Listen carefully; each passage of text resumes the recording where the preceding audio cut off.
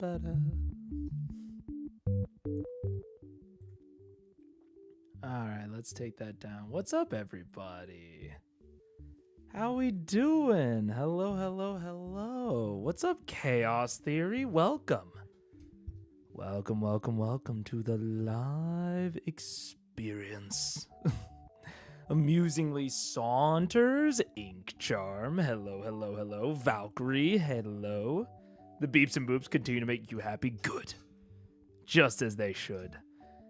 Oh, very, very nice. What up, Weeping Dalek? How you doing?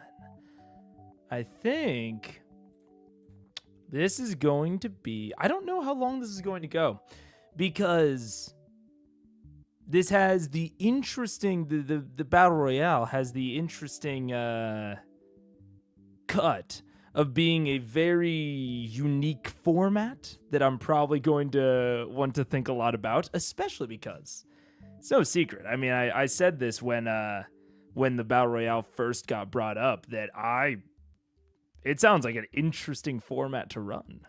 And I might be interested in doing something like that for the channel. So I will be analyzing and thinking a lot about the Battle Royale as a format. But it also doesn't have, all of the impact on like the theories and the narrative that a normal one would. So I honestly don't know about how long this is gonna be. I wanted it to be a stream on the shorter side, but I'm not sure if that'll be what we accomplish today. I don't know. Do you have a chance to consider?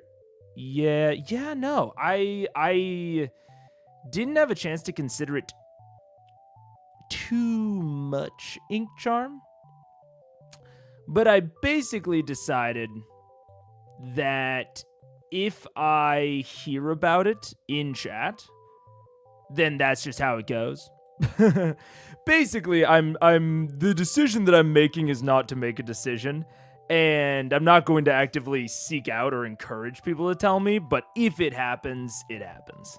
And I'm not too worried about it. Yeah. My decision, which is not to decide. I'll just leave them a clue. For example, a shoe. Which one are we watching? The first one, I think. The first Q&A? Or sorry. Not the Q&A. The first Battle Royale. It's the one that's unlisted now. So I had to, someone sent it to me. Okay, music's skosh loud. My goodness.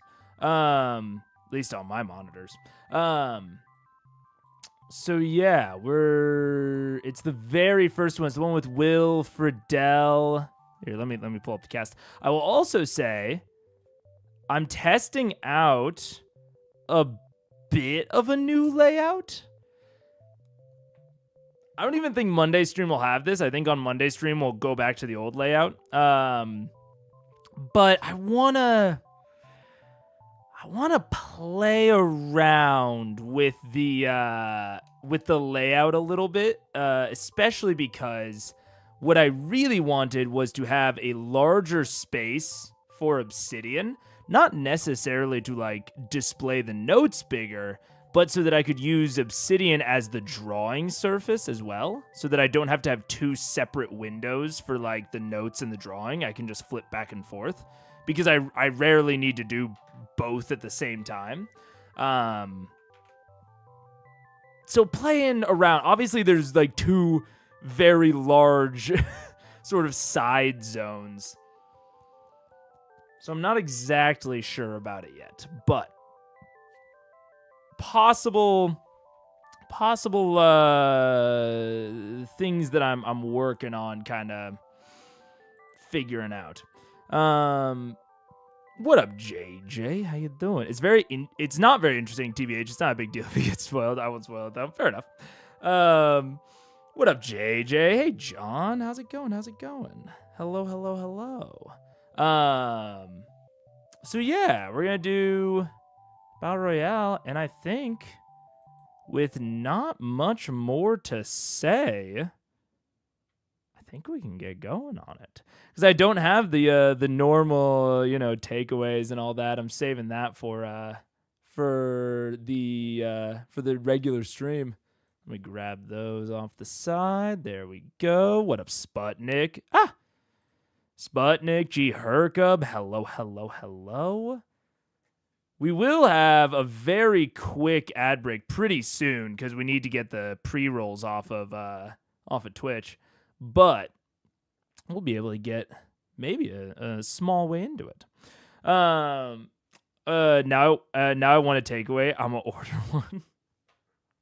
yeah, that makes sense. I feel you. When did this release? What was the most recent episode from player perspective? It's a good question. This was 8 years ago. I think this was in the 30s, if I remember correctly. I delayed watching it for a little while. But I believe so. It was originally streamed on February 25th, 2016. Or maybe it was maybe it was in the 40s. Might have been in the 40s. No, I think it was in the 30s. I think I'm correct. So there's the Wizard World gaming panel. I think John would probably know. New setup, potentially. Testing a new setup. Between 43 and 44. There we go. Okay. Between 43 and 44. Which were... What was episode 43? Let's see. Critical Role Campaign 1, Ep 43. So Return to Vasselheim and the Sunken Tomb. So this is before Laura died. So this was before some or not Laura, but Vex. Interesting. That's why Will and Mary Elizabeth are there. Oh right, this was right before the guest app. That's right. That makes sense. Okay.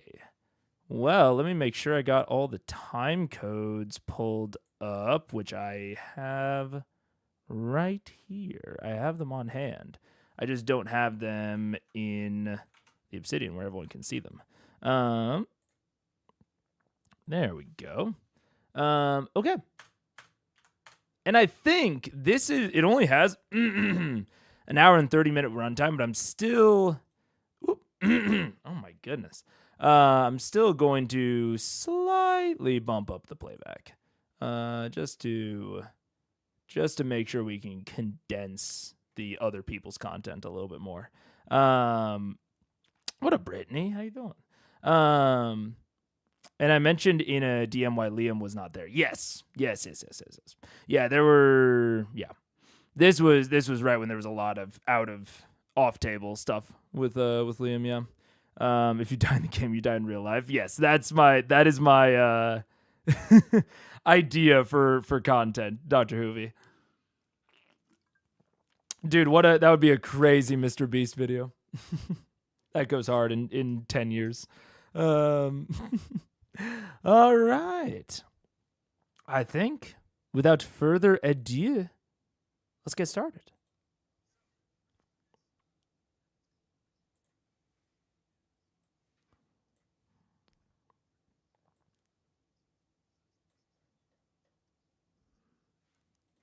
Oh, no audio. Right.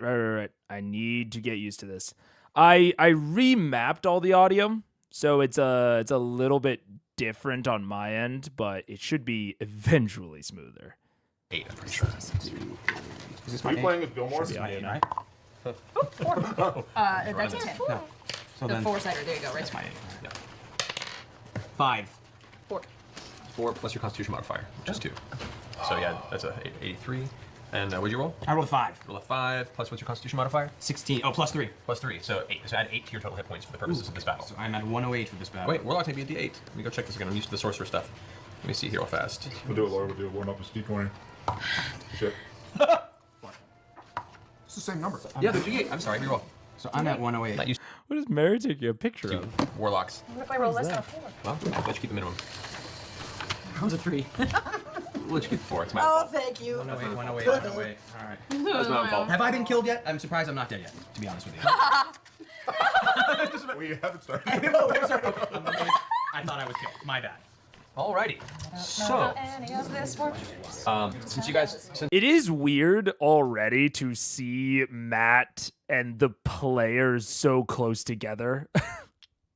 I'm so used to seeing them so separately. Also, is this...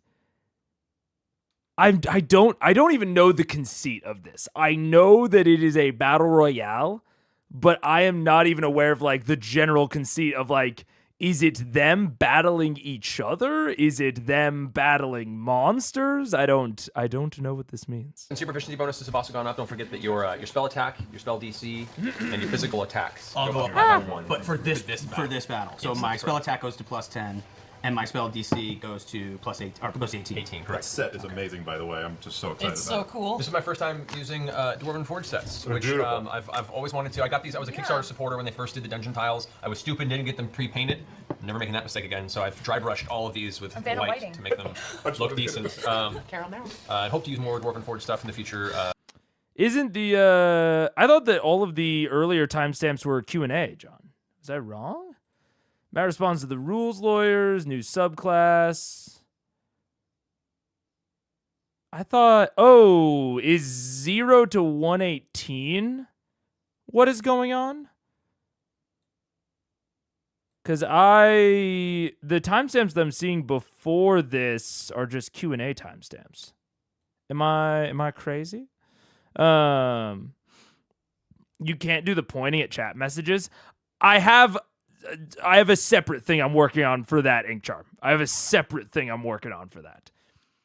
Because that was very, not necessarily like limiting, but I wanted to be able to experiment with other layouts, but still have the ability to highlight chat messages. So I have a separate thing I'm working on.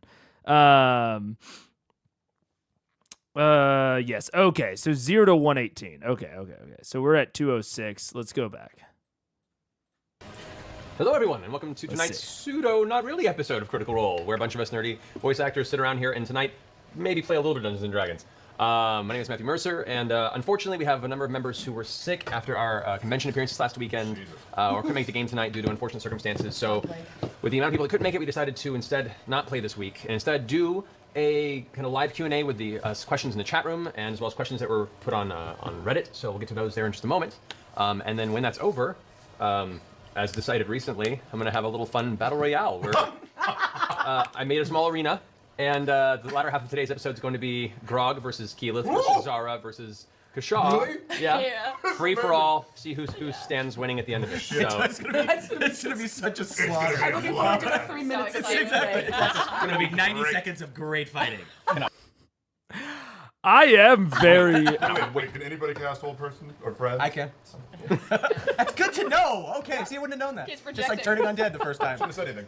Dude, I feel like my prediction immediately is that Kashaw is going to sweep.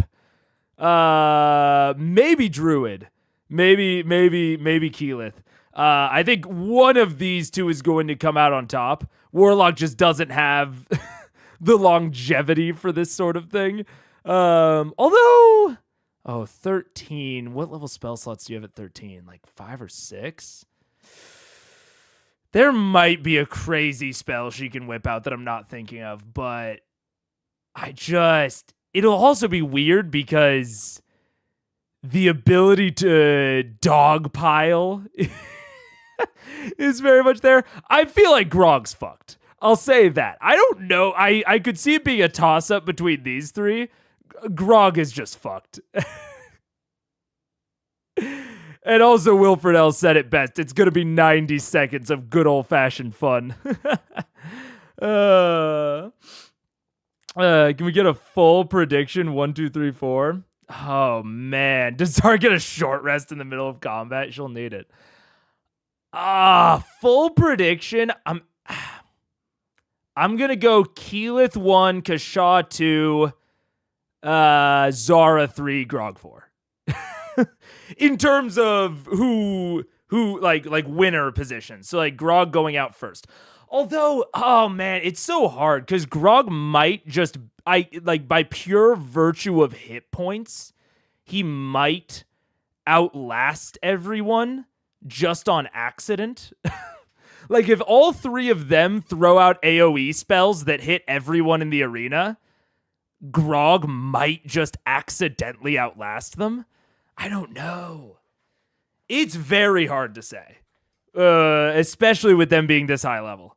I'm going to predict a Keyleth win because she has the temp HP and she has shit like Call Lightning that I think will kind of make her a powerhouse in this fight.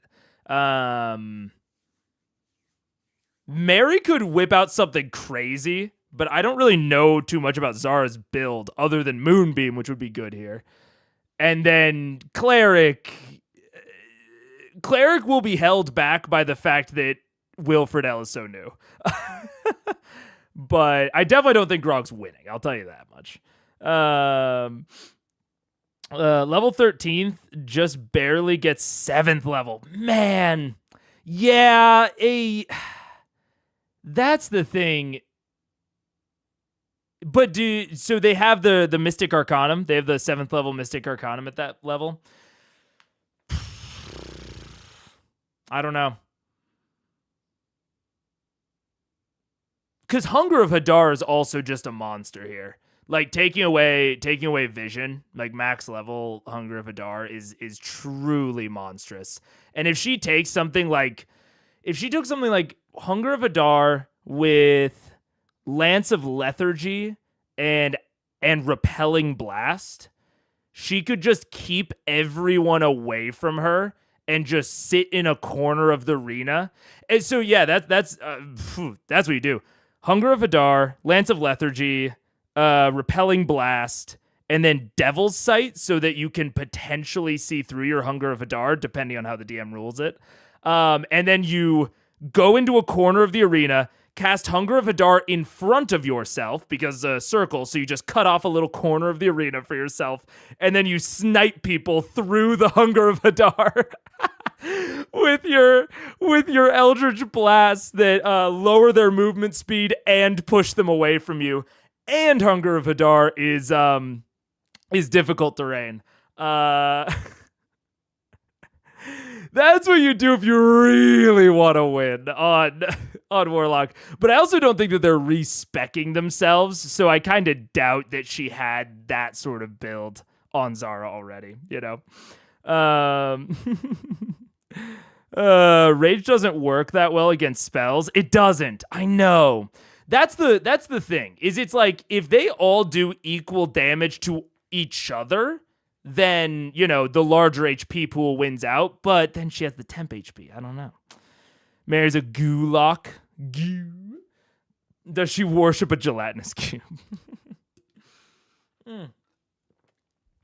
Yeah, it does get a little wacky and a little wild, Sputnik. It's almost like that's why prepared casters are both more powerful and more difficult to play.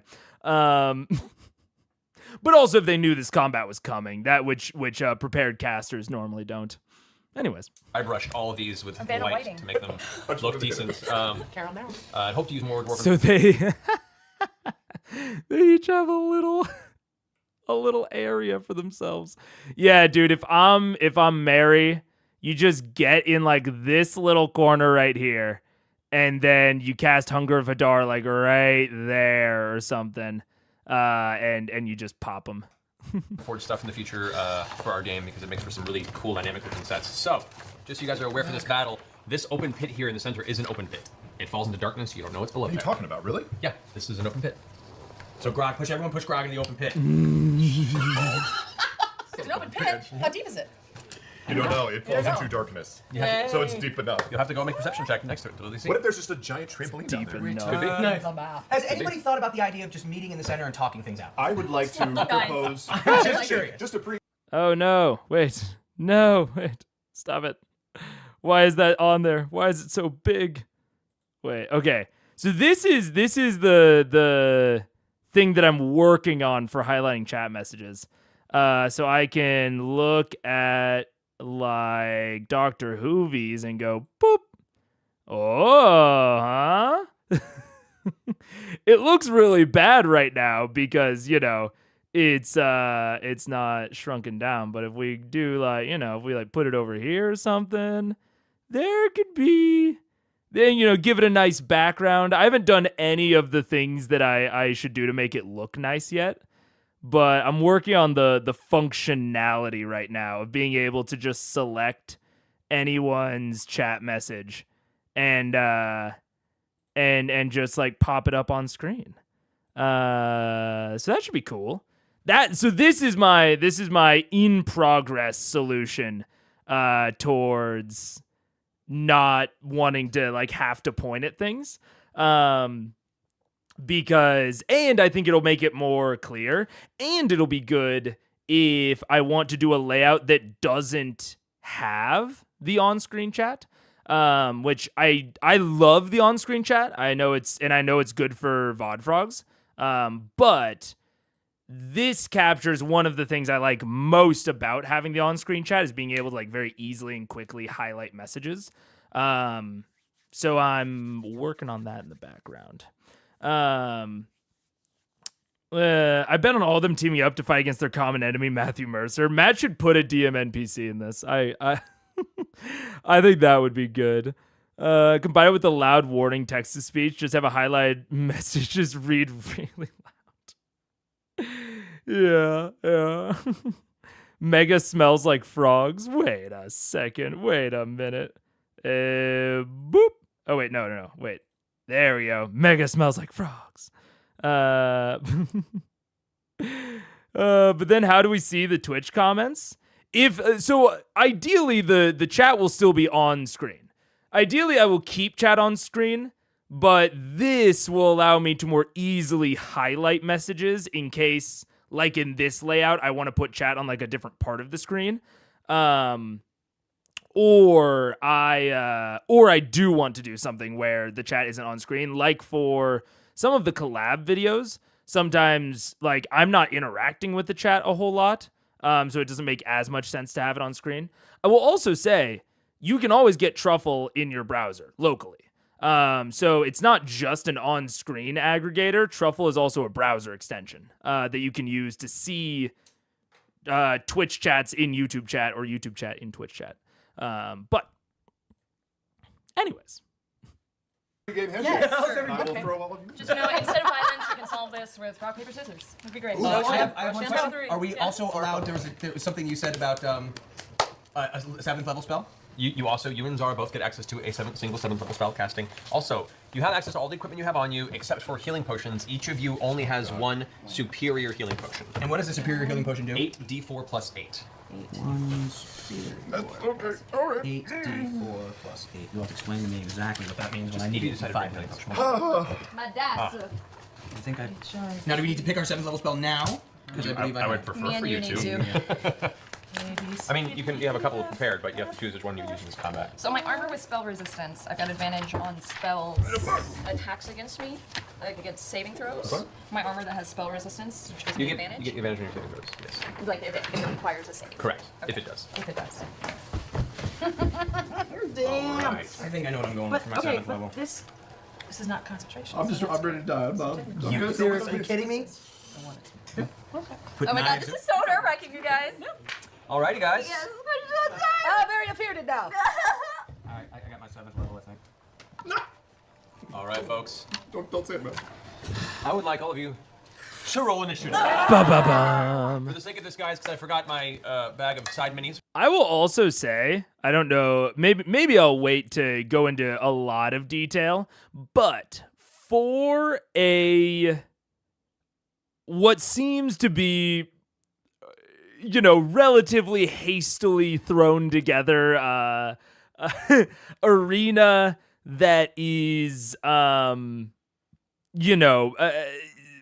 potentially that is serving an inherently unbalanced combat. I don't think this arena is too bad. Like, I think that he did the minimum to make it an interesting non-White Room type combat. Like, I think if you were really wanting to like juice this sort of thing up for your own home game and you wanted to like really like make it a big event and it wasn't just like, frankly a filler ep, if you wanted to like put a lot of effort into this, there's more that you could do. But having like some walls for cover, big ass pit in the middle, it makes it interesting enough to where they can't all just gather into a circle and hit each other. Like there are interesting decisions within this map. which is cool. It's just like a level of like base, not proficiency, but like a base level of care, which makes it more interesting than, like I said, just like a blank box. Which is really stupid of me. The part of Kashawi played by this rather buxom dwarf cleric, and the part of Zara played by this red-coated Percy Mini, just so you guys keep track on that. All right. I suck. Oh shit! I am already feeling the lack of being able to point. Oh man, I need to work on getting this. That is probably honestly me and Paige are gonna have a bit of an all work no play weekend. So I think we're gonna go back to the old layout, which I still have the old layout right here. I think we're gonna go back to this on Monday, but I will be making more strides, because if I ever do want to experiment, I always want the ability to very clearly show a comment that I think is good or funny or interesting. Yeah, interesting. I'm already instantly feeling it. Big balls in a can. You know you have advantage on initiative. I rolled it twice and they both sucked. As all of you are suddenly and instantaneously transported by some omniscient entity, you find your feet slamming into the stone ground. What appears to be some pit 100 feet recessed into the floor of some indeterminate location. The walls and the floor are built of ancient stone. You see each of you placed behind a wall with just enough visual across the top to see that the other of your band are there across from you. In the center lies a darkened pit to some unknown distance of depth. This is nice stone. Zeke! Over here. Looking up into the sky, you can see the blue sky, clouds drifting above, but too high to reach. You hear a voice rumble up from around you going, "No, show me who is your champion." So, initiative 25 to 20. Anyone? 20 to 15? 15 to 10? Your initiative, right? I have a 14. Oh wait, I'm adding my initiative? Add your Yeah, initiative what's bonus your to it. Where's my initiative front? There we go. On the front. Where's the initiative? You have +2. Oh, okay, so I'm a 16. 16? All right, so Cash is up first. 10, 5 to 10? 10. 10. Oh, I have 14. Oh, 14. Sorry, you didn't ask. 10. Grog and Zara, who has the higher dexterity between the two of you? Probably not me. 15. Oh, dexterity. Yours your dexterity. Modifier. 10. All right, I'll say Grog is going slightly faster than Zara. Okay. I have no dexterity. All right, based on that, Cash, you're up first. What do you want to do? I want to get my papers, I'm already losing. Can I have that sweet? Another puss bucket. I think yeesh. You're right over here. Yeah, I know. I want to. Do it. Yeah, I want to move closer to Grog, I guess. Okay. You can grab your ready. How far can we move here? Well, your speed is, I believe, 30, so you can move 6 square spaces. So. Okay, maybe that's not the best plan. Whatever you want to do, Come on, buddy. reach out and touch someone. Yeah, see, I don't want to touch. If I could stay away from him, the better. You know what? I'm actually going to make my way around here. So 6 squares. Yep. So 1, 2, 3, 4, 5. I'm gonna get right here, and I just want to check out the room and the giant pit, which I am now apparently in front of. Okay, so go ahead and make a perception check. That's the D20. Yep, just want to add your perception skill. That is a 7. And where's perception? Is +4, but it has advantage. Okay, so roll again. Now it's 2 and 4. Great. Okay, so you look down, but a little bit of light's making it down. You can see vaguely the bottom of the pit. It's about 15 feet down, 10 to 15 feet, so it's not a huge drop. But you do see there is texture to it, meaning it's not a flat surface. There is something down there that probably, at least it doesn't look like it would happily accept your body plummeting into it. It is not feathers. It is not feathers. I'm sensing that's gonna come back to suck. I feel that internal struggle of I don't want to say that it's a spike pit, but I want to communicate to him that it's a spike pit without saying those exact words. At some point. Nice down mattress. All right. Is there anything else you want to do for your turn? Or is it... No, I'm good for now. Okay. Yeah. Yeah, for your turn. Good for right now. Call lightning. I called it. I called the call lightning. Just gonna get straight into this, I guess. I am going to cast Call Lightning at 5th level. Call lightning at 5th level. Okay. You guys all of a sudden feel the hair on your body and your beard drift up, almost like gravity suddenly has no impact in the moment as the smell of crispy ozone hits the air. Above you, you can see clouds gather out of what was once a blue sky, and you hear in the distance the rumble of thunder. Oh no. Shit. Looks like rain. Damn it. I'm not dressed right for this. Look at the size of her breast. Use them as a shield. I do think something that I'm immediately seeing here on this filler is or on this as a filler episode, which is not normally something that you want, but I think is good for this, of like Matt over describing kind of everything. Like even that call lightning, it didn't sound like a description that he wouldn't normally make. You know, it's very in his line of normal flavoring. But doing it for, you know, the normal attacks rather than like a how do you want to do it, or like a more momentous attack is a good way to just buff out the length of a combat, which I think you rarely want to do. I think that is rarely a desirable thing, is to want to buff the length that a D&D combat's going to take. But in this case, where, you know, they want to try and hit like a 3-hour mark, I could see it being useful. Why are you pointing at Will? What did he do? He said something funny. Shield cash. Smart. And then I say, I'm really sorry about this, you guys.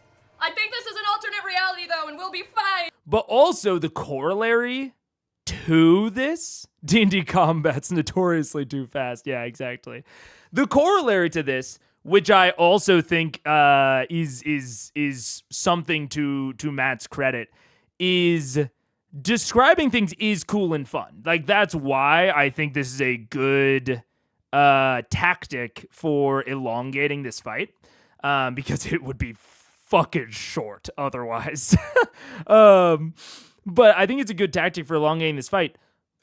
But if you don't want to elongate it, but you still want to have like fun, interesting descriptions, how do you do that? That's like those things are kind of in tension. And I think that is a very good, that is something that how do you want to do this directly addresses. Of like, I want to have cool, interesting descriptions for my players' attacks. And you can always try to have some amount of interesting description, you know, on every attack, but you want to keep it relatively pretty short because you don't want to bog down the combat. How do you want to do this? Even if, as a DM, you want to do it for every single kill. Like, Matt doesn't do it for every kill. He kind of waits until it feels a little bit more dramatically, I think, appropriate. But even as a DM, if you want to add more description in, but you're worried about bogging down your combat, I think that the answer to that is something that Matt does with how do you want to do this. I think that gives your players a sort of moment of descriptive freedom, while not totally stopping the combat in its tracks every time they take a turn. And if we just get out of this, She thinks. I think. And I can go ahead and bring down a spell, right? Well, as part of Or it. no, yeah, I can at the same time. Yes, you can. I'm gonna go ahead and hit Kashaw because I can see him through my little window. Acto All right. Never Turning without my pages permission. so much for turning pages. Okay. That's what I thought. Yeah. So I So, get 5d10, right? yep, 5d10 points of lightning damage. Shit, I I need don't you to make a know. dexterity saving throw. That's a D, 20 again? Yep. 4. Literally didn't move. Plus your It dexterity just landed in spun. saving throw, which is 3. All right, I'm gonna say that's a fail. You think? So you take full damage from Keyleth at this point. And it's how much? Sorry, Cash, 5d10. Never should have kissed you. It's a terrible roll. You're That lucky. is a really terrible roll. 3 plus 8, so 8 plus okay, 9. so that's so 17 or more. 18. You take 18 points of lightning damage as a bolt of energy Terrible roll. slams out of the sky like an elemental hammer, hitting you and causing you to kind of hold yourself against the wall directly to the back. And then I take my bonus action to turn into an eagle. Okay. I will say. I tried to check out the room a little bit first, see what was up. Fuck that shit and start now. It's just We're in. I guess we're in. Okay. All right. Good So enough. since I did not, just a giant eagle or just an eagle? giant eagle. All right. I'm gonna be using. Druids can maintain concentration while in wild shape, right? I've never played a druid, but I've DM'd a druid before. So I when I was DMing the druid, I knew a lot of those I don't even want to say edge cases, but the more complicating factors of their class, but I've forgotten since. Yeah, they can. Oh, then perfect tactic on Keyleth's part. Absolutely perfect. Now the question is, do they have to make con saves while they're in wild shape? Or does that count? I don't know. I definitely knew at some point in the past, but have since absolutely forgotten. Liam and Allison do a great job at using those moments to help describe and use it to help push the character story beats along as well as they play. Yeah. I think that how do you want to do this works really well for their table in a lot of different ways. I also think that it really allows I think it's one of the things that probably really hooked Travis, because like Travis very clearly really enjoys the combat within D&D. You know, he gets a little bit bored at like the shopping stuff or when they take too long just like fucking around, you know? But he really, really likes the combat. And so even giving someone like him or even a war gamer, like I think people have maybe a slight misconception on what a lot of war gamers want, thinking that, you know, they want it to be like very like hard realism. And I have played at a very like wargaming leaning table. And a lot of the players that I DM'd that were more of that persuasion, they wanted like very strict, hard challenges, but I almost guarantee, I can't fully guarantee because I would have to ask them, but I almost guarantee if I said, you know, let's do, how do you want to do this? I explain the thing to them and I say, you know, within that moment of time, remove the normal restrictions. So, you know, have fun with your spells, like have fun with the descriptions, do things that outside of that moment you wouldn't normally be able to do, and go nuts. And I think that even like at a super narratively focused table or at a super wargaming focused table, if you create this little almost bubble of unreality around that moment, I think more players than you think, even of the more like harder power gamey, war gamey persuasion, would be super into that. So yeah, I think how do you want to do this is maybe one of the things that I have like basically no problems with of Matt's DMing style. And not only do I not have any problems with it, it is like so sleek, and I just like immediately want to implement it at my tables. Because I think it has so many benefits for so many types of players, and so many types of tables. Like, I don't just think it works in the majority of tables. I think it works at almost every single table. Like, I'd say like above 90%. Could at least go neutral to benefit on it. I think there's very few tables that if you tried out how do you want to do this, it would be a net negative. I believe they got to make con saves as usual. Interesting. Okay. They want puzzles to solve. Yeah, exactly. That's like kind of the core of wargaming is solving puzzles. Yeah. It's okay because the creature is dead. Yeah, absolutely. What's interesting is things like Kavarn, where he rose again. It is. I think that there's enough wibbly-wobbly homebrew necromancy magic around Kavarn to essentially overcome whatever the players do to it. That, again, maybe like lives outside of that, you know, that reality bubble, or lives within the unreality bubble of like things you can't normally do. So I think that it's okay for Kavarn, but I do think that you make an interesting point. And I do even think that you could kind of use that to your advantage as a DM, as a foreshadowing technique. So if you have a... Dude, I remember I played in this one shot that my friend who had never DM'd before ran. It was very beer and chips, very, very casual, very silly. And the boss of the one shot was actual cannibal Shia LaBeouf. And it was back when that song was hitting. And I remember that after we killed the boss, like, you know, we basically like finished the first health bar, it was supposed to rise again. It was supposed to resurrect, and there was going to be like basically a second health bar and a second phase to the combat that would only end when we beheaded Shia LaBeouf, because it's a fucking reference to the song.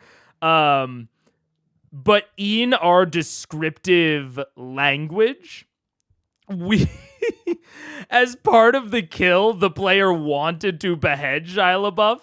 And so then the combat just ended. Because we accidentally stumbled upon the secondary win condition. But to back to my more original point, before I got off on that tangent, I think that you can use that as maybe a foreshadowing technique. If you normally give out, how do you want to do this?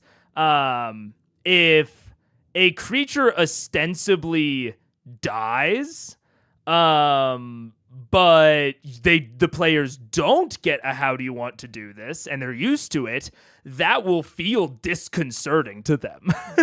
Like I've talked about before, like one of the strategies that I use within my DMing is hyper consistency, like having very consistent rulings for the way that things affect the world, so that when I break the rules, or when things seem to break the rules, the players think it's weird. Like you can then use that as like a foreshadowing technique.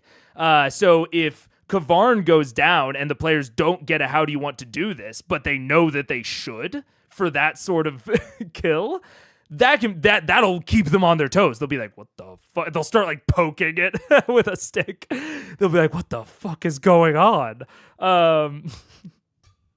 So I think that you can, I think that you're right to be, you know, to note that as a potentially exceptional case. But you can also use the mechanic to foreshadow the fact that it's a special case, you know? I think that it's because it doesn't interfere with anything that would change challenge set, unlike other things. Yeah, absolutely, Pharaoh. Absolutely. Unlike something like Called Shots, which Called Shots is much more narrative. It's much more interesting, but it can really mess with the challenge of the combat. I did something similar with the Homebrew Troll. No, how do you want to do this? Which they thought was weird, but after they all did one thing, it got back up and killed a character. Yeah, like, and you know, that is something that you have to feel out at the table as to, you know, how weird do they think it is. My players know when they play with me now at this point, if they think that something is breaking a norm or a rule, that it is something to be investigated. But it's definitely a tool that you can utilize in your toolbox if you teach your players that that's what it means. Yeah. So since I don't have your polymorph figures with me. Oh, no audio until 2:17. Delightful. All right. I'm glad that the captions told me. That's fun.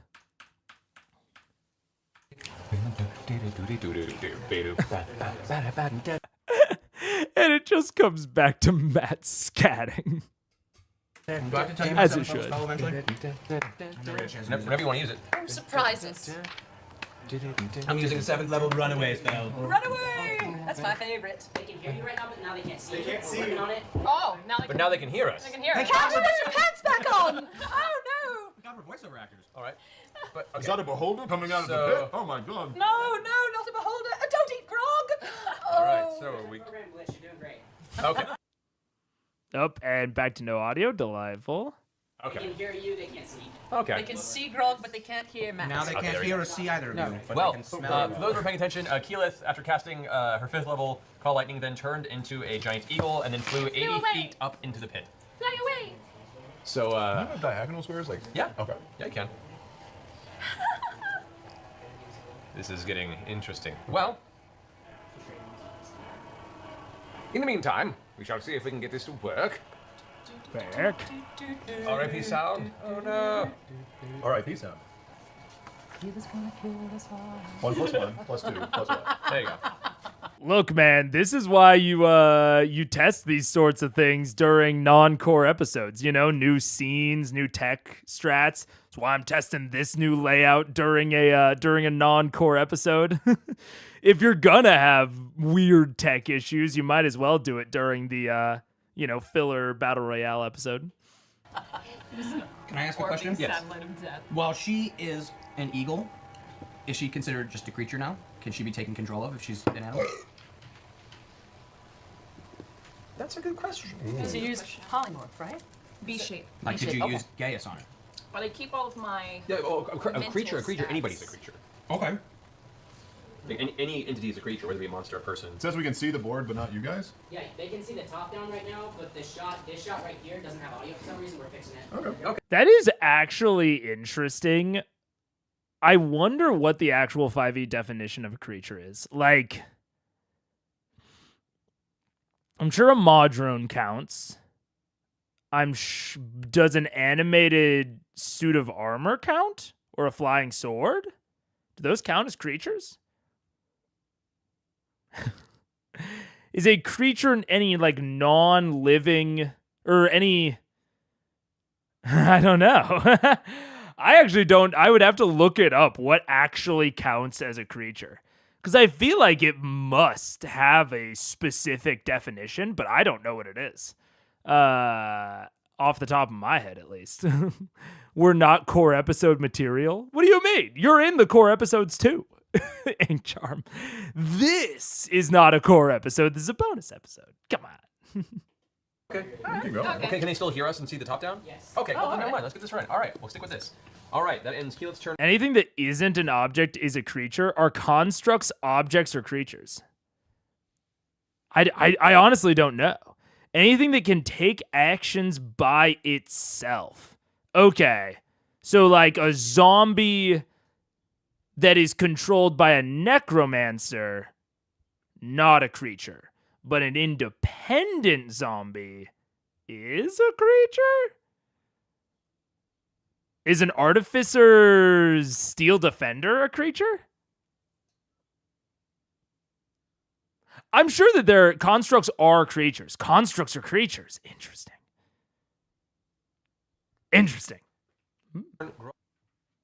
I would like to go into a frenzied rage. What?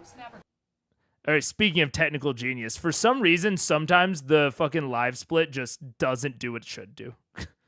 And I would like Technical to genius. move See, like, why is it still paused?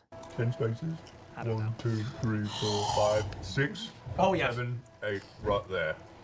Right there. All right. And that. You, as a note, if you are raging and you don't take damage or deal damage, you lose your rage.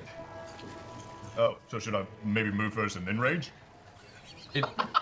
Or not rage if you're not going to do anything. I am very calm as I run from this spot to here, preparing to rage. Okay, Yeah, good to know. Good to know. Shit, I don't think I ever knew that.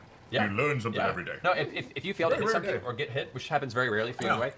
I see what you're saying. So the definition of so my mother is anything that I can kill. So is oh no, your internet's dying, Valkyrie. I'm sorry. Also, I just realized we blew straight through the ad without getting the warning. I just realized. Poor Dr. Hoovy. Or actually, Dr. Hoovy's a sub, so he didn't. they didn't get an ad. But I just realized it because originally I was like, oh, I'll go to the bathroom during the break.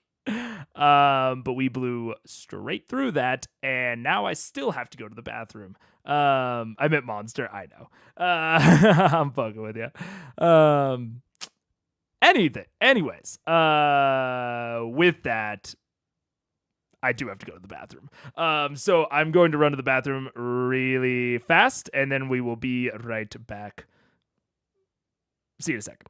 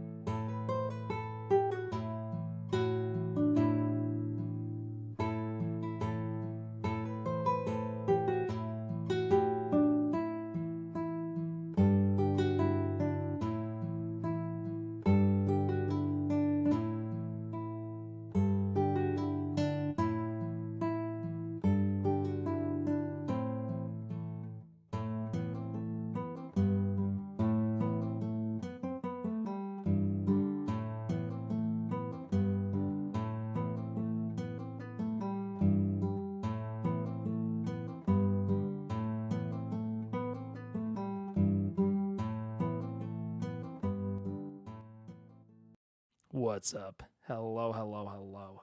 We are back, and I'm going to get right back into it, and then we're going to take another break at the next ad. That was essentially just to make up for the break that we should have taken earlier. And then we will be actually on track for the rest of stream. Boop. The range drops. Okay. I'm trying to be better at That's remembering good that. to know. Yeah. Hit a little kid in the area if I'm looking to attack somebody. That's a way to do it. Come here. Okay. Alrighty, so that's ending your turn. Zara, you're up. As you see the eagle of Kiel take up after calling a bolt down from the heavens. You are beautiful, darling. Good, now kill her. All right. I would like to cast, because she is within range of 120 feet. I'm going to do the combo of Eldritch Blast. I can't fit plus an invocation of Agonizing Blast. Alright, so the invocation goes on that. Okay. Yes. Are you casting that first? Pardon me? Meaning the Eldritch Invocation just happens on top of the Eldritch Blast? Did you have another spell, a bonus spell you wanted to do beforehand or not? No, I think I'm going to save it because I realized that casting Hex actually takes out one of my spell slots. Does it not? Yes. Yes. So But you now. can always move it from different targets if one falls. Yes, I know. Okay, good enough. Alright, so Eldritch Blast firing against all three against. All three against Kiki. Alright, what's the range on Eldritch Blast? 120 feet. Yeah, she's definitely in range. Yep. Alright, what's the AC of your eagle? The armor class of my eagle? Yep. Let me go find that real quick. You said a bunch of 14. big ass words. 14. Alright, so go ahead and roll 3d20s. Okay, do I get a spell attack bonus? You do. Plus 12. So just don't roll a 1. So roll one. Okay, So roll 3 times. Roll 3 of the d20s? Yes. That's a hit. 15. That's a hit. 5. And third one. Oh, 19. It's a hit. Alright, 3 hits. So Yes. go ahead and roll 3 d10s and it's plus 7 to each of them. Yeah. There you go. 3 d10s plus 7 Wow. each. Good job. What's that? Yeah. 0. Oh, so 17 turn points of into- damage. Oh, okay. Hurts, doesn't it? 17 plus 7. Yeah, I'm still waiting for that mention. 5. Still walking across. 15, so 33. A total of 33. They are really struggling with this. I'm still really debating. I think that if I had, because even just like, we've talked at length, so I won't reiterate too much about player versus player combat in D&D. So I'm thinking about if I were going to do something like a battle royale, would I want to just try to figure out a way to make PvP work, to the point where I feel like it works?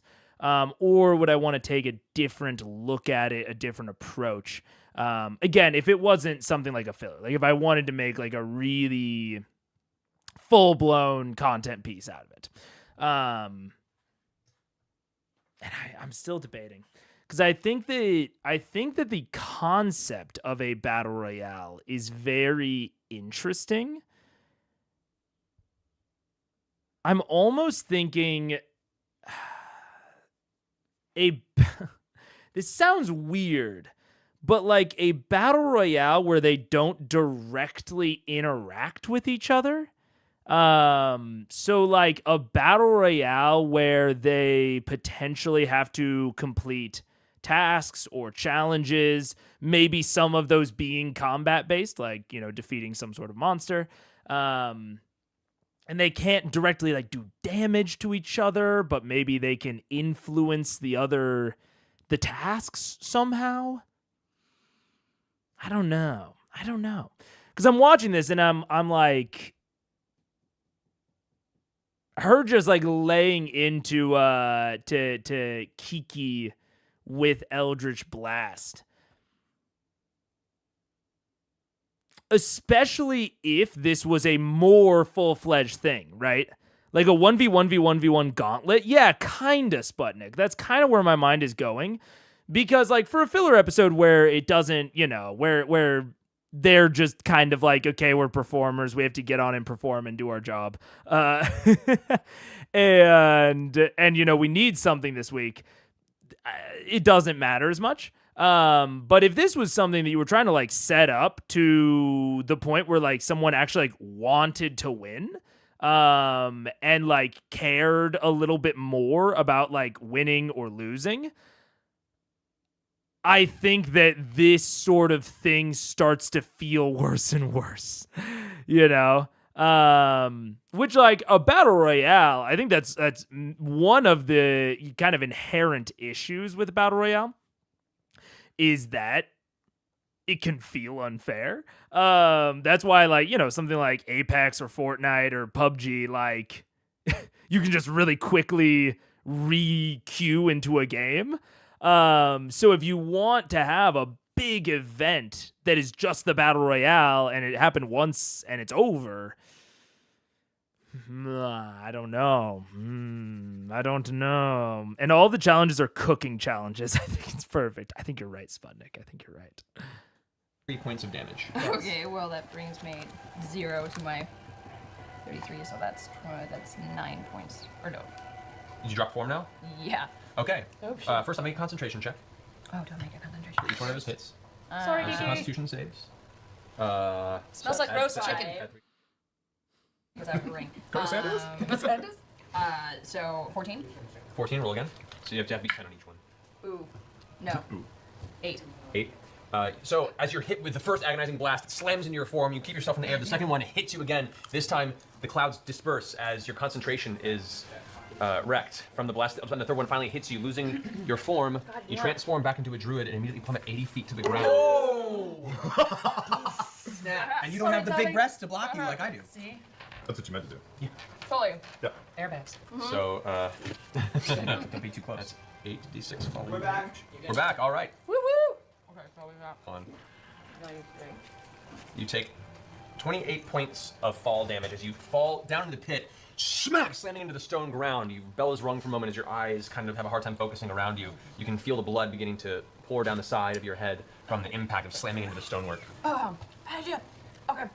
Just a warning, don't hurt Cash. Just a warning, don't hurt him. All right, Zara, you're up. All right, anything else you want to do your turn? You stay there. No, I think I'm fine. Gash, you're up.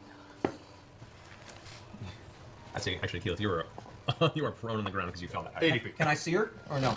You're not, yeah, you can see her barely around the side. I don't like Grog right behind me. That kind of scares me a little bit. I'm so stealthy. You didn't see me go back.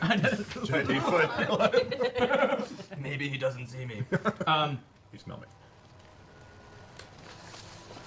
I'm going to give myself a little protection here, and I'm going to cast a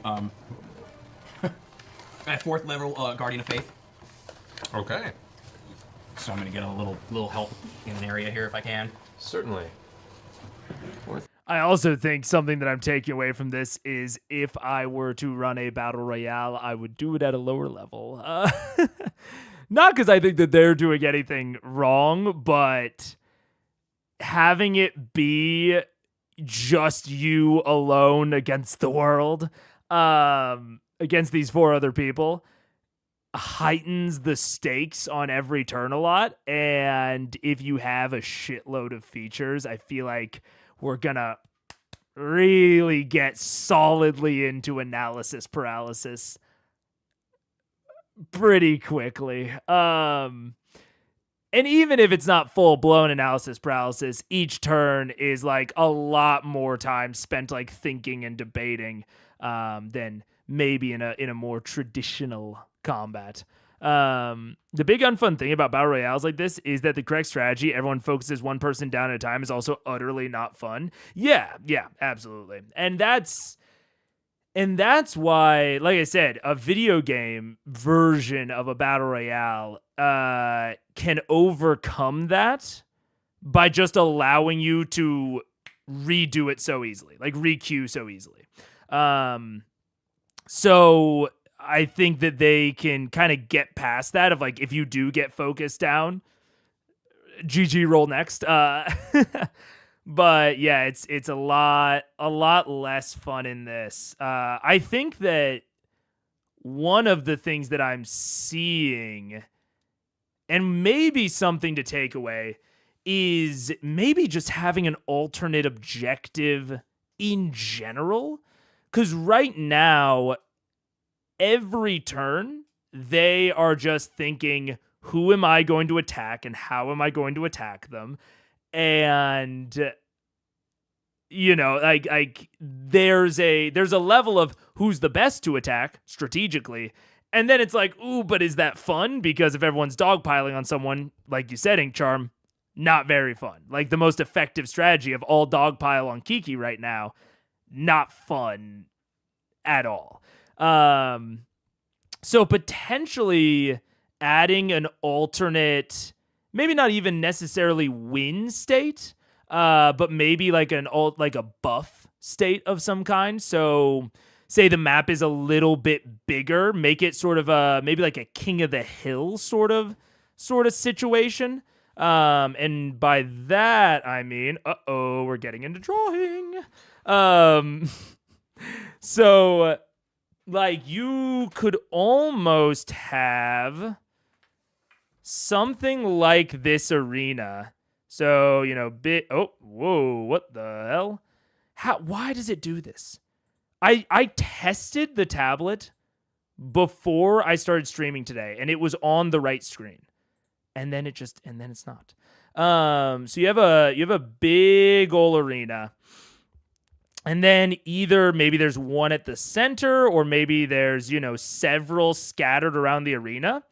And these are sort of like buff crates. So maybe they don't overall win, or maybe these guys are buffs. And then this guy in the middle here is like a W. Or maybe there's, like 3 of them, like 3 that you have to collect. I don't know. And so if you have some alternate win states around the map, you could have, I think, potentially more interesting decision making and strategy that is also still fun. So like in this case, if Zara just hit the shit out of Keyleth and like dropped her, the correct strategy, if the point is just to kill everybody, is to focus on Kiki while she's prone and take out the combatant, especially one as powerful as a druid. But in a situation more like this, if Keyleth goes, down prone here and you're here, instead of rushing over to get her, you might want to rush over to this buff. And maybe the buff is like a piece of magical equipment, say. And so going to get that buff makes you stronger, but also makes you more of a target. Because maybe they can, take the buff off of you if they kill you. But maybe someone wants to go and get a different buff, or they try to make a break for the win condition while everyone else is fighting each other over the buffs, or maybe if someone makes a break for the win condition, you attack them. I think there's maybe a little bit more interesting stuff, especially related to D&D, if you add, and I think it would take several alternative objectives. I think if you just have like a King of the Hill style win state in just the center of the board, I think that will just end up with everyone surrounding it and fighting over it. You need to make there be reasons for people to go after different things and potentially to attack different people. Like, oh man, if Kiki goes down here and then person 1 and person 2 go to her, yes, in some strategies, person 3 should come over as well and confirm the kill. But maybe person 3, seeing this, makes a break for that side of the arena. And then persons 1 and 2 are like, oh, fuck. Person 3 is doing that, so then they don't confirm the kill on Keyleth. They circle around to catch up with person 3 and give Keyleth a little bit of a breather. So I think that not only are there more legitimate strategies, but being real, there are more excuses to do more fun and interesting things, because without that you don't have as much of an excuse to do fun and interesting things. It's easier to make it feel all right within the fiction. High level is fine if you know your character sheet well. That's fair. It is. But I think even to that degree, it's not just the fact that like Will Friedle is having to like look through his stuff.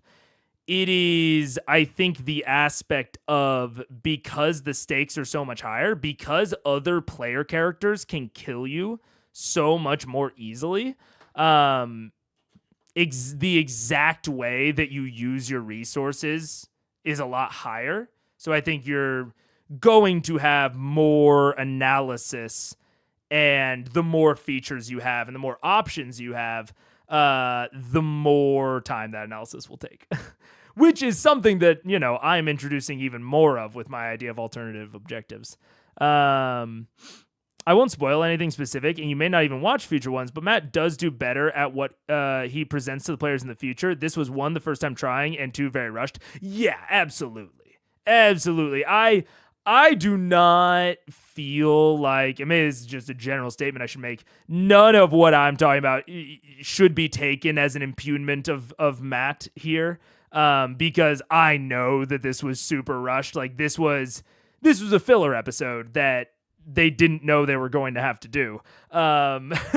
So he's just putting something together I think that he thought would be an interesting title.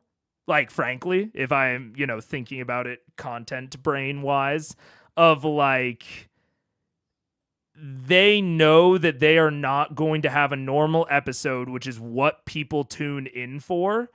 And in the rush decision-making process, it's like, well, if they're not going to, you know, if the main thing that they want is normal Critical Role, we have to do something that's a little bit spectacular just within concept. So like a battle royale, people are like, whoa, how are they gonna do that? Like, I think it just the idea itself is like a good title thumbnail idea. And I think that it's a good choice to make because you're not gonna have enough time to put effort into any idea that you make. So you might as well choose an idea that even if you do it, even if you don't put as much effort into it, people will still click on it. So yeah, I have no, and even within all of that, I think the arena you made is still kind of interesting. So that's cool. Like it's again, it could have just been like a fucking white box, and it wasn't. So that's nice. Little garden feet. And apparently the range is 30 feet and it lasts 8 hours. Yeah. So if I just hang near him, hopefully that'll be helpful. So any creature hostile to you that moves to a space within 10 feet of the guardian for the first time in your turn has to succeed or take damage. All right. That's pretty cool. So you choose an occupied space within range, and it occupies that space. So where do you want it to where do you want it to remain? I'd like to. Can I move first and then cast it? Yeah, if you want to. All right. So I'd like to move back to where Grog was at 6, right? Yep. My speed, and we can go diagonal. Yep. So I'm gonna go 1, 2, 3, 4, 5. So I'm about here. Okay. And then I'd like to cast the Guardian of Faith right here in front of this little window. Okay. I'm gonna go ahead and use this piece of popcorn Yes, here amazing. as the guardian of Faith. Right? Yes. Oh, great guardian. He guards me and is wonderfully He's crunchy. so corny. He smells so good. Just a nice one butter sense. Look at all the friends he can bring with him as Colonel. well. Lord Colonel. Lord Colonel Alright. of the pot. That's your action. And that's my So for right now I'm good and I feel a little bit protected. Okay, So I'm Caleb, good you're up. right now. Oh, me again? All right. Oh my god. Okay, well, I stand up. You just have your movement. I'm gonna go ahead and throw Call Lightning up again, this time at 4th level. Okay. The clouds reform. What the shit? And Seattle. Rain again. Are we in London? What the hell's going on? Make up your mind. I think I've got a little bit of a view on Grog. I kind of know where he is. Barely. Well, I can see Cash though, right? You can see Cash though, yeah. Can't see Cash. Sorry, Cash. Right on Cash again. All right, I need to make another dexterity saving throw for shot. And that's a 20 again, right? That'd be 20, adding your. Come on. No whammies. No whammies. Come on. Plus what? Plus your Dexterity yeah. plus 2, 10. Plus your save, which would be. I thought 4. Will Friedle was fair. Yeah, you still fail. Apparently. So, I still so 4d10 lightning damage to Kashaw.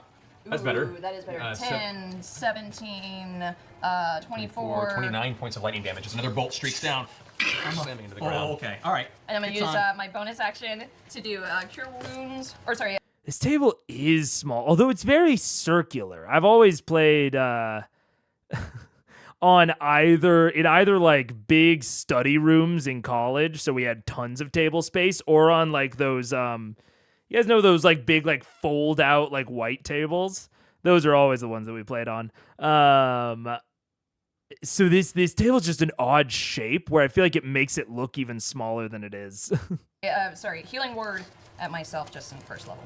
Okay, first level healing word. Wait, fuck. There you go. All right, so I take 29 points of damage. Is that what you said? Yes. Nice. 61 already. All right. That's Keyleth, my turn. Let's Keyleth's turn. Grog, you're up. I would like to perform a little community outreach, and I would like to run 1, 2, 3, 4, 5, 6, 7. Frenzied rage! Bonus action. Okay. And I would like to This is a shit of nightmares. I just want you to know that. look down at Keyleth and go, hi, and attack. This blur of gray and black comes streaking around the corner as you see foam frothing from Grog's mouth, running towards you. Craven Edge out from the scabbard. Kill a friend, kill a friend, kill a He's friend. using. Hits. I will also say, I think if you're running this sort of thing at your table, I feel like you almost gotta go. No special equipment. Because Craven Edge is dope and very, very cool within, the context of the actual campaign. But here, man, it's like, I don't know. I'm not saying you can't use it, but it is something that I think might feel a little bad if you're actually trying to like compare power to power with other players. Like when you give your players magic items within a normal D&D campaign, they just have to feel like there is relative parity, Like they don't actually like your characters don't actually have to be actually balanced against each other, They just have to not feel like you just want them to feel like they are relatively balanced against each other. Because not everyone is going to be strong in every situation. Not everyone is going to be super strong at every given level. Like, classes level up at different kind of rates and have different power spikes. So there's going to be kind of like a base level of imbalance. You just want it to be close. And Craven Edge is very, very powerful as a magic item because it has intense narrative implications and downsides, right? Like there are severe narrative implications for Grog that make the rest of the party feel like, okay, yeah, he's very strong, but there are all of these like narrative downsides that he's going to have to contend with and, basically like nerf his decision-making ability, and that's interesting. And there feels like a level of trade-off, but within a battle royale where there's no narrative, there's no story, suddenly Craven Edge is just an incredibly powerful magic item with basically no downsides within this context. So again, no shade, no shit to Matt. Absolutely none. But yeah, I think if you are if you're trying to run one of these sorts of things at your own table, probably make like base equipment and maybe everyone gets like, one magic item of the same rarity or something like that. I don't know. I like this, that this is called Royale, but it's literally fewer players and a smaller map than an session. It's true. That is true indeed. Yeah.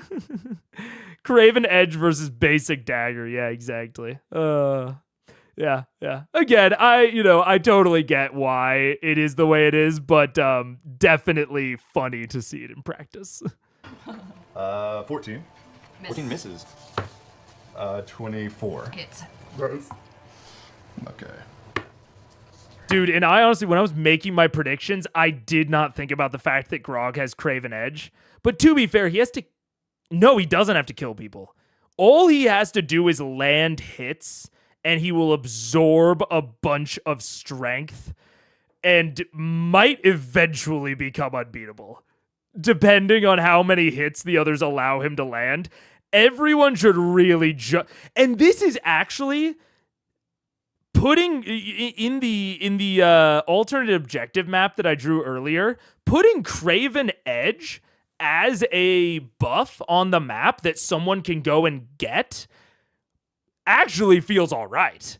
Because really, when you think about it, everyone should jump on Grog right now. But that would feel not great because, you know, he just came in and just happened to have a very powerful magic item. But if the very powerful magic item was an objective that someone worked to get, then maybe there's some discussion about, okay, all of us jump on them. And this can be even more interesting if you put it into like teams of 2, potentially, or even like teams of 3, like a video game battle royale. That could also be like an interesting aspect where like one person gets the buff and then the other person like goes off to do something else tactically.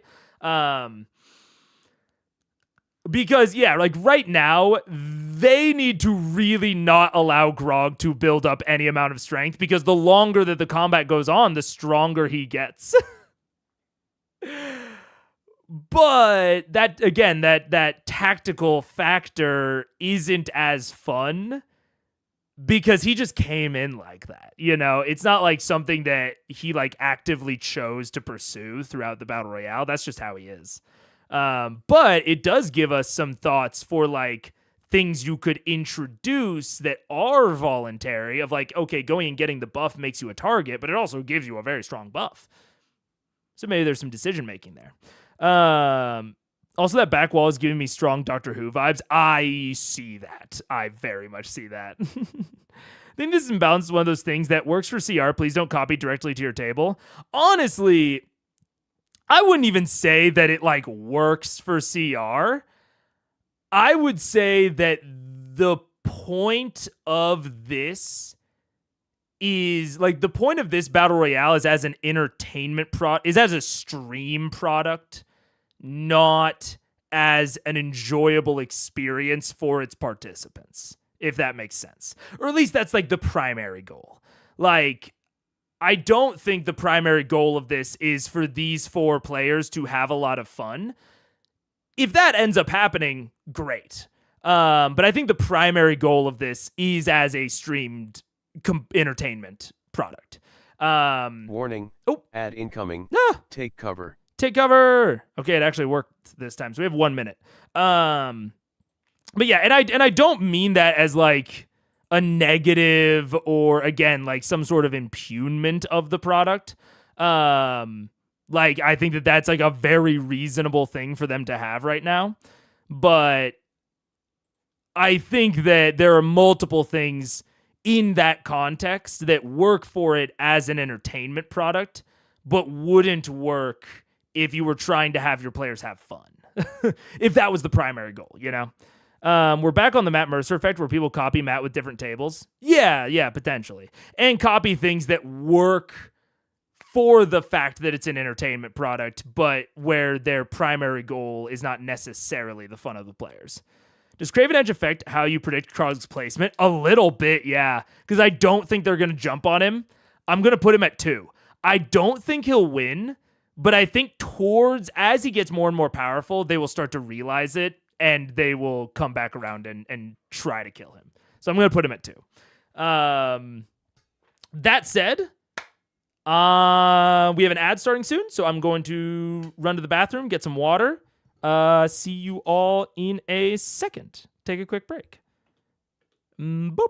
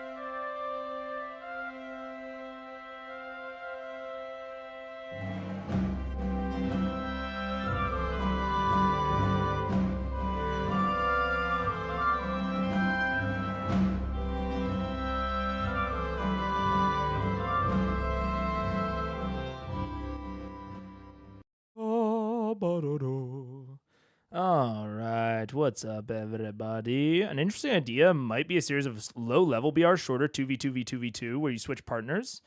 Yeah, like almost like a tournament style. That could be interesting. Yeah, that could be interesting. Some sort of tourney. Yeah. Yeah, I would have to think about it more, but that could be definitely interesting. I ran a BR for my party at level 5. It was just a goofy little thing. It wasn't great. After that, we started doing things like party versus your alts or versus your beloved NPCs. I think beloved NPCs could work really well, especially because the beloved NPCs should have monster stat blocks, so it should actually be a more balanced-ish encounter, like a more normal encounter, so you don't have to worry as much about like weird off balance sort of stuff. Yeah, that could definitely work. I think this still works as an entertainment product for the reasons you're saying. Yeah, absolutely. The viewers will be wondering if the other players realize to target Grog and if they will do so quickly enough. I absolutely think it definitely works as an entertainment product. And you know, I'm not one of the returning things is occasionally I analyze Critical Role as an entertainment piece, but I would say a lot, like most of my focus is in maybe like storytelling, if I had to like narrow it down on like what I focus on in my analysis. And like sometimes that involves how Critical Role exists as an entertainment product, but I mostly try to focus on, you know, how do these things work at your home games in terms of facilitating the stories there. But that being said, I think that this stream totally works. Like as a like, oh fuck, we don't have all of our players, we can't do a normal episode. I think this totally works. From that perspective, as like something they can do that will still draw and drive interest separate from their normal series. I've always wanted to do a BR, but my players don't like the idea. Instead, we've done more Gauntlet PvE type stuff. I've been very interested in Gauntlet stuff, especially in non-combat based PvP. Which is sort of, it isn't necessarily like Gauntlet PvE, but I have been interested in non-combat PvP a lot. But yeah, I don't know. These are concepts and things that I find very interesting, but I have never experimented with a lot. Beloved NPCs was very fun. Hell yeah. Should have monster stats. Nope. I follow the Matt Mercer scripture of player stat blocks. No. Gross. Ew. Hey man, if it works for you, man. That's the ultimate thing. If it works, it works. But you know, just knowing and having it in the back of your brain that is not what the game is balanced for. At least it's not what the game is balanced for if you ever want to have your players fight that thing. If that thing is only ever going to be an ally and is only ever going to help the players fight other monsters, I think it's less of an issue. But if the players ever fight them, then there can be some very quick unbalancing issues. What up, Tardigrade? How you doing? Have you watched the Gauntlet on YouTube? Interesting concept I found through Treant Monk. I haven't. I have not. The most D&D content I have ever watched on YouTube is, I think I've watched all of Runesmith's videos on like, here's the lore behind this monster. Like, I think that is the most D&D content I've ever watched. Other than that, and the 6 episodes of Fantasy High, I've watched like one video. Like I've watched like one Dungeon Dude video, one oh god, what's his name? XP to level 3 video, watched my first pointy hat video yesterday. So I'm very unfamiliar with most of D&D YouTube. I don't even know who Treant Monk is. I've heard the name, but I've never watched any of their content. So far, the only beloved NPC in this campaign is a young kid. Having them be the enemy in a BR would be weird. Just a skosh, Daniel. Just a tiny skosh. Kids coming to harm is one of my players' lines. It's that's a line for one of my players as well. Yeah. So even if I wanted to, I don't. I couldn't do that. Yeah, absolutely. I yeah. It's why there's a It's why in a game that is famously permissive of you doing anything and interacting with any of its quest lines in any way, even in Fallout New Vegas, you can't kill the kids, and I think that's very fair. And yeah, that's been one of my players' lines for a long time. Yeah. Fantasy High is so good, wildly different from CR, but just like different genres of music, they can both be great. Yeah, I really liked Fantasy High. I also watched like 7 episodes of Adventure Zone, but I was just not into actual plays. I would still say in my free time, I would say I'm not really into actual plays. As just like content that I want to like watch to like relax and chill. But I love watching Critical Role on stream. The things that I do on stream are different than the things that I do in my off time. Which is why like there's like really common creator advice that's like make the sort of stuff you would want to watch, and I don't do that at all. I do not like watching my own videos, but I love making them. I adore making my videos. I have so much fun in a way that I could never have if I was just relaxing. So yeah, I don't know. I think maybe that advice holds for, maybe the average creator, but that is not advice that is applicable to me. Actual plays are a really big ask, and the vast majority of them have some pretty serious technical issues that make it even harder. I think that's one of the things that people like about not Fantasy High, Dimension 20, is that they're very pre-produced, very slick, not a lot of tech issues. Yeah. There's a real reason why all the biggest ones come out of professional entertainers. Yeah, absolutely. I agree. Actual plays are among my favorite content, and yet I'm the first person to say I don't think I can recommend this wholesale. Yeah. I get it. I have friends that are very into actual plays. But yeah, just never been a thing for me. Like I said, I just don't really engage with D&D off of stream. Or off of playing it. Like I don't watch entertainment based on D&D. But I love making entertainment based on it, and I love playing it. So yeah, I don't know. It's just different strokes for different folks. I watch a lot of like math and science bullshit. and do not want to stream about any of that. 11. Oh, no, 8. 13. 21. 21 points of slashing damage. That's the third one that hit. Yep. 5, 10, 18. 18 points of slashing damage. And she needs to make a Constitution. 2 of them. 18, Ruby to 40, right? 40. 40. Okay. All right, so roll 2 Constitution saving throws. Ooh, Nice. Succeeds nice. with both 18 and 16. For now. You hear the voice creeping in your face go, Oh, come on. Take her life. Give me her strength. Well, I'm working on this shit. Relax a little. I love the fact, I'm sorry, I have to just point out that we're being guided by Mumra.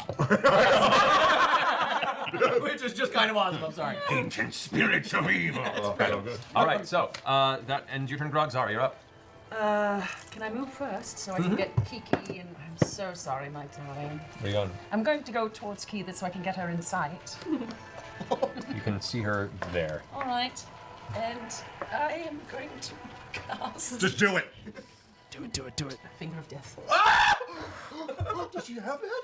She does now. Oh, yeah. Oh, look at hit me. It hit me the whole game. I look like Percy, so no mercy, Percy. But you have to. Wow. You have to roll for it? I don't know. For You finger. have to save for it. Hold on. Oh shit! I like that Mary Elizabeth is like, I don't even know what this does, but it sounded badass. Like Travis is like, does she have to roll for that? And Mary's like, I don't know. Okay. You. Well, fuck the foreplay. Let's just get on with it. Constitution saving throw. Oh my god. It is a spell, so you have advantage on the roll. Oh, Because of that's your good. armor. That is good. Dude. 17, that's good for the first round. And a natural one, so I'll take the 17. All right, plus 3. So you make the save. Plus 3, plus 2. That's really So you take half damage. So go ahead and roll 7d8 plus 30. 78 plus 30? Yeah. What? You have that? Just today. I woke up and knew how to do it. I don't know. I woke Tuesday's up. a bitch. Seriously? Wow. Here, help me with that. Okay. Chat room. Well, that escalated quickly. That's a 7. That's That escalated really quickly. 5, 13, 21. I'm sorry. 16. 16. You're having me up here. Everybody rolls. That's 4. 21. 29. One more. Grog and Zara do math. So you take 30 points of necrotic damage. I'm Plus still 30. alive. Oh yeah, that was 60 plus. Yep, 16 and half that. So you take 30. You're still up at 10 hit points.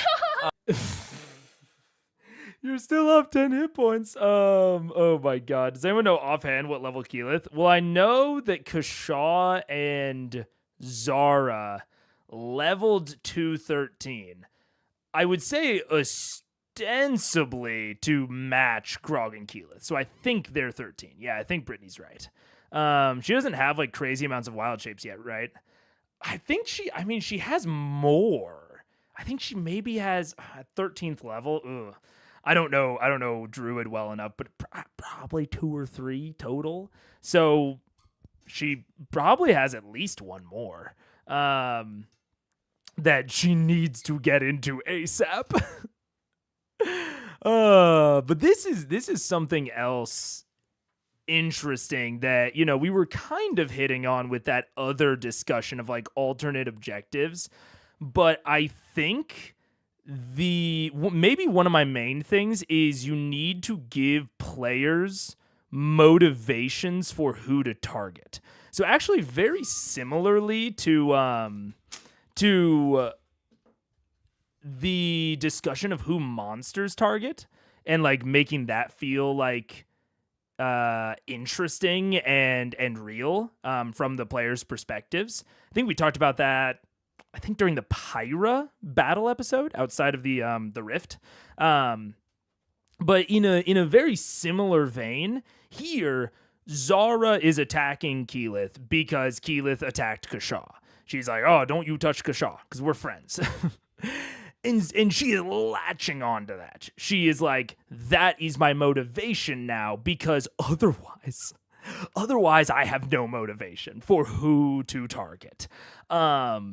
So I think maybe a more key takeaway from this is if you're going to have this sort of PvP, this free-for-all battle royale, whatever you want to call it, you need to give the players like targeting motivation, you know? Like there needs to be some, I think, built-in reason to the combat of why a specific player is getting targeted by another specific player. You know what I'm saying? Because otherwise you can run into issues where people feel like it's too random, or you know, you have to do something like target Grog because of Craven Edge. So any alternative objective that you build in can go to this. So like an alt objective. Another thing that you could have that I was just thinking about is why can't I go lower on the grid? Aha, there we go. Another thing that I was just thinking about is beyond having like buffs, you know, like something like a buff on the map, you can also have something like maybe like a capture the flag style thing. So like something like a cap the flag where you need to target people in order to get their flag to, I don't know, score points or whatever. And the ultimate goal is to get something that the players are defending. So I think that could be interesting, of like the goal is get something. Yeah, this pen is really thick. It's kind of muddling my my stuff. Can I make it thinner? I can make it thinner. There we go. Get something the players, the other players specifically. Other players are defending. Because then if Keyleth gets slapped by Finger of Death, she could theoretically back off and play things a little bit safe for a while. And, they've used a very high level spell slot. They back off. They achieve the goal. They capture, Keyleth's flag or Keyleth's team's flag. And now, let's say that, each team has a flag, and in order to win, you have to get all 4 flags.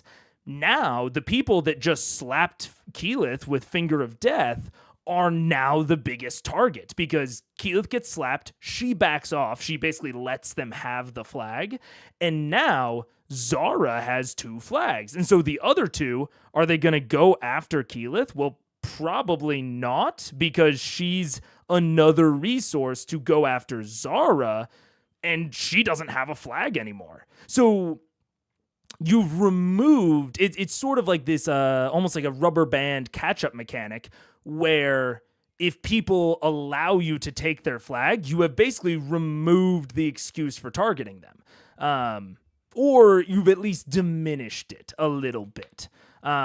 She might, while these 2 go off and get Zara, maybe she sneaks around and steals Kashaw's flag or Kashaw's team flag, whatever.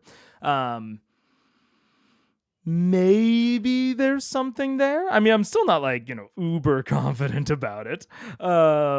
But I could maybe see something in that vein sort of working.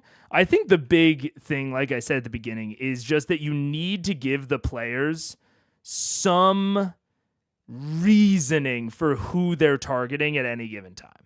I think that's something that I'm really kind of coming to the bottom of here. Let's see. Druid has 2 all the way to level 20 when it suddenly becomes unlimited. Jesus, I forgot about that. I think they eventually get them back on short rest, so there's a bit more of a progression besides that 2-step thing. But yeah, damn. Maybe like a bounty system. For instance, you're given a certain name before the battle to secretly assassinate. That could also work. That could be an extra layer to this, is like maybe a certain number of flags is worth a certain number of points, and maybe you can't steal back flags, or maybe you can. I don't know. I think that essentially to make this work, you just need kind of an like a separate game on top of D&D, and then you use D&D to facilitate that game. Sort of like when you played those I don't know if anyone ever played, but like games on like the basketball court. So it's like, you fucking have like a basketball, like playing, is it Pigs? Or like Around the World. Like you're using the game of basketball, of like the lines on the court, the hoop, the ball, to facilitate this separate game. I think if you're going to run a battle royale, you kind of need to construct that separate game that you then use D&D to run. I think that might be semi-necessary. That makes me think you could even have more secret quests that players need to take off. Yeah, like accomplishing certain things around the arena. That could very much be interesting. If like you can earn points not just by killing players, but you could even just have it be points based. so that even if someone dies, if they have a shitload of points because they accomplished a bunch of stuff throughout the Battle Royale, they might still win. That could be very interesting. If you just make the winner of the Battle Royale points-based, and then you have this variety of objectives, and like obviously killing people is still important because then they can't complete any more objectives once they're dead. But completing the objectives fast could also be very important. And while you're spending time killing someone else, maybe you're not completing your own objectives. That could very much work, I think. Maybe a list of public, anyone can attempt this, but the first person gets this, blocks it for everyone else quests, and then every character has individual secret quests. There's a mechanic kind of like that in a board game that me and Paige have, called the Guild of Merchant Explorers, where there are a certain, at least I think it's Guild that has this mechanic. I think a few games have it, so I might be thinking of the wrong one. But basically, every game, there are 3 objectives. So like there's Objective 1, Objective 2, and Objective 3. And for any given objective, every player can pursue it. But the first player that completes each given objective gets like 15 points. The second player to complete any given objective gets 10 points. And then the third, and I think it's like third and beyond, it's like third plus, all get 5 points. So there's an incentive to kind of complete the objectives quicker. Because if you're the first one to complete the objective, you get more points for it. But if you just so happen, you can go kind of more completionist on it, and do all of the quest, but get like less points for it. That could work. Generally, board game design could be an interesting way to go for determining how to score these things, because a lot of games use like a victory points type system that could be interesting for this.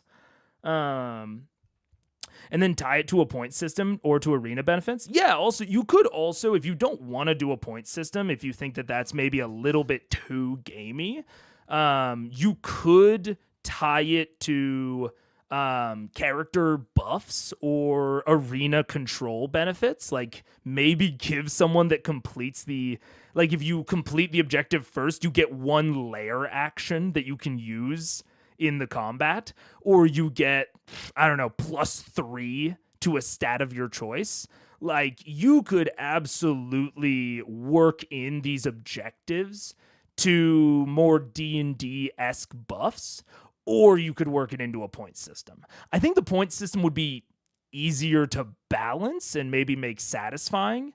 But I also think that if you wanted to keep it much more D&D, like much more kind of centered around a TTRPG more idea, you could have it be things like buffs or things like layer actions, maybe even legendary resistance, because that's one thing that no character class is ever going to give you.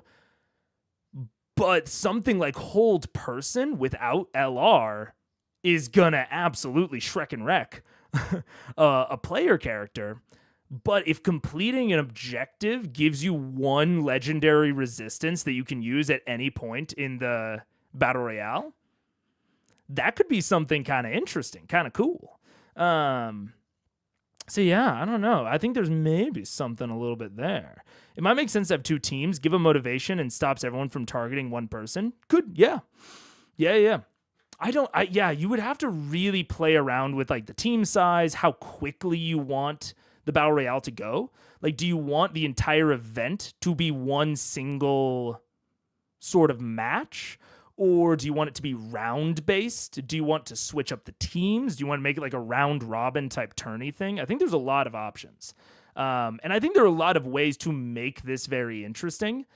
But I think if you just drop 4 PCs into Arena, I don't think it's quite as interesting as it could be for the players themselves. I think they're all doing, a great job of making it entertaining because they're entertainers. But for your at-home players, I don't know how interesting it would be. The only progression is the flying swimming limits of CR. CR meaning challenge rating here, not critical role. It comes up more a lot. I'm thinking of Dead of Winter, a cooperative board game where the group has goals, but then every player has secret goals. Yeah, absolutely. The group wins if they fulfill the scenario goals, but the individuals still lose if they don't also fulfill personal. Yeah, that could totally work. Get social deduction into my battle royale. That could work. Yeah. I also once played a game where you could have a personal win condition, like you only win if the person to your right survives or something like that. That could also work. There are some things you could do. There's some interesting things you could do. Even like you talking about like your personal, like the personal win condition ink charm. It's like Travis only wins if Zara is the second one to die or the third one to die. Like give her like a specific place in the order. Could be something interesting there. Yeah.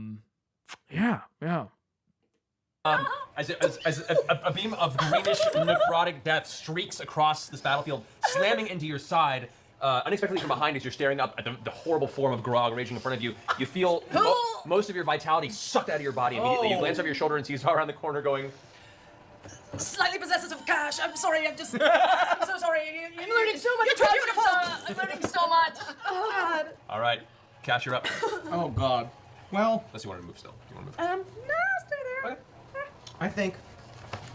Let's see how. Wait, I have to see how close I can get. I'd like to move first.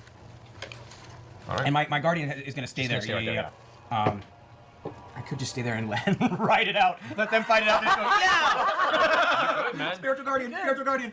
It's seriously Scanlan's tactics. Let's see. It's not a bad idea, but I'm not going to do that. I'm going to move closer to battle here. So I'm going to go 1, 2, 3, 4, 5, 6. Wait. Hang on. Die to the pin! You're done!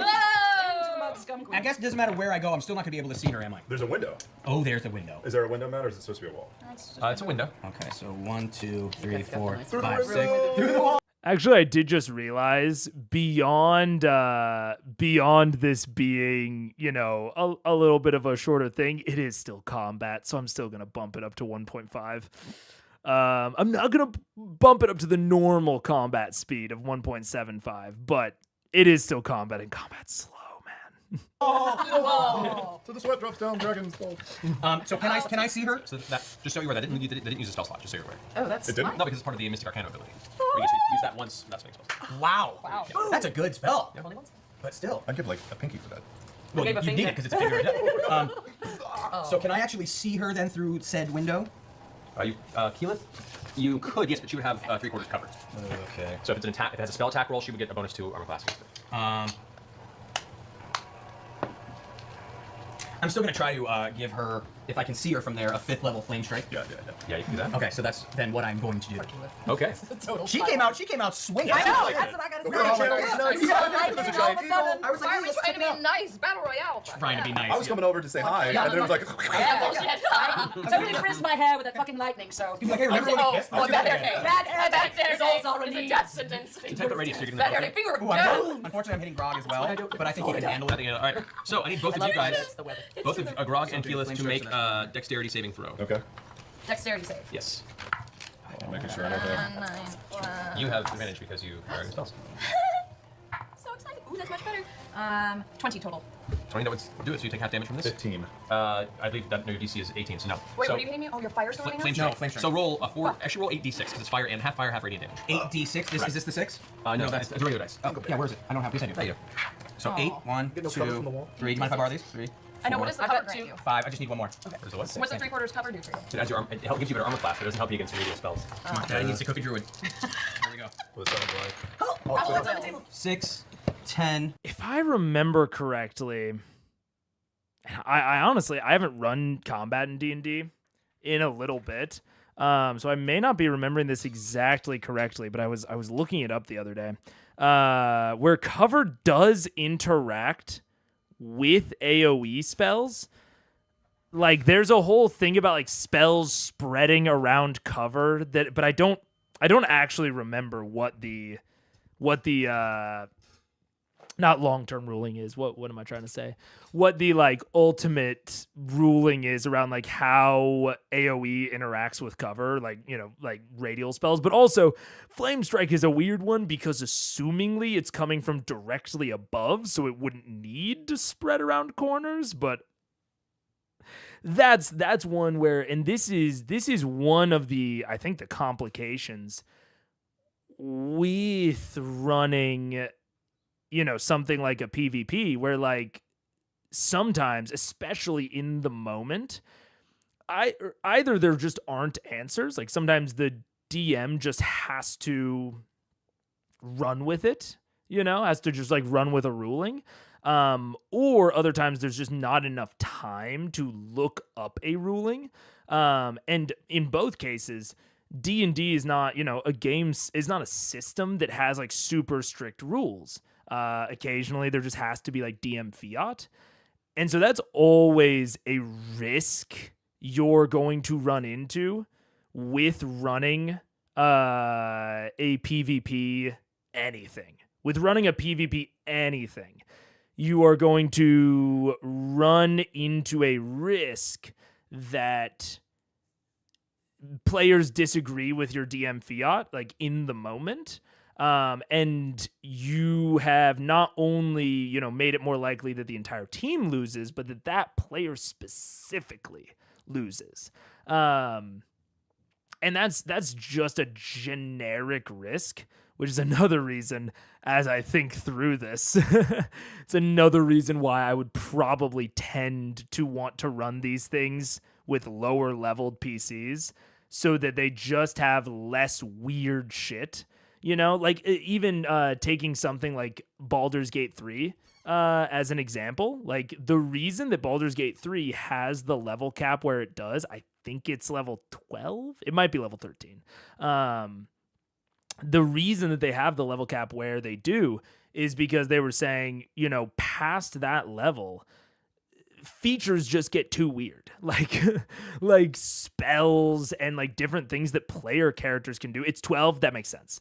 They want to limit it to 6 level spells, because above that, shit just gets weird, man. Shit just gets weird and wacky, and it really is on the DM to litigate how a lot of especially high level stuff works. So that's why the more we watch this, the more I think about it, the more I would want to keep it to lower leveled stuff, just because I think it would be easier on players, and it would be easier and more, I think I would be able to be more consistent with my DM rulings.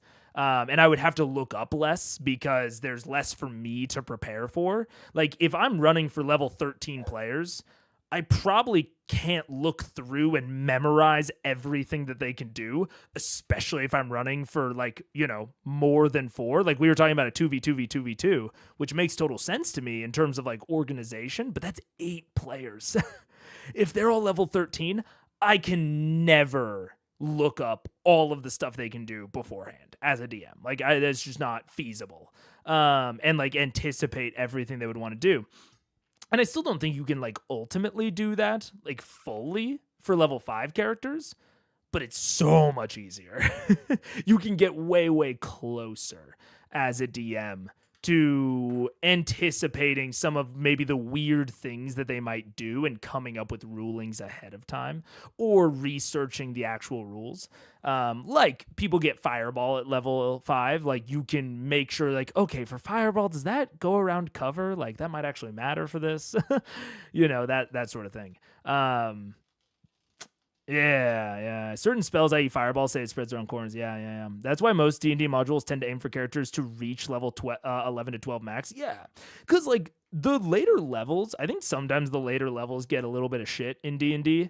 I don't think they're bad, but it kind of becomes a different game, because especially high level spellcasters can just kind of alter the fabric of reality. Like at like relatively low, lower levels, like still solidly within tier 3 of play. They can just get really crazy and wacky, and you can tell some really fun and interesting stories within that context. But I think that it starts to lose. I think it starts to become much less anticipatable what the players are going to do, and you have to start relying a lot more on DM fiat to tell interesting stories. And I don't think that works as well for like a PvP battle royale type thing. But again, I know that for this, I want to reiterate, this is not a critique of this session. They're just using characters they already had who happen to be this level. I don't think that Matt wanted to run a battle royale at this level. He just didn't want them to create new characters. So I think it totally, it makes sense for this, but if you're running it at your own tables, just force all the players to play champion fires. It's just that simple. It's just that easy. D&D low, medium, and high level are basically 3 different games. Absolutely. Yeah. And the medieval game is certainly the most the mid-level game is certainly the most popular. I would generally agree. I think that people, yes, actually, no. I shouldn't even argue with that, because I was about to basically just say what you said, but in a different way, but framing it as an argument. But I was like, I think that people don't like low-level D&D as much because they go in with the wrong expectations. Like, they think it'll be like mid-level D&D, which is exactly what you said. It's a totally different game. Like 1 through 4 is a very different game than post 5th level. And I think the reason that people do XP to level 3 is because they want to get to that mid-level game kind of as quickly as possible. But that mid-level game is at its best when there are existing relationships. So it like, that's why you rarely hear people talk about XP to level 5. Because going into a party where you don't know anyone with 3rd level spells and multi-attack can get a little overwhelming. So I think that's why people love XP to level 3, is because then everyone has their subclass. You're still in lower level play. That again is a very different from higher level play. And so you can take that time to like learn about each other. But I think the reason that people really don't like levels 1 to 2, especially, is because number 1, not everyone has their subclasses. And number 2, wildly different game. Wildly. So many people starting at 3. Yeah, absolutely. Absolutely, Daniel. Yeah. But I would like to argue the point nonetheless. Exactly, Sputnik. Stop saying what I was typing. I was just about to point out that level 3 is the first level that all classes have subclasses. Yeah, which I think is a big miss. Just like straight up, honestly, I think is a miss on D&D's part. I absolutely and fully understand why they did it that way. And I don't blame them for not anticipating that it was a miss. But I think upon reflection and upon like gathering the data of how people play and how people like to play, I think there's a narrative challenge towards making it consistently feel right when you gain your subclass. So like, for example, a rogue soul knife. A rogue soul knife suddenly unlocking their powers at level 3 can feel all right. Like, I'm currently playing. The campaign's on hiatus because DM burnout is real. But I was playing a rogue phantom. We had just gotten to level 3, so I didn't have any of my phantom abilities before then. And I worked it into the story, but I had to do shit. Like, I went out of my way to craft a narrative where it made sense for me to gain my phantom powers when I did. And that is not a level of effort that every player wants to go through. just to make gaining their subclass powers make sense. For some subclasses, it doesn't matter. Like it's less noticeable, you know? But for some subclasses, it's like, what? You can hear the voices of the dead now? Like, all of a sudden, what changed?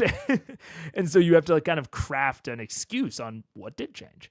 And I think that that's not something that all players want to do. And I think that's fair. I think it is possible. I think it's more possible and more realistic than some people complaining online like to make it out to be. I don't think it's actually that hard to construct a narrative where those things make sense. But at the same time, I understand people not wanting to go through that effort, because even if it's not that hard, it's still an additional layer of effort. So I get that. Everyone plays the same character and Survivor gets to be the original. Fuck yeah. It's just fucking melee dittos. We're just out here running Fox dittos. And the person who gets out at the top gets to be the real Fox by talking too fast while making good points. Ha! Fuck you. Subclass at level 3 already annoys me, but I think it really sucks that some classes get their subclasses at level 1 or 2. Well, yeah. And it's the level 2 ones weird me out. Can I be honest here for a second? Level 2 subclasses are so odd to me because in my head, they're like, oh, we want to give cool and interesting abilities with their subclass. So we can't have it be the very most basic level. So we need to offset it a little bit. We'll offset it to 3. Great. But then they started making things like the cleric. And they're like, well, the cleric doesn't really make sense if they don't have their subclass at level 1. So, okay, clerics get their subclass at level 1 because they're an exception, because it doesn't make sense for them to exist before they have their subclass. So, you know, everyone's at level 3, but cleric's an exception. But then what the fuck is up with level 2 subclasses? Like, honestly. If you need the flavor, if the flavor of the class needs it to make sense, put it at level 1. If it doesn't need it to make sense, put it at level 3. Like, what? That's why I'm a fan of Daggerheart. Just level 1 subclasses. Just call it. I understand wanting to delay them. I think you just call it and you say level 1 subclasses will balance it. You know, I think that's just how you go with it. Honestly. I mostly play with new players and there's a lot of value in having a simpler starting point. Oh, I'm a big level 1 proponent. Big level 1 proponent here. I fully agree. But I do almost think that it should be an alternate, not the default. Maybe. I can see that.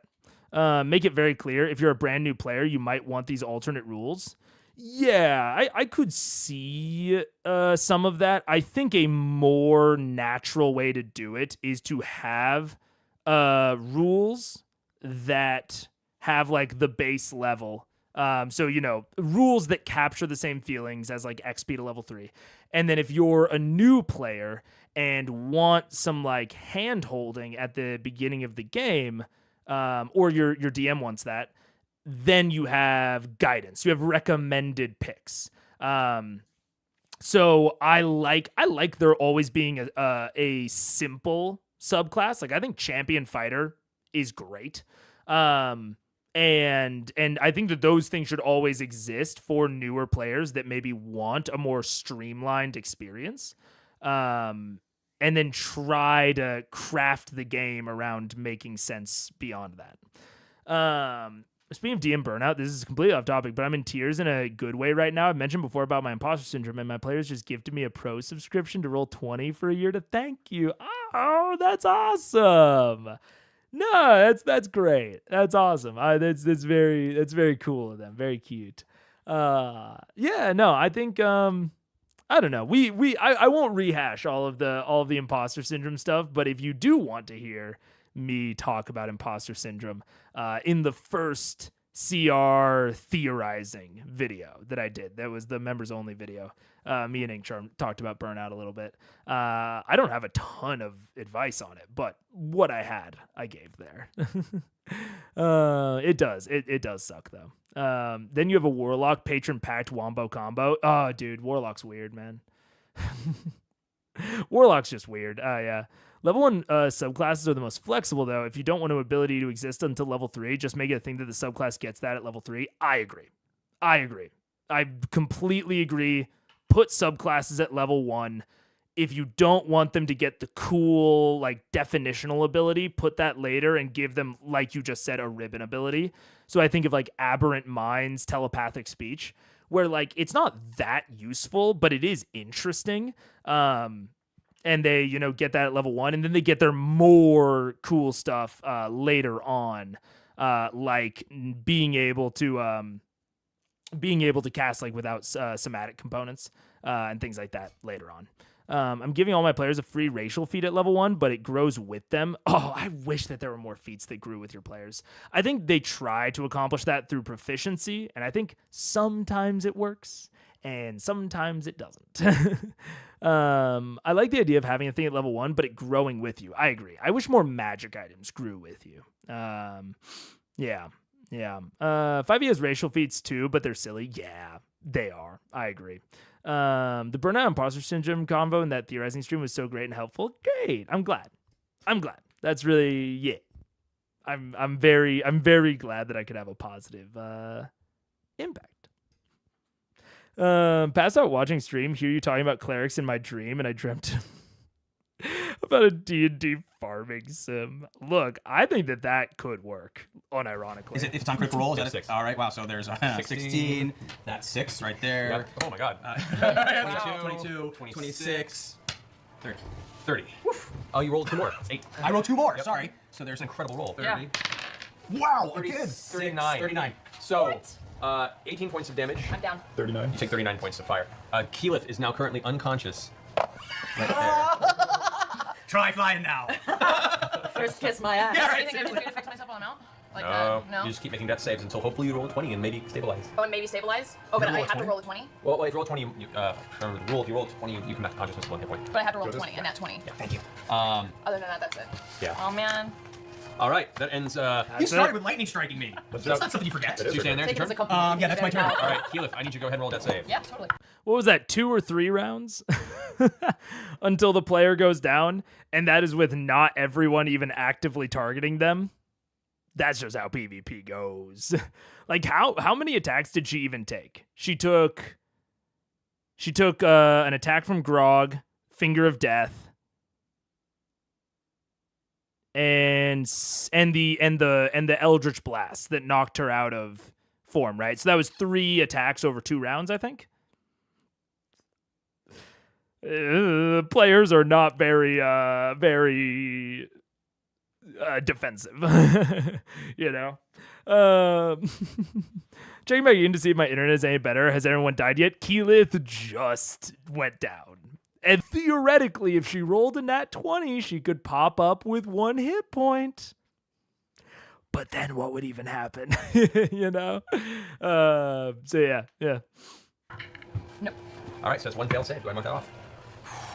Grog, it's your turn. I would ask a question. Is there any way that I can move just up against the wall so that Keyleth and Zara are in a straight line? Oh, that's not a good sound. Not really. Not really? I mean, that's what you want to do. If you're trying to ricochet Keyleth's body. I have that javelin. I have that javelin of lightning, but it only works in a straight line. Yeah, you'd have to hit one of the other. I'm also on the ground. I'm gonna So hit you have to, Keyleth on the ground. do a pull. You're gonna hit Keyleth on the ground? Yeah, isn't she down on the ground? Yeah, 'cause you can separate your attacks if you want to. You can hit, then move, then hit, then hit. I'll hit her once and then move.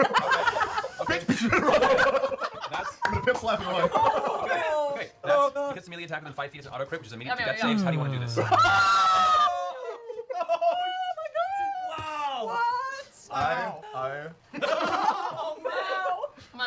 Come on. I pick All up, that thing of aggression you've been wanting to get I out. pick up Craven Edge over my head. New Daggerheart content? Ooh, maybe stream for next week. Not a stream for today. But potentially stuff for next week. Maybe look at 1.4. And then seeing her there like unconscious, I kind of like turn my head away, turn the blade down, and go whack. And with that, you hear an attempt at breath and a slight gurgle as your eyes are closed as you draw the blade. You hear a satisfying. Yes, delicious. Oh my god. 2 more grog. I'll do my best. Keep that there. Do I get an extra attack after I make my move because I killed someone? Well, you have your bonus action attack anyway because it's a frenzied rage, so So you the same thing? So you still have your movement to 2 more attacks. All right, I would like to move to Zara, please. Oh man. And I would like to do like Joaquin Phoenix and see and swing away. Wait, say that again. Yeah, Joaquin Phoenix in Signs. You see and swing away, grabs the bat and he beats the shit out of the enemy. I would also like to do People just try to black out conventional. reckless attack on these. All right, so not Great Weapon Master though. No, just reckless. Advantage and whoever's fighting. That would be something really interesting to build into their systems, Daniel Grace. But I'm sure that just like on the technical back end, there's no versioning that you can at least switch on the user end. Because it would be cool if you could just say like, what version of Daggerheart do you want to look at? And then you just had like a little drop down that was like 1.2, 1.3, 1.4. That'd be really cool. But I would hazard a guess that it's just not built for that, because also, that sort of system, you typically want it to be most updated, because then, there's no like versions with like erratas normally. Like games don't normally like release additional versions unless they're in beta. That system is probably not designed for beta that changes that often. Yeah, exactly. Well, and even I would hazard a guess that Demiplane is generally not designed for like a beta where you might want to compare versions in general. I think that the Demiplane as a system is probably just designed for like, people will want to view the most up-to-date thing because that is like the most refined version of the thing. Because traditionally, with TTRPGs, we just have like, okay, 5e gets released and then it has erratas, and you want the most current errata to be the one that people see. So yeah, it would be cool. It would be cool if you could switch between the versions, like in a drop down, but probably not going to happen, unfortunately. Demiplane has shocked me for being able to have updates on day of release. The manpower required for that is pretty intense. Dude, Demiplane, I've said it before, the thing that has maybe impressed me the most about Daggerheart is Demiplane. D&D Beyond could never. Dude, has D&D Beyond even implemented fucking Aberrant Minds features yet? Let's see. Let's check. Let's do a live check. Let me just make sure I don't leak anything real quick. Yeah, we can look at Eudokia. There we go. Okay. Wanted to make sure I didn't leak anything. Cause you can see in my spells, I have to do a big ol' actually encode thoughts, because fucking Aberrant Mind Sorcerer has a feature where is it in additional? No, it's not. Is it in Psionic Spells? Yes, whenever you gain a sorcerer level, you can replace one spell that you gained from this feature with another spell of the same level. The new spell must be a divination or enchantment spell from sorcerer, warlock, or wizard spell list. The last time I used Eudokia, this had not been implemented. And this has been a thing since the release of Tasha's. Let's see. Hopefully I don't whatever. One of my other players can tell me what my thing should be at. So I've got Psionic Sorcery. Do I have anything with spells? Nope, I just have known. I have add spells, but it's only giving me, these are only sorcerer spells, I'm pretty sure. I would have to add another class, yeah. I don't think it's there. They still don't have superior technique fighting style properly set up. Dude, it's just... And honestly, I legitimately don't even want to talk too much shit on D&D Beyond, because I know this shit is hard. Like, I know that it's not easy, but I will say fucking Demiplane just cracks that shit. Like... Demiplane is so responsive. It is so quick. So like, I don't want this to be a talk shit session on D&D Beyond, but I will turn this into a, oh my God, Demiplane's insane. Demiplane is so fucking cool. Yeah, if I go into manage spells, still can't do it. So it's just, it's yeah, like, yeah, not to talk shit on D&D Beyond, but holy fuck, Demiplane has impressed me like crazy. With the things that it does and the things that it just makes look easy. Honestly, it's crazy. Demiplane isn't even Daggerheart specific. I know. Fucking crazy. Crack team, dude. Crack team. I program for a living. I appreciate how difficult it is, but comparing the two, D&D Beyond is now first party, has all the advantages here, and loses handily. Yeah, absolutely. Absolutely. Like, D&D Beyond should be crushing. Absolutely should be. It should have the money and the market share and, like, every advantage. Warning. And it just doesn't Ad crush. incoming. Take cover. Take cover. D&D Beyond manages to get the community into the mood to shit talk all its own merit. That's true that it does. Yeah, man. But I don't know. Big ups to Demiplane. I have been incredibly impressed by Demiplane. The only things that I could maybe like view as negatives of Demiplane, but I would have to check. I'm pretty sure that like during the 1.3 stream, we were looking at things that were very clearly from 1.2, and I didn't compare it to the PDF release of 1.3, so I would be interested to know if that was Demiplane's fault or that was like consistent within the PDF. I didn't check that.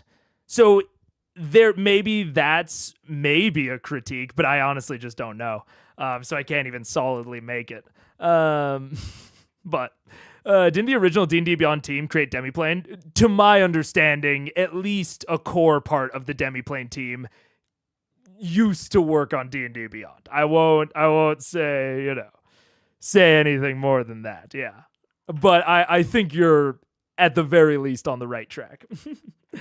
I have found some things Demiplane doesn't do correctly or at all, but only a few. Druid Beast Shape doesn't change your stats. It doesn't. Interesting. That is interesting. It definitely feels like it should. Or it should pop up an alternative stat block to use. But yeah. Yeah. It's I've been very impressed, especially given the context of it changing so quickly and there being so few issues. That's been a really impressive thing to me. But we're in ads and we will push on with Battle Royale. So I will see you guys in a second. Get some water, go to the bathroom. See you in a second. Goodbye.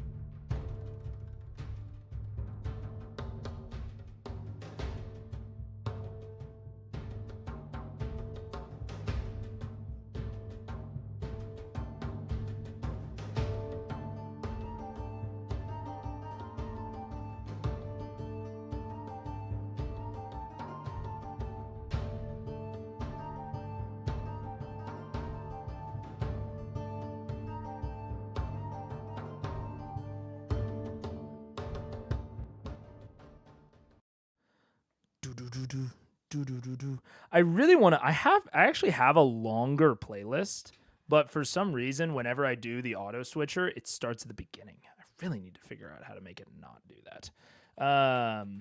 Tasha, one second, just to bookend this a little bit. I just want to point out, Dungeons and Dragons: Tasha's Cauldron of Everything was originally published November 17th, 2020. Web dev is hard. Web dev is very hard. I don't know that web dev is 4 years hard. Sorry, 3.5. If we want to be very specific. Yeah, it does. I know. Yeah, I don't know. No, I don't know. It smells kind of weird in here. And Paige was just saying it smells kind of weird. But yeah. To bookend it, yeah, I don't know. I'm very impressed by Demiplane getting 90% of it in days, and I am not impressed by D&D Beyond getting 90% of it in 3.5 years. That's the overall comparison. 4 years from a filthy rich company, no less. Yeah. Which, I mean, to be entirely fair to the developers, like, maybe the developers aren't, maybe the developers for D&D Beyond are a small team. Maybe their team got gutted and they've got a lot to do. But still. Dude. I don't know. Dev is hard, but you also had pre-0 day access. Also that. But he gets me. Okay. Ding dong, ding dong. 24 is the first one. That hits. Yes. 18, that's probably going to be good enough. Yeah, so 27 on the second one. Both hit. You only get 2 attacks on her. Oh, that's right. You already killed Keyleth with mine. Oh, sorry. While she was unconscious. Like, not even really necessary. No, while she was down and unconscious. Awesome. But it was there to do. 18 for the first one. So 18 points of slashing damage. 12. 20 on the second So one. 38 points of slashing damage against you, Zara. Need you to make 2 Constitution saving throws. Jesus Christ. So, Grog off the leash is a bad day. yeah, man, your guys' best bet was probably to gang up on Grog, and you guys let him stick around. This is gonna be rough. What do I need to do? Roll 20 twice, adding 3 each roll. Roll this. Twice, adding 3 each roll. So that's a fail, and a second one again. Success. So your strength goes down to 10. As Craven Edge saps a strength point from you, you get a +1 to your strength, which makes you an 18, I believe. So currently, you get a +1 to hit and damage on all your attacks. That's a beautiful thing. You just in raw terms, you can't do much else. That's right. Zara, you're up. I would like to tell Grog how much I love him. Honestly, now that Zara absolutely targeted Keyleth, because Keyleth was my original prediction to win. Oh boy, unless they, and this is the weird thing, is like, if they can get off a hold person on Grog could very quickly lose. If they can land a hold person on him, it could be just that quick. But if they don't, I don't think they're gonna get him. I don't think they're gonna take him down with just damage. But we'll see. Feel free as a reaction before your turn ends. If you wanted to use your hellish rebuke, if you wanted to. Oh, he did actually. Would that take up a spell? Finger of death. No, because it's a racial ability. You can use once per day as a. Don't remind her of this I shit, know, but I man. want to let it all go now. So that or have him cleave your face off Yes, next that's turn. true. All right. Face lights at the very end. And out of nowhere, a voice comes to me and says, "Use hellish rebuke." And so as a reaction, I shall. No, I'm envisioning like Grog's rhinoplasty. Make a dexterity saving I'm throw. just gonna take the off the top. 19. He succeeds, so he takes half the damage. So roll 2d10. Come on, you can do it, Z. 14. He takes 17 points of fire. Oh, sorry, 7 points of fire damage. Okay. God, he's made of meat and hit points. Made of meat, hit points, and shame. What are you at right now, Grog? 134. He's at 134 hit points, guys. Fuck you. Wow. I mean, I'm He, so happy. seriously, Grog has rolled like some of the best hit point rolls I've ever seen in my life, and then he took the toughness feat. Oh, yeah. And has a constitution of 20. It's stupid. Yeah. So we can't kill. Oh, dude. I know. All right. All I can do is, which bolt is a concentration, so I can't hex him. Is that correct? Whatever, if he fails that save on Finger of Death, that's fucking... Tell me she only has one of those a day, right? Yeah. It is a concentration. And Yes, it is. even though hex is a free bonus, I can't without use it with a burning a spell concentration. slot. Spell. It's one of those things where Yeah. if it's a concentration spell and you're not using it to concentrate, the purposes, I generally Just a one-off thing. I don't like the idea. I don't think you can concentrate on 2 spells at once. If you just use it as a one-off spell, I don't want to dock that if you're not going to concentrate on it. So I would say if you wanted to hex somebody and then do like a Witch Bolt but not have the concentration effect, I'd like that. Damn it. I don't know what that means. I had a plan. It isn't going to work. As long as you're not maintaining the Witch Bolt, Yes. Oh man, I don't. My gut, like, obviously Matt is presenting this as if it's homebrew, as if it's not raw. I'd have to really look into it and think about it. Because he could be unintentionally doing it raw. Like, I honestly don't know if you just can't cast a spell with concentration, or if you can't concentrate on a spell with concentration to do the continued effect like they're talking about with Witch Bolt. And Witch Bolt's a great example of a spell you may want to cast in some scenarios, but may not want to continue concentrating on. I'd have to really look into it to know, but I would say either way, I lean towards agreeing with Matt, kind of regardless of if it's raw or not. Of if a player at my table is like, I'm already concentrating on Hex, can I cast Witch Bolt to get the initial effect but not concentrate on it? Like something like Witch Bolt, I think it makes total sense for. Like Hex, it wouldn't make any sense. Like if they were already concentrating on something and they're like, I want to cast Hex so that I can get the bonus damage for this turn, and then like I just won't carry it into other turns, I would say no. I would say you can get an effect that is contained within that casting, but you can't get any effect outside of it. So like I think Witch Bolt is a maybe even a rare concentration spell where this makes the most sense for. Even something like Call Lightning or Moonbeam, I could see that being applicable to, of like you can, boop it down, but then you don't concentrate to maintain it. It's probably not raw, but I find myself leaning towards Matt's allowance of that. Of yeah, you can shoot him with the Witch Bolt, but you don't get the continued connection if you don't concentrate on it. I find myself leaning towards that. Yeah. Once had a compliment by accident. Took the once compliment. I got bestow curse to stick hard. Oh, completely. There we go. I was a compliment. I once completely by accident took the barbarian in my party out for an entire combat. Yeah. Bestow curse can really fuck up something like a barbarian. This interpretation is either raw or one of the most homebrewed things ever. 100% of the tables I've played at will let you just drop the concentration at will. Yeah, I don't think it's raw, but it does make sense to me as an interpretation homebrew. Yeah. You lose concentration if you cast another spell that requires concentration. So I do think it's not raw. I do think it's not raw. And I've said before, I need a distinct reason to go away from raw. And I would say that this is fine. I would say that like Matt's interpretation here is fine because really, you're getting less value out of those spells. Like any spell that you do this with is probably going to deliver less value if you interpret it like this. So like I'm fine with allowing players to selectively use their resources in like on paper non-optimized ways, like essentially like wasting part of a spell, which is what you're doing when you allow like this sort of rich Witch Bolt interpretation of like essentially wasting part of a spell. But in practice, it maybe makes sense in certain situations. I'm down with that. I think that presents more risk and reward. It makes decision making more interesting. I'm totally fine with that. But in this case with Witch Bolt, wouldn't letting them just cast it as one of spell give them the strongest part of Witch Bolt? It's the strongest part of Witch Bolt.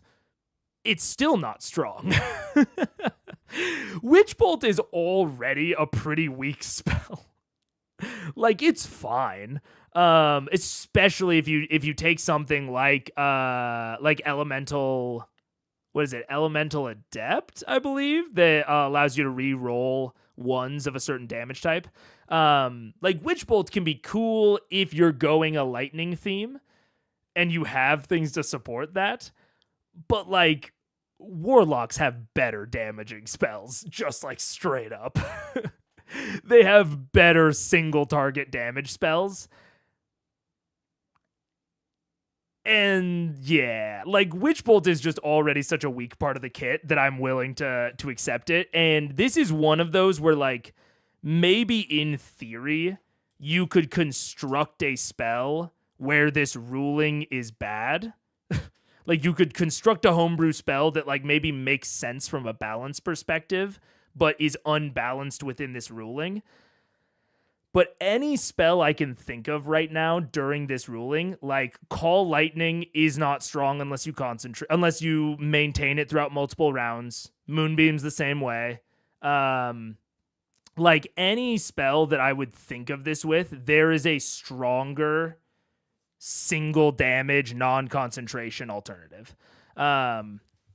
So I can't think of a situation, but you could say that it's an overall buff to certain spells because now you can bring Witch Bolt as part of like a known caster's repertoire, like a Warlock, and it's more useful in more situations. Like I could see that being argued, but it's already such a weak spell that I'm okay with that. And I think that all of the spells this would apply to, I would feel a similar way about.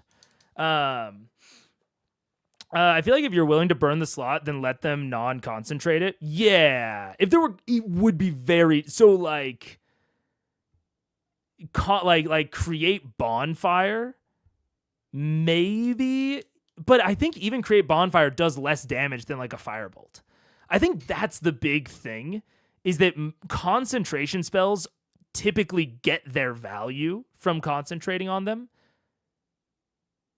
So spending a spell slot to get the initial effect, but not the continued effect, just typically makes them weaker. And I can't really think of a time where that's not the case. Because like the create bonfire firebolt is a good example of like, you should probably just cast firebolt rather than create bonfire. I like Witch Bolt for the vibes. Witch Bolt is a vibey spell. I do not disagree there. But yeah. What about Branding Smite? Wouldn't the Smite spells break this interpretation? I would have to check. I honestly, the last time I had someone that would use Smite spells was before any of the new ones came out. So let's see, like Branding Smite. Branding Smite. So it's concentration for a minute. It gleams with Astral Radiance. The attack deals an extra... What is this on? Paladin, Hexblade, Battlesmith. Okay. Deals an extra 2d6, which becomes visible if it's invisible, and the target sheds dim light. Oh, I mean, so let me think about, let's look at some other Paladin, because I don't know. I'm actually curious to see how much this breaks the example. Like, can I find just like a better alternative? So this is a second level spell. So how much does a Paladin's just base thing do? So Paladin, let's check out Smite. So if I were to use a second level spell slot here versus the Divine Smite ability, the extra damage is 2d8 for first level plus 1d8 for... So this would be 3d8 if I just smote, regular smote, instead of Branding Smite. So even with this, like the reason that you would do this is... like partially at least for this continued effect. I do think like this is still just weaker than if it's weaker damage wise than just regular divine smiting by like a non-negligible margin. It's 3d8 compared to 2d6. It does give you the benefit of getting like a quick little like you're no longer invisible. So I would say that most of the value is within that first little bit, But then the extra value, like it's still weaker, even if you don't concentrate on it further. It like the part of the value there is that it can't become invisible until the spell ends. But I would say that you're probably getting most of your power here. Probably most. I won't deny that. I find traps. If find traps would actually find traps, it would tell you that Witch Bolt was a trap. Lol. Are balanced out because they apply the next hit. They apply to the next hit you do. This is just the next time you hit a creature before this spell ends. Oh, actually, Branding Smite would be actually a lot worse. You're totally right. Because the point of Branding Smite is that if you miss, as long as you're still concentrating on it, if you miss, it doesn't get used up. So not concentrating on it would actually be a non-insubstantial detriment to Branding Smite. So like you would cast Branding Smite and then,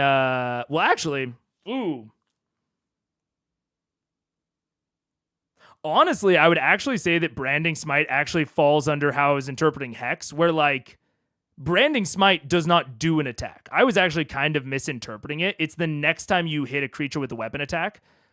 I would say that this just doesn't apply to what we're talking about. Because what I'm talking about are things like Witch Bolt. So like Witch Bolt or Moonbeam. So like Witch Bolt, Moonbeam, Call Lightning. These all have two components to them, right? They have two components, or not actual components, two parts to them, which is the initial effect and the continued effect, where it's like Witch Bolts is I think like 3d8 for like probably larger for a higher level spell slot. Where like Witch Bolt has, what is it? 1d12, second slot or higher increases by 1d12. So if you're using 5th level casting of it, which Zara is, it would be 5d12 here. And then the continued effect is an automatic application of 1d12 after the fact. I'm basically saying that I would allow them to have the initial component without concentrating on it, but they wouldn't get the continued component. The thing about Branding Smite is that Branding Smite only has a continued component. So like when you cast Branding Smite, so this is, oh gosh, what is happening? Oh no. So this is Witch Bolt. When you cast Branding Smite, it has no initial component. There's no initial component here because it's just the next time you hit a creature before the spell ends. That's within the minute duration. That's within the concentration. I would say there's only a continued effect of like 2d6, et cetera, et cetera. So I would actually say that Branding Smite doesn't even fall under this ruling. If I was to really think about it. I would say one-off remove invisibility and lesser damage is fine. Yeah. If you remove the concentration from that, then it's a free addition to your next while maintaining other concentration, but it gets a lot stronger if you don't need to concentrate on it. And that's what I'm saying is not that you don't need to like concentrate on things. It's just that if a spell has both an initial component and a like continued concentration as component, I'm willing to give them this and just null out this. So if you cast Witch Bolt, you get to do the 5d12, but you don't get the 1d12 later. That's what I'm down with. 5th level is 6 levels too high. Yeah. Mega's saying if you don't concentrate, nothing survives past your action. Yeah, absolutely. Yeah, I agree. Yeah. Yeah. So in Branding Smite, is the initial component is that on your next hit this happens. I would say that both are the continued component within my interpretation. We're talking about homebrew right now. To be fully clear, we're talking about like a homebrew interpretation of it. The real interpretation of it is just you can't cast it. You can't cast either of them. But within a homebrewed version of interpretation. That's what I'm saying. Yeah. It feels like you're setting yourself up for a lot of player confusion and arguments. I think you're doing that honestly with any homebrew, I would argue. Because with any homebrew, you have to basically create like a new document for players to reference if you want like a way that they can be clear about it. Like you have to write it out, I would say. Now I will say to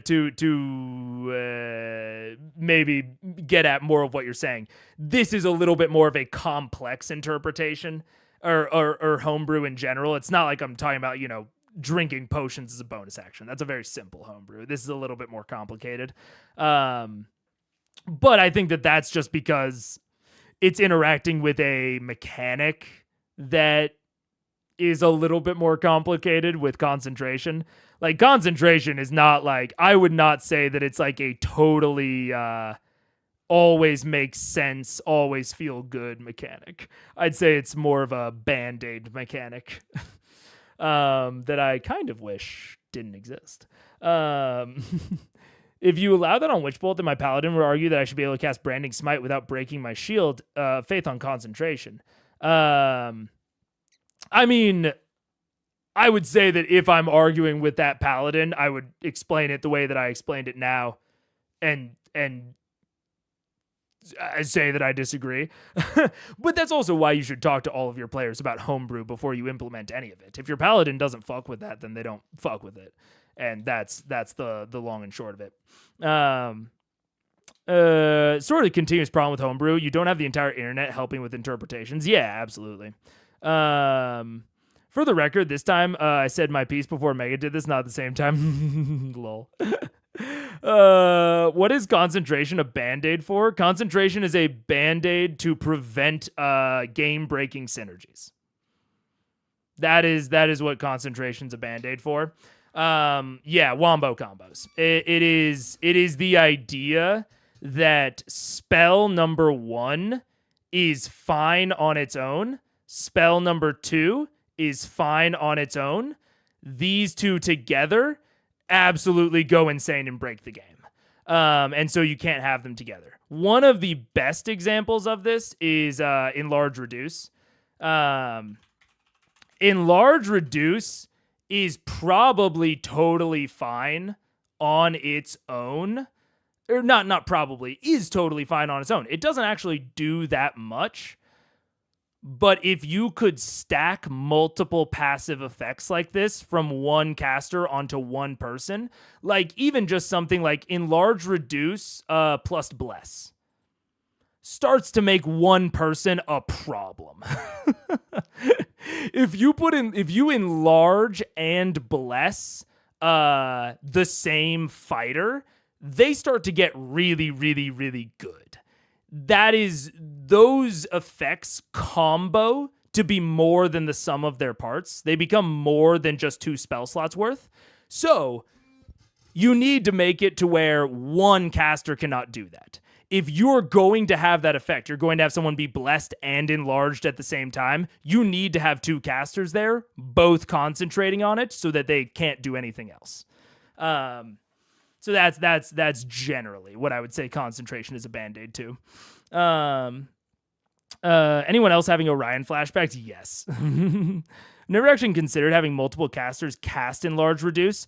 The only problem with it is that it wouldn't, since it's the same spell, because of overlapping spell effects, it wouldn't get double enlarged. It would just expand the duration, unfortunately.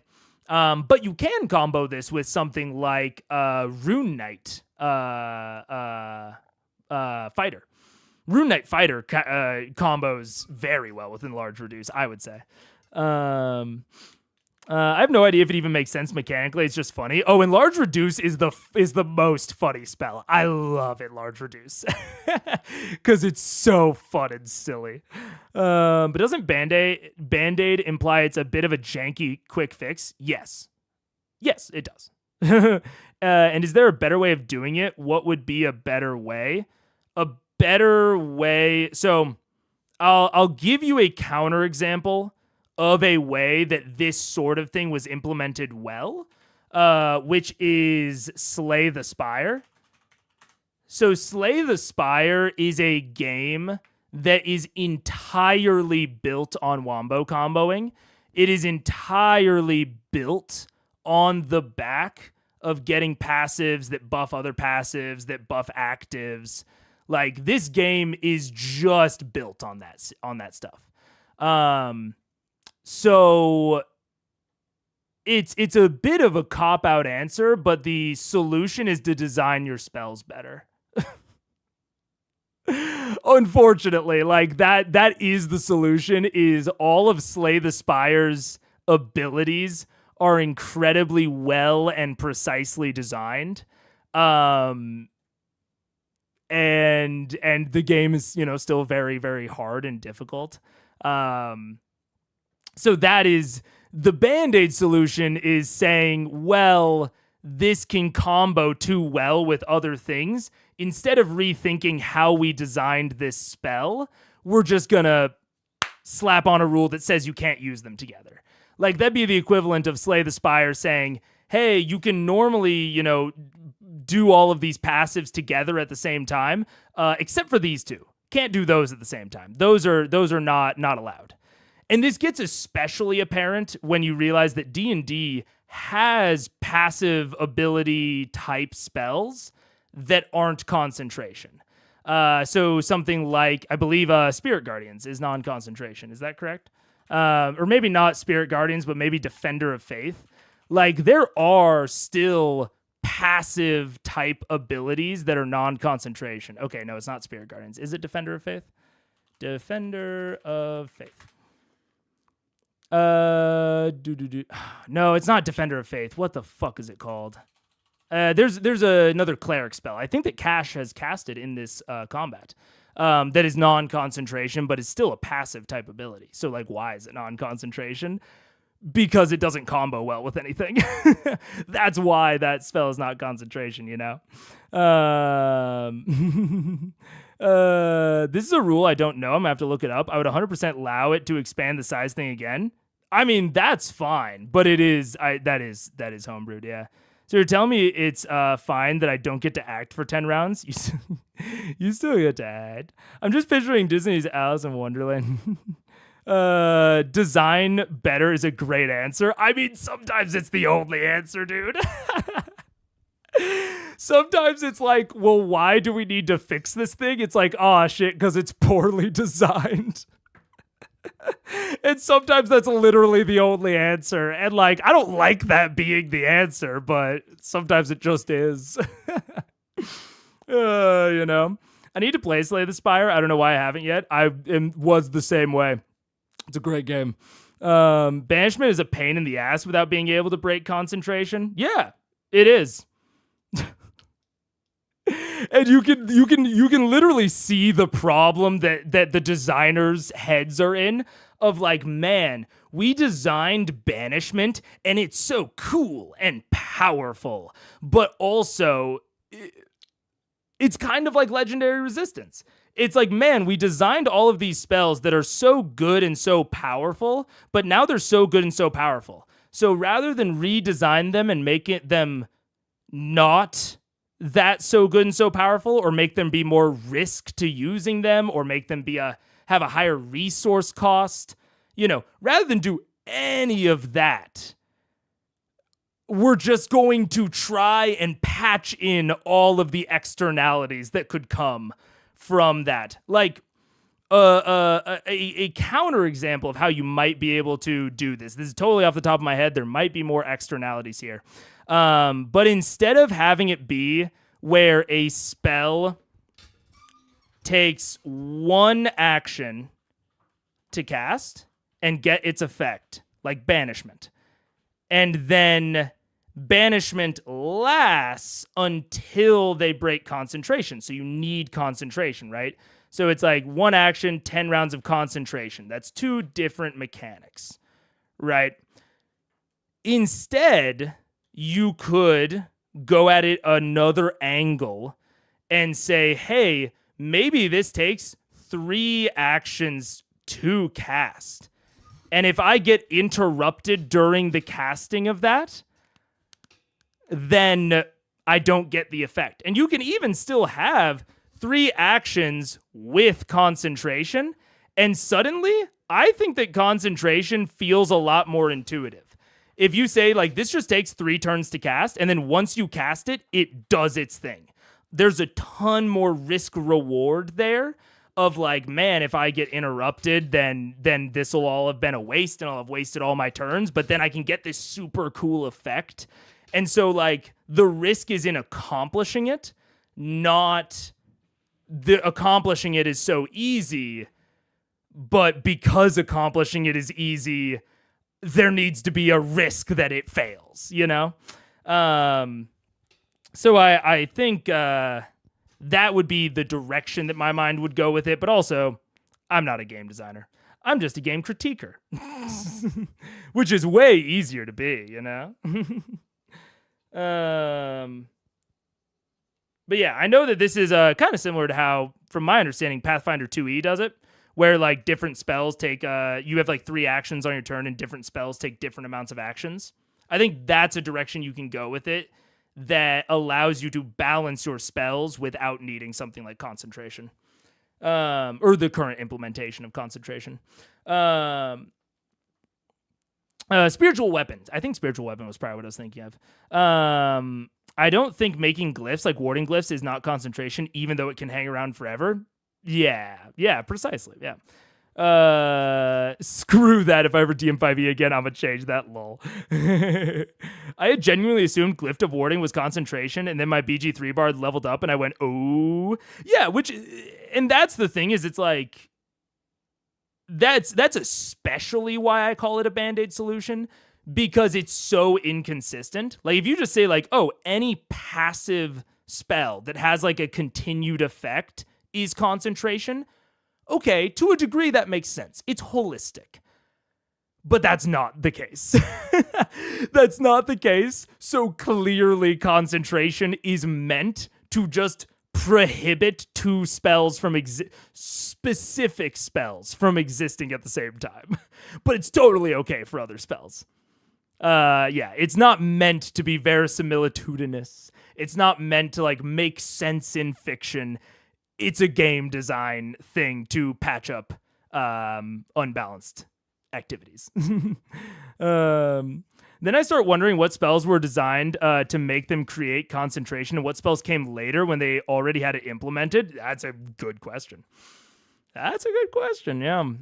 Part of the problem is in player nostalgia. Players want the broken spells from older editions, and the designers have to figure out how to include it reasonably. Yeah, it's tough. I don't envy a game that has history. Like, I will say this forever and ever and ever. In D&D Next, which was the beta of 5e, sorcerers just had spell points. They did not have spell slots, and people complained about it because it felt weird to them that historically this, class that used spell slots historically, why are they weird now? And it's like, oh, they're weird now because it's cooler. It is so much more interesting of a class identity for sorcerers to have spell points instead of spell slots. Like right now, they're just weird wizard. That is a D&D hot take I will take to my fucking grave. And they fucking made sorcerer more boring just because of player nostalgia. So I do not envy their position from that perspective. It also is kind of part of the problem, to my understanding. I don't have firsthand knowledge of this, but to my understanding, it was part of the problem with 4E. Of like 4E is actually kind of a fun game if you play it without any expectations, but it's very different from normal or from like 3rd edition, 2nd edition, 1st edition. So people did not like the amount of change. Yeah. Concentration is something you can staple onto a spell to make it slightly weaker while still feeling like the same spell. Yeah, absolutely. Absolutely. Which, I would call, staple on, apply like a Band-Aid. Yeah, absolutely. I totally agree. I feel like Glyph of Warding is especially a weird case because you can cast it in a way where it instantly triggers or in a way where it should really require concentration. Yeah. But it's hard to wombo combo. It's hard to wombo combo Glyph of Warding, even though people have figured it out. But it's harder to wombo combo it. I really like the action economy of PF2E a lot. It just seems like they have like easier levers that they can pull in terms of balancing. Nothing stops you from having multiple casters. Yes, multiple players make your party. Do not make your party linearly more powerful. Like, because you are absolutely right, Dr. Hoovy. That is a very fair thing to point out. When you add players in D&D, 1, 2, 3, 4, 5 to player count, it does not go up like this in terms of power. It goes up like this. It is a exponential curve as to how much. And honestly, it's not even this slow at the beginning. It just gets crazy towards the end. Adding more players allows you to subvert some of the band-aids. Nothing stops you from having multiple casters. But that is also why, again, something that would be a cool synergy. They still address that, though. That's the even crazier thing, Dr. Hoovy, is that they still address the possibility of multiple players with this concentration because it would so quickly and so easily get broken. So they can't address, casting concentration multiple times at once, but they can address what we just talked about with the same spell multiple times. Of like, oh man, if multiple casters cast the same spell on the same person, it would be way cooler if the spell just applied multiple times. Like, let's be real, that would be more fun. But it would break shit really fast because the spells are really powerful. So you can't have people cast it more than once and have the effects be additive because it could get too broken too quickly. So it's tough. Weird wizard, as you said the phrase. They are weird wizard, dude. They are weird wizard. It's a truth universally acknowledged that consumers rarely actually know what they want. They think they do, but it's nostalgia. Yeah, the human psyche is very complex. The human psyche is very complex. And sometimes you have subconscious drivers that are more substantial than your conscious drivers. And that is why we all need to self-analyze and think about ourselves more. Sorcerers need to be more different. They are born with magic. It should be very different from someone who learned it. Absolutely.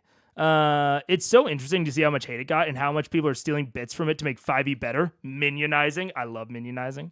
It apparently got few things very right. Yeah. I think CR really illustrates how much a big group can take on. Oh my god, yeah, absolutely. If you take Matt's encounters and figure out the challenge rating for them, it's not what the book recommends.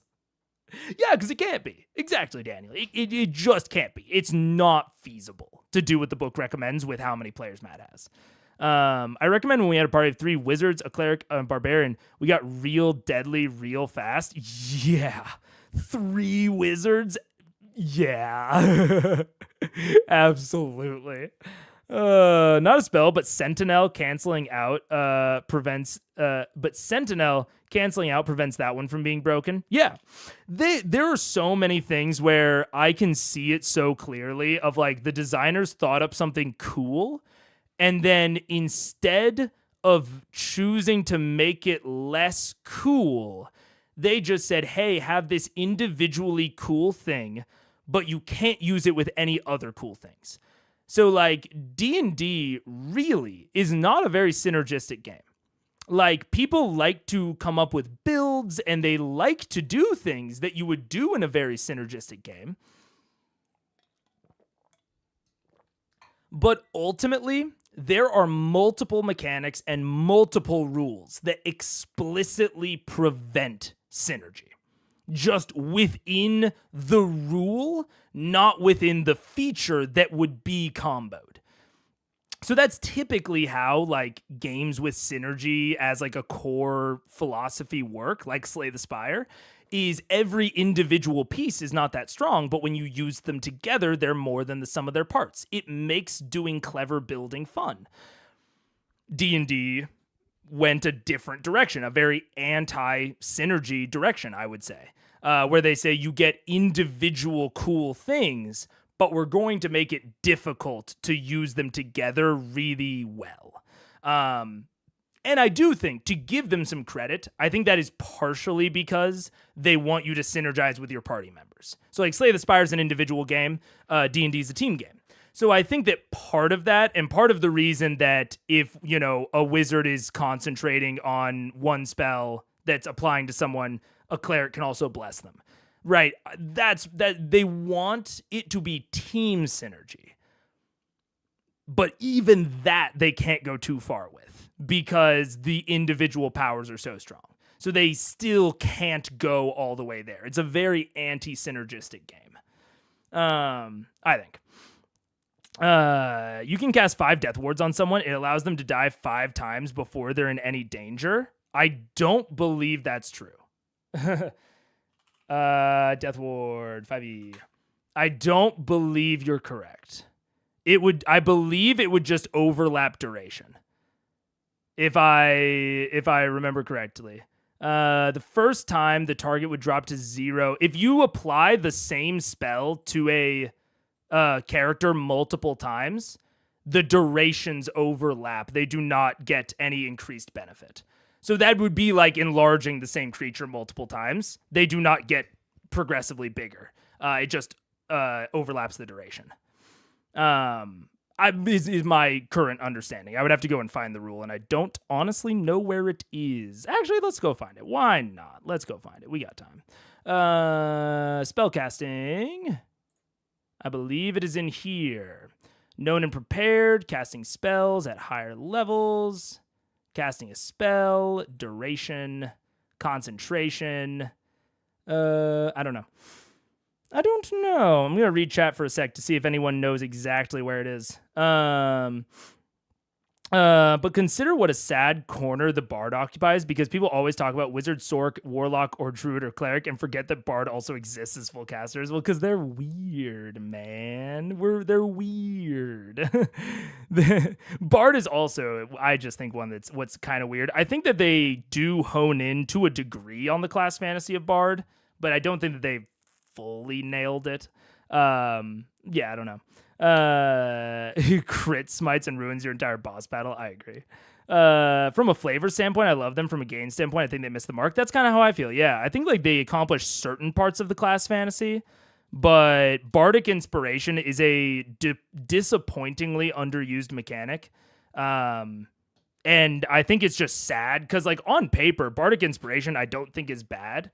But I think it is unfortunately very underused, and it being the keystone like ability of Bard, I think puts it in a weird spot mechanically. That's how it works. The other spells are supposed. The rule about overlapping effects is technically an errata. Oh, interesting. Not sure if errata gets integrated into the main text of D&D Beyond. I don't know. Yeah, I don't know either. So, Dr. Hoovy, are you saying that Death Ward is an exception to the rule that I'm unaware of? Because that could be that maybe Death Ward is worded very specifically to where it gets an exception. I think the issue with Bardic Inspiration is also how late it truly comes online. Yeah. Sabriel is a fantasy with soft magic system where the main character performs necromancy with bells. That's fun. It's kind of like the guest player that had candles. That's cool. Because it's very limited resource pre-level 5, and then suddenly Bardic Inspiration is everywhere. Yeah. But even then, once it's everywhere, I think it's this weird thing of like you have to poke people to remember to have them remember to use your thing.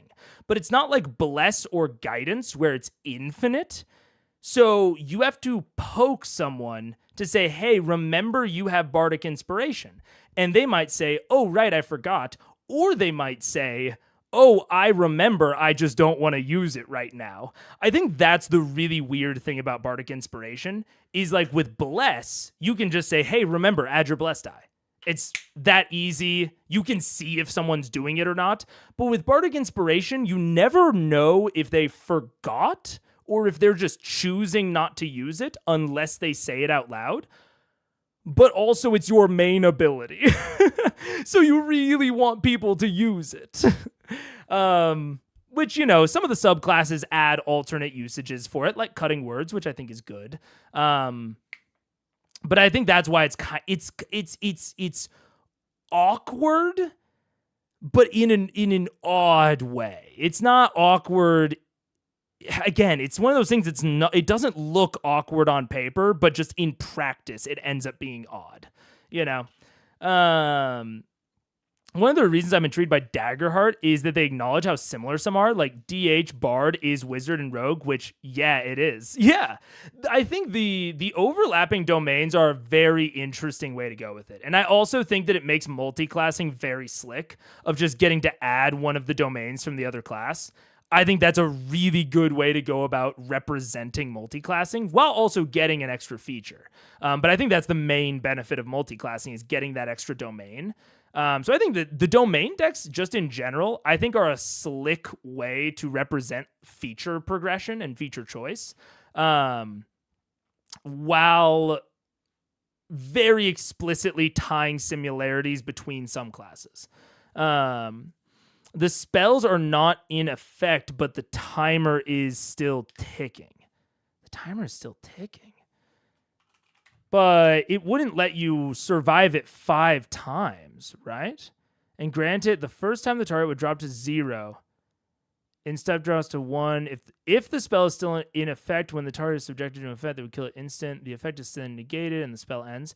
See, my understanding of this would be you would cast Death Ward on someone, it would set up, and then if someone casted Death Ward again, it would still just be the first time. You know what I'm saying? So, like, the first time you cast it, it's the first time they take damage that would drop them to 0 hit points. If you stack it on top of them, it would not be then the first and second time. It would just still be the first time, is my understanding of how overlapping effects work in D&D.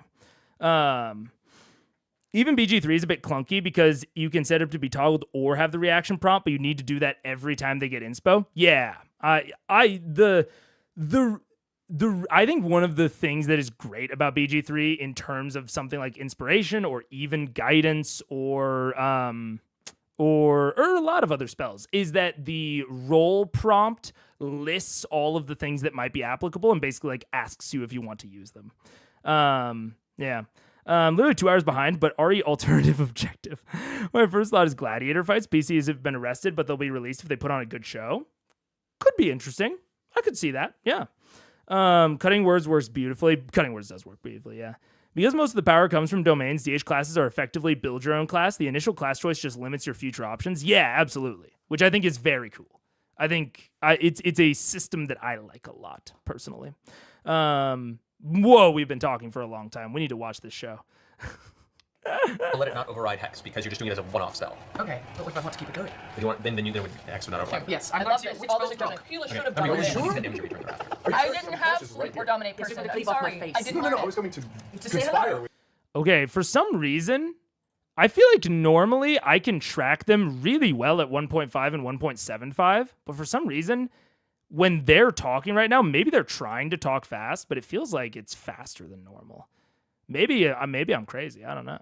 It is also a ranged spell attack, which means you have disadvantage to hit him with it because you're just right up in your face. Fuck off. So, Alright. You can step away from him to try Then and I'm do going it. to hex him, and if I Eldritch Blast, am I in my Same own thing, blast disadvantage zone? on all blasts because he's right up in your face. You have to get away from him. All right, I'm going to use my Cloak of the Bat and fly away from him, but he gets to whack me then. Yes, he doesn't does. All right. This is awesome. This is all kinds of. All right, wait. Let me.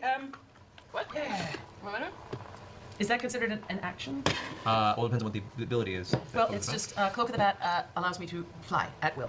Oh, it's all it does is keep flying? Okay, so so you don't turn into bat form, you just fly. Yeah, so you can do that, I'd say. Okay. And then do I still get to cast something afterwards? Or is Let me pull up the... pull up the book Like real a fast. kid at Christmas over there. No, I'm not getting excited about anything, because if Christmas is any indication, the shit could go south.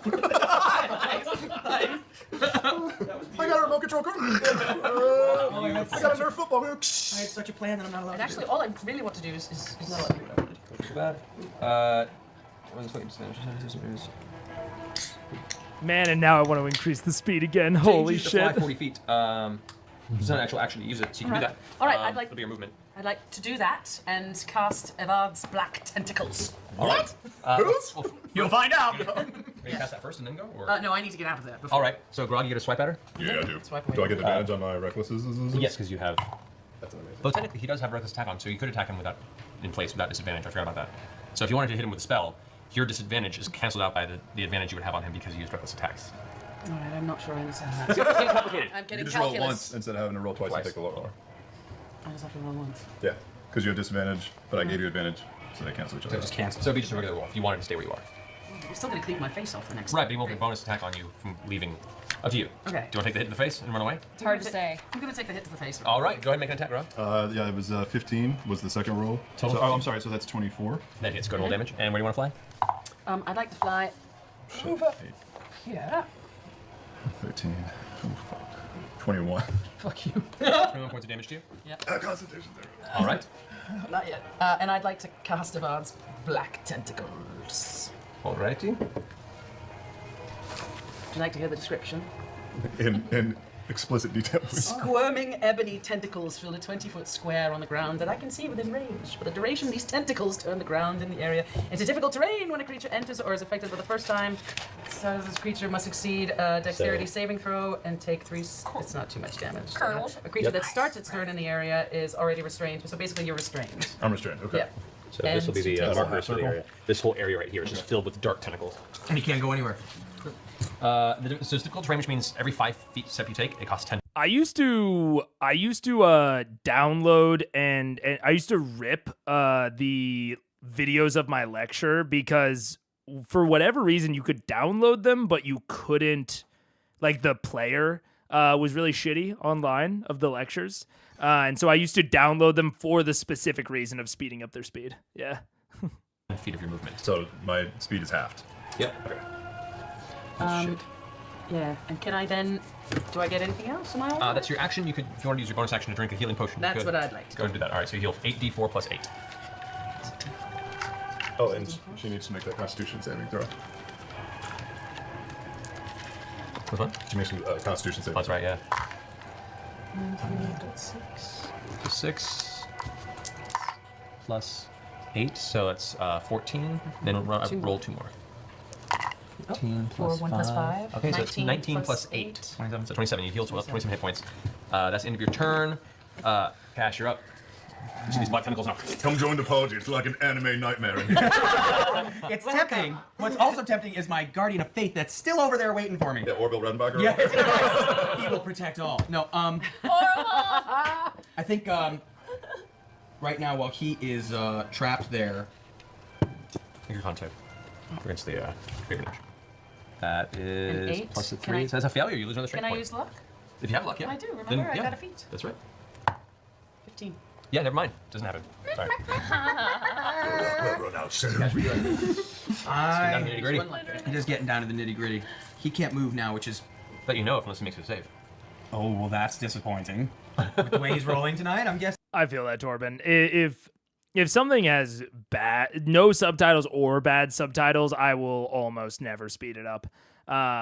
Which is, I think, one of the reasons that, like, at one point I was going to download the CR videos locally because it would make them easier to, like, handle and process.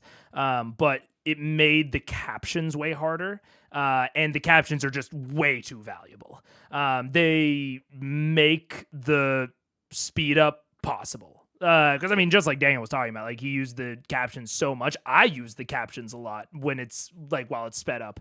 So, yeah, I if we didn't have captions, we would probably just have to watch at 1x all the time. My toxic trait is that I think my ears get used to it, then I look away, then realize I wasn't looking at the subtitles of a language I don't understand. Lol. Yeah. I think this isn't true yet, or for a long time, but Martin CR has professional captions, and it's so nice. It might be true now. I actually think it might be. I've heard that there was a big community project to do professional captions, and I'll say the CR captions are I don't think they're YouTube generated. So they might not be the same level of professional as the later ones, but I think that Geek and Sundry at least did something for them. Because I definitely feel like they are better than standard, better than like YouTube auto generated. By professional, I mean, even if you're watching live, they are pro captioned. Oh, really? Oh, interesting. Oh, so it's not like a community project. Like now they like pay someone to caption them ahead of time. I see. Interesting. I'm hard of hearing, so early CR without captions is hard. Yeah. I can very much imagine. Yeah. Warning. Oh. Ad incoming. Take cover. Take cover. And I have things like laughs nervously instead of just laughs. Yeah. I feel you.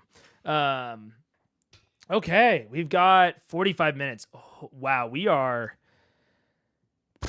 not even really close to when the Battle Royale ends. It ends at 30. Holy shit. This is going to be a longer stream than I thought. And it's all my fault. Paraphrase for spoilers, and because I don't remember, totally accurate crow sounds. Nice. Okay, yeah, we gotta take a quick ad break, but then we will be right back. We'll be right back. Goodbye, everyone. Go get some water. Oh my gosh. I need to go faster.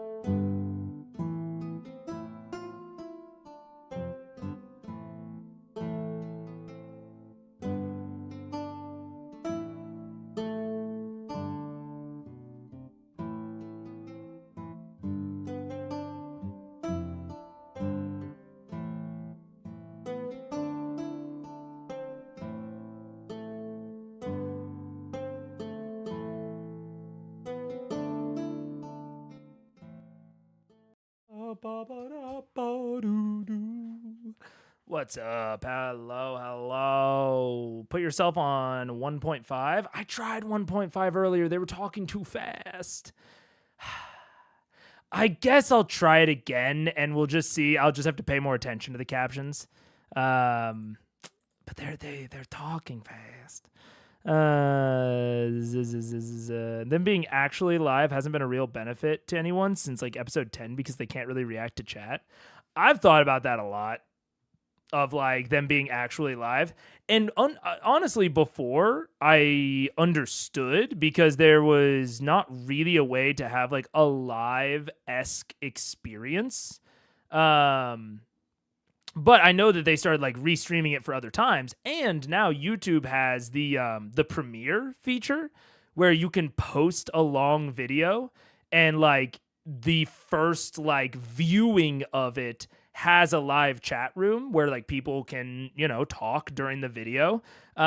Even though it's a pre-recorded video, it's just like the first iteration of it.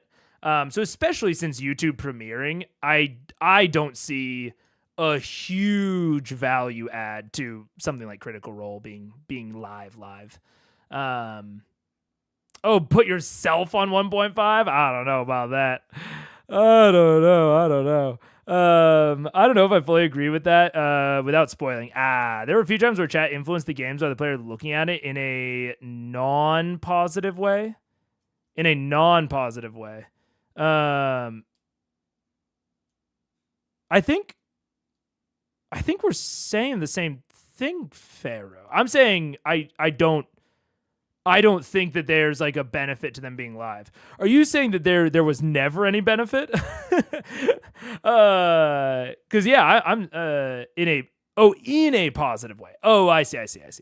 Maybe. I mean, we'll see when we get there. That's my interpretation currently. I've only seen it being a net negative, but maybe we'll get to a point where it's positive. That's fair. Anyways, let's play. I think he'll make the save. Like it. So I have to make a save to move, or it just halves my speed? At the start of your turn, you have to make a save to see if you're restrained and take damage. I think I gotta hit him hard right now while he's away from there, and there's No, look, she's right there in the open world. I think I I'm don't gonna trust her. use my 7th level Firestorm. Whoa. Yeah, you will. Yeah, Okay, you are will. you using it on both of them? Yes, you are. You don't want to do that. Yeah, you do. Yeah, I think I probably should. You probably do. Think about all the poor tentacles that just came to life. I know! That's true. Think of the hentai world. That's the thing, is I tentacle imagine spell. that he's gonna lose the tentacle spell, but again, with the way he's rolling, I imagine he's gonna make a saving throw. I mean, the point is, I guess from a tactical standpoint, if you just hit him, the tentacles will stay up. If you hit both of them, it'll probably knock her down, but you lose the tentacles, and he'll be able to probably come after you next turn. Okay, then, I want to do the one where he'll go back after her and keep me alive and well, which is what I'm guessing is gonna happen, because it's Grog. He's It's up to you. smart. You can go after them both and take her out right now, probably. Tag team. Your call. Firestorm's pretty dope. Whatever you want to I do. don't want to take her out right now, because then it's just me and Grog. Yeah. I've got nobody there is helping me Why out. not get this chance again? I mean, we're both right there. That's true. What do you want to do? I think I'm. What? How many hit points do you have? 309. How many are there? About that. 7,000 hit points. Yep. Yep. You're at what? 134. And you're at what? I'm sorry. How many? How many you have left? I'm sorry. I That's didn't hear you. I didn't quite hear. I didn't quite hear you. My hit breaking points are up. low, I can't hear anymore. Yes, my hearing is gone. I lose hearing at 57. Looks hard. Yeah, 57. She looks hurt.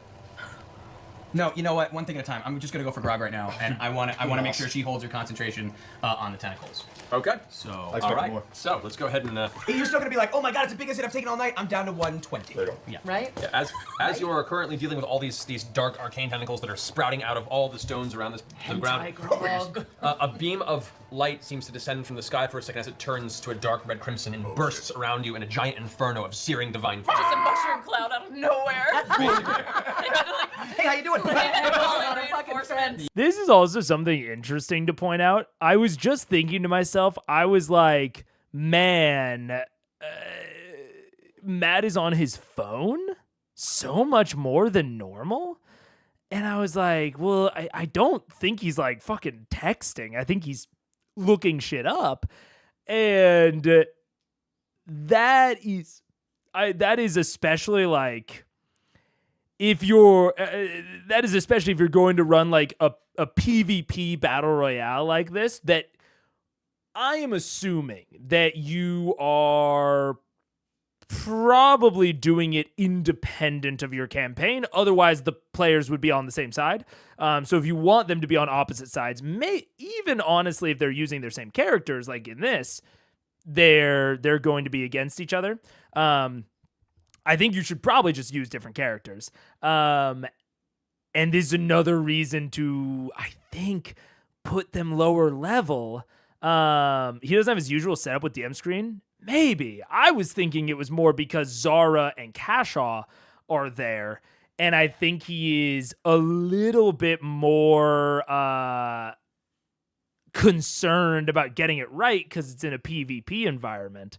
So like they are whipping out stuff that people at this table do not normally use. And in some situations where like everyone has their normal stuff, it's not as, sudden. They would normally have more time to like look through their stuff and for other players to even help. But in this, other players aren't going to help. I mean, they probably would, but it's not going to be as natural. They're probably not going to volunteer as readily. And Matt needs to be much more sure that he's getting it right. So I think most of the time that he's on his phone, he's just looking up like spells, I think is what he's been doing most of the time. Which I would say is another example of like, I would tune down the level a little bit, even like 5th or 6th, anything really, I would say below like 10, cause below 10, you're still only rocking with like 5th level, and like 5th level, that still has some crazy spells. But I don't think it really gets off the rails until a little bit later. But anyways. Yep. It curves around and incinerates the remains of Keyleth. Yep. Duck and cover. Sarah Connor. I need you to go ahead and make a dexterity save. Oh, wow. Really? That's 21. It's a 19. Really? Come on!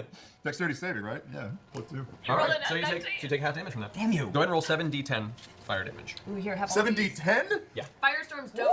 That's what she did to take out the wyverns and the. Oh, yeah. 2, 3, 4, Yeah, that's badass. It's really badass. 5. Are these D10? No, No, those are 8s, 8s. right? So I got these are all D10s This here, is right? D10. 9. Does anyone have one more? How many more do you have? You need? I have 1, 2, 3, 4, D10s? 5, 6. I need one more. 7. There we go. Okay. Why would I give him mine? Big money, I no see a 10. minis. I see 2 10s. 2 10s, so there's 20. 20, 26. 26, 29, 31. 31, 35, 43. 43 Damn. points of fire damage. You take half of that. So Damn you, so that's like 21 points of nothing. fire damage. 21. That's like nothing. And then for the rest of my move, right? Yep. I'm gonna run back to my spiritual guardian and be like, "What's up? How you doing?" Awful, how have you been? That was my 7th level spell, All right. and nothing. We barely touched him. Keyleth smolders. Grog, it's your turn. I'd like to try and break Wow. free of Thank you. the tentacles of love. For reminding me. All right, yes, Yeah, go ahead and start making a dexterity saving throw. It's not as good. It's 14. 14 is a failure. You take 3d6 points of damage. Could you roll that, Zara? Just keep tagging him, Z. I'm trying, darling, I'm What trying. kind of damage there, Matthew? Oh, this is bludgeoning. So you take half the damage. 8, 4. He was on that shit. Wait, so 4 points of bludgeoning damage, and you are restrained. Yes! So I cannot move. Restrained, to specifically read you what it does, Yeah, just so you're please. aware. Yeah. Read us. Your speed becomes 0, Oh, so you can't move. Yep. Attack rolls against you have advantage, Yep, that was and your happening attack anyway. rolls have disadvantage. That's a shitter. And you now have disadvantage on dexterity saving throws. Yes! And you're still gonna beat us all. Wow.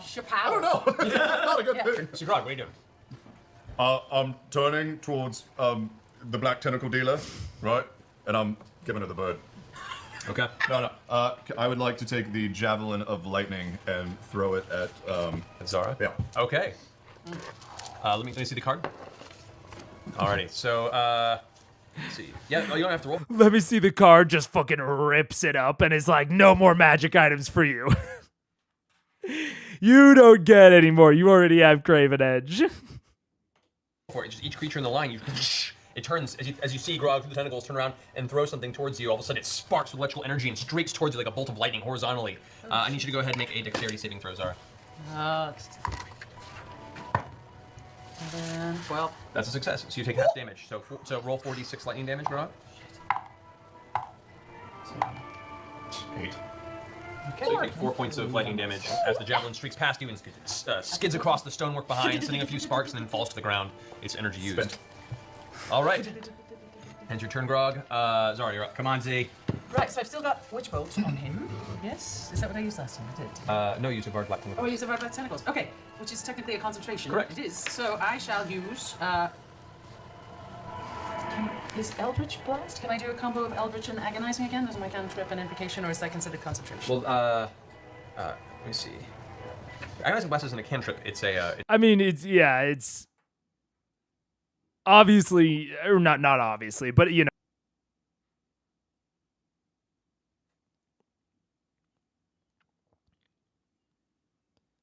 I have no idea what happened there. I should be back. I think we're back. Hello.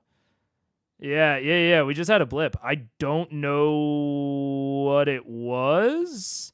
No, not just you guys. I don't, I did find out what was going on the other day. And, it was literally our, I don't think it outs me at all, but our landlord texted us and was like, it was funny for several reasons, because our landlord texted us and said, "Hey, did you guys stack trimming in the alley?" Which the alley is where the dumpster is, like the trash cans. And he's like, "Did you stack trimming in the alley? If so, can you go and lay it down?" And we were like, "What?"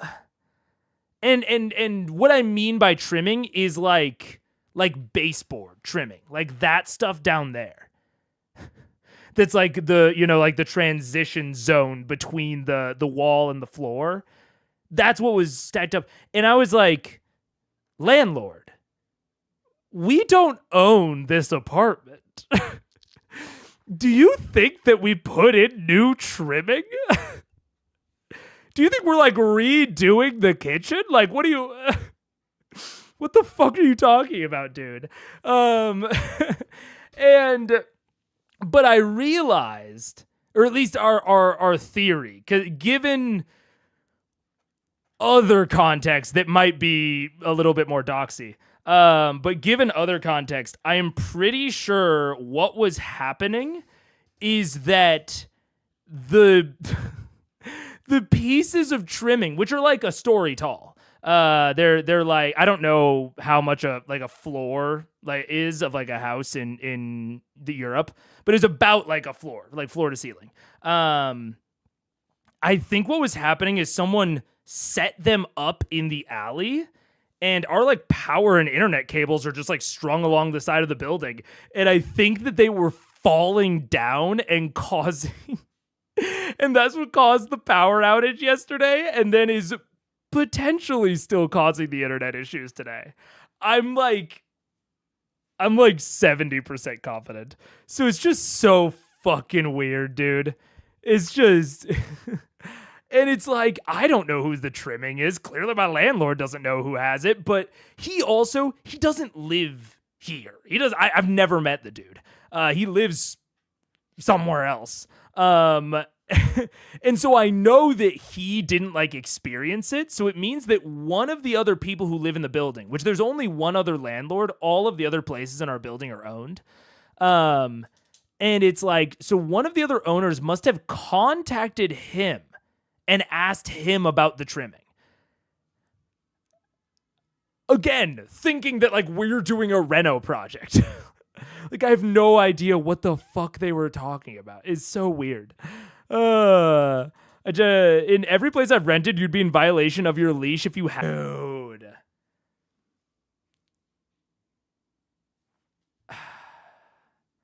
Okay. I'm gonna check my monitoring tool just to make sure that it's not the thing that used to be wrong.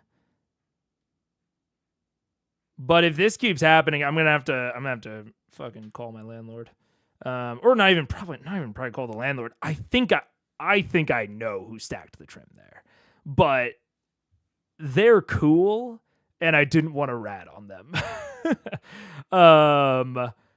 And so I didn't, he didn't ask me if I knew who did it, so I just didn't offer up the information. No narcs.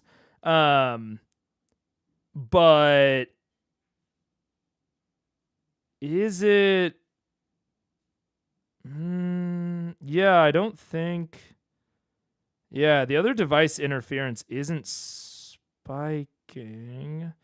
I don't think it's internal, which is what I said last time. I know, but I don't think the issue is internal. I think it is probably the issue with our neighbors. So if this keeps happening, I'm gonna have to go and have a conversation with our neighbors.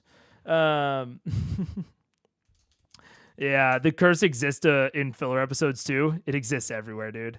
Sometimes you just got to be like, "Hey, bro, clean up your stuff." Yeah, yeah, a bit. Well, and it's like, it's not. I don't want to say anything. I want to tell you guys the story because it is like kind of like funny and silly and whatever. But it's a little bit too much correlative information for me to like tell the story to the point where it's entertaining. But I don't know. I kind of expected them to clean it up by now. Like I had that expectation, not just because it's like a normal human thing, but just because of like who they are. I didn't really expect them to be like irresponsible. So I don't know. We'll have to see. That was like last time, you know, third try's the charm. If this keeps happening, I don't know, we might call it. But I'm going to try to play, and we're going to try to keep going and see what happens. You ever find out that your landlord's a viewer? Dude, that'd be wild. If my landlord was a viewer, that would be crazy. Dude, if you're in here, actually, you know what's funny? I don't even know if my landlord knows what I look like. And I'll be real with you. I don't know if he knows what the inside of this apartment looks like. I'll be entirely real with you. I don't think he would recognize the apartment from the inside because okay, this is a story I can tell. Yesterday, our mail key broke. Like it just like broke off in the lock, which like mail keys, you know, I think they're like a dime a dozen. They're not hard to replace, and I don't think they're like expensively built. But it was like the key to our mailbox. And so it broke off. We called him. We were like, "Hey, landlord, mail key broke." And he was like, "Okay, cool. I'll send over a locksmith. They'll get the, you know, key out and they'll give you a new one." And I was like, "All right, sweet. Daniel, I actually don't think so. Weirdly enough, I don't think so, because originally he was going to show up and meet us to give us our key, but then we were late when we moved in. So like he was going to meet us to give us our keys, but then we were going to be so late that he ended up putting them in a lockbox. So I don't know. I think he lives nearby at least. But he definitely, there's some sketchy things about him. I think the real of it is like, really honestly, I think this place is like not on the books.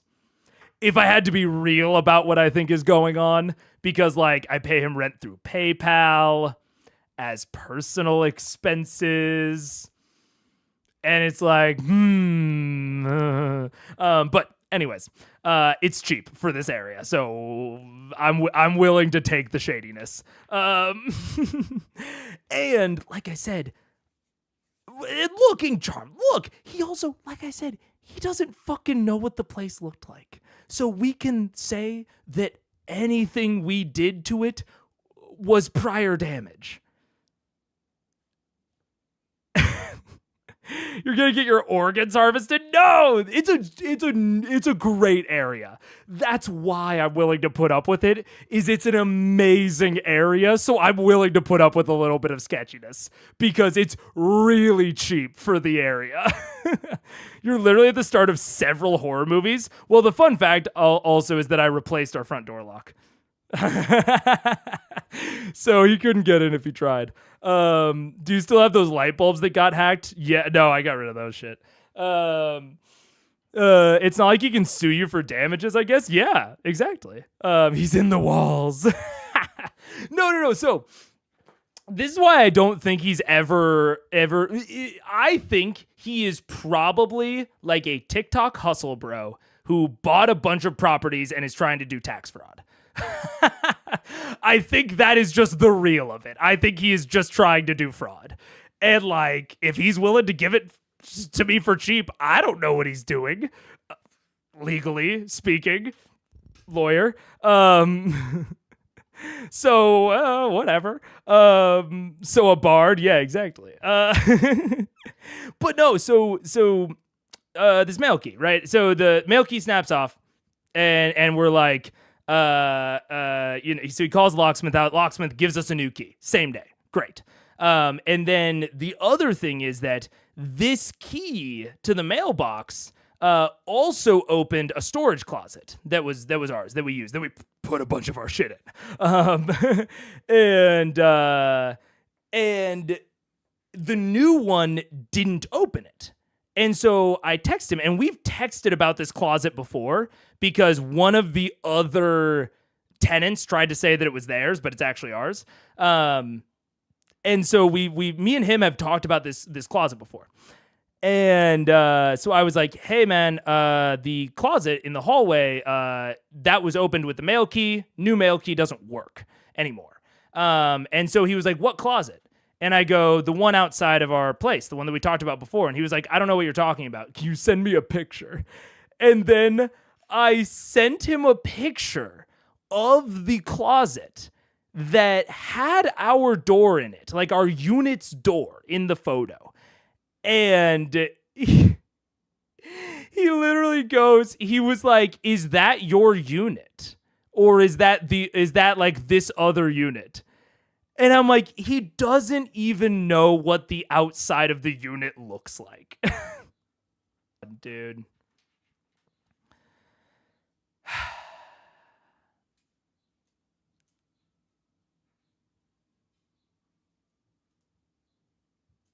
Are we back? Are we back? Dude. I'm really debating if we should call it, because it comes back so fast is the thing. I'm gonna give it one more try. Seems to be hitting YouTube harder than Twitch. Oh, it's straight up disconnecting my OBS. So I know it's not like the other day where it was like a YouTube or Twitch thing. My OBS is telling me like, hey, you're disconnected. So I know it is between me and the provider, but I don't know. I don't know the exact problem. Fuck. Yeah, I'm gonna call it. I'm gonna call it. If it happens again, we're gonna call the stream. Especially because, like, I think we've had a very fun stream today. Talked about a lot of stuff. I don't think that there's gonna be like huge implications for the rest of the for the rest of the thing. So if it happens again, we'll call it, unfortunately.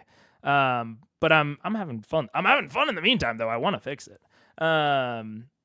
I just realized that Mega is the type of person who, if they found a secret door leading to a room they didn't know was in the apartment, would straight up go in there. Yeah, what are you gonna do? Not? Are you gonna? You're not gonna go into the secret room? Oh my god! Of course I'm gonna go in there. That'd be so sick. Look, I've got self-defense weapons. I'm an American. I don't need to worry about it. I'm not a current gun owner, but I have been a gun owner in the past. If I found a secret room in my apartment, I would go in there. Absolutely. But there is also, it's actually kind of funny. There is a section of our apartment complex that for the first like 2 months was totally unaccounted for. We were like, the layout of this doesn't make sense. Like, what is there? And then we eventually found out that it's like a bike shed that you just access from like a weird angle. But if we found out that it was attached to our apartment, oh my God, of course I'm going in there. It was bricked up or something and abandoned. Oh, yeah. An apartment building, I think in New York, one had a bunch of tiny apartments made out of an older, bigger ones. That is how our apartment is. So it is like the section of our building has a door to it. So like the entire section of the building used to be one apartment. And then they did some reconstruction and sectioned it off into smaller apartments. That's exactly how our apartment used to be. Yeah. So like the apartment like right across from us used to be like the same house or same apartment. Yeah. I literally don't think I've ever watched this before. Isn't this explicitly not canon? Yeah, absolutely. So that's why I don't care as much about finishing it. No, I wouldn't, Mega. I want to live. But you don't want to unlive? Look, that attitude is not how you attain immortality. I'll just tell you that right now. That is not how you become immortal being Taliesin Jaffe. You think that Taliesin Jaffe wouldn't explore that room? I'm just saying. If you want to live through all of the stages of humanity for time immemorial, you gotta check out the creepy rooms. That's just how it is. Secret room, bike shed. To be fair, I've never actually been in the bike shed. I've just been told that bikes are kept in there. Because we don't have a key to it. Because it's for like the people that own the apartment. It's not for the renters. So I don't have a key to it. So yeah, it's a bike shed. Anything called a shed sounds sus, lol. But that's how you survive the horror movie. Life's not a horror movie. Life is Call of Cthulhu. And you don't get cool eldritch powers that way. Charm. You truly are a warlock. Look. I mean, I'm not saying I'm not. Dude, when we were in, I think I told this in my, when we were talking about like my trip to Spain, me and Paige literally went on a path that was, very clearly dangerous and decrepit and like when we were visiting this very, very popular Spanish town called Ronda, and there's a lookout point where people go and take pictures, and the trail to the lookout point was closed, so we said fuck that noise, we're going to take a picture. So we found out that there was another path that went there that wasn't closed, but just took quadruple the time. And you had to like walk on the street and shit. But we did that shit and we got there. And then once we actually got to the Ronda lookout point, there was a path that very obviously, Paige is standing right there, should have been roped off. Like, definitely was not for like tourists to go on. And like went into like some like areas where it's like, oh, if we fall off here, we probably like break our necks or at least our backs. I don't really feel like it like needed to be roped off. Like it was fine. Yeah, it was fine.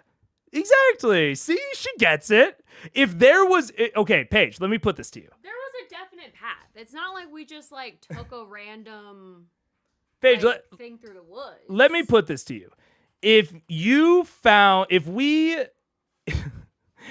we found a panel that we could open up in our apartment, like behind one of our mirrors, and it led to a whole other ass room, like a secret room that we didn't know existed, would you go into it? I'd want you to be with me. I wouldn't go alone, because that's dumb. I'd bring a flashlight. And my phone, probably. But yeah. That's what I'm saying. That's what I'm saying, dude.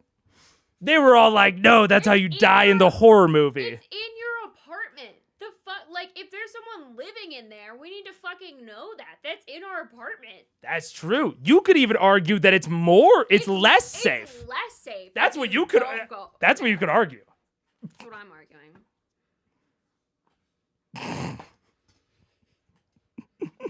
So chat's wrong. That's just where it Tao was there before the house was built. If we're in a horror movie or video game, I'm not going in there. If we're in a D&D game, I'm going in there pressing the button. She said she wouldn't go alone because she's not dumb. You would go alone? Yeah, I would go alone. That's true. I would go alone. That's true. I would definitely go alone. But, you know, she's at least halfway there with me. And then I get to go because she won't go alone. So she'll always bring me. So that means I get to see all the cool stuff. It's like that's like half the premise of The Boy or something. There's like a horror movie that like somebody's living within the walls of this house. You need to know. I have no idea. I have no idea, dude. If there are enemies in the secret room, they are there whether you explore or not. Precisely. For the record, I said I would go. Daniel's on my side. Yes, with the doll. Thank you. There's a doll. Okay, well, I don't know about this doll. I haven't actually seen it. Expedition is fine. Solo trip is bad. Look, you never stand out if you always go with the expedition. Anyways, back to it. Paige thinks it is a horror movie, but it's still down to go. Yeah, because the thing is, Paige is one of those people that gets afraid and gets anxious and gets stressed out about things relatively easily, I would say, but also does not have fear about quieting her fears to the best of her ability. Like, if you think you hear a bump in the house at night, you will go and investigate the bump because otherwise you will be way more scared for way longer. Yeah, I am very much the type of person that if I hear a bump, I'm taking like a lamp or whatever, the fucking knife, and then going investigating. We do have knives and hammers on our bedside table. Well, actually, no, above, on the windowsill above our bed. That makes it sound that super paranoid. No, they're on the windowsill above our bed, but we have a multi-tool, a hammer and a knife. Look, I'm not waiting for them to come get me. Yeah, exactly. Are you kidding me? Yeah, I need to have the advantage here. Exactly. I need to have the initiative, you might say. I'm not going to be getting surprised. They're getting surprised. If it's happening to one of us. But not into an enclosed, strange space. I love enclosed, strange spaces. I'm a claustrophile. I love being in tight spaces. I really want to do a buried alive challenge. I've seen, dude, that's my toxic trait, is I see people do the, like, I got buried alive for 24 hours, and they start to get, like, sad and uncomfortable, and, like, they don't like it very much. And my toxic trait is that I look at that, and I say, I'm built different. Your toxic trait is you look at anything and say, I'm built different. I do love saying that I'm built different.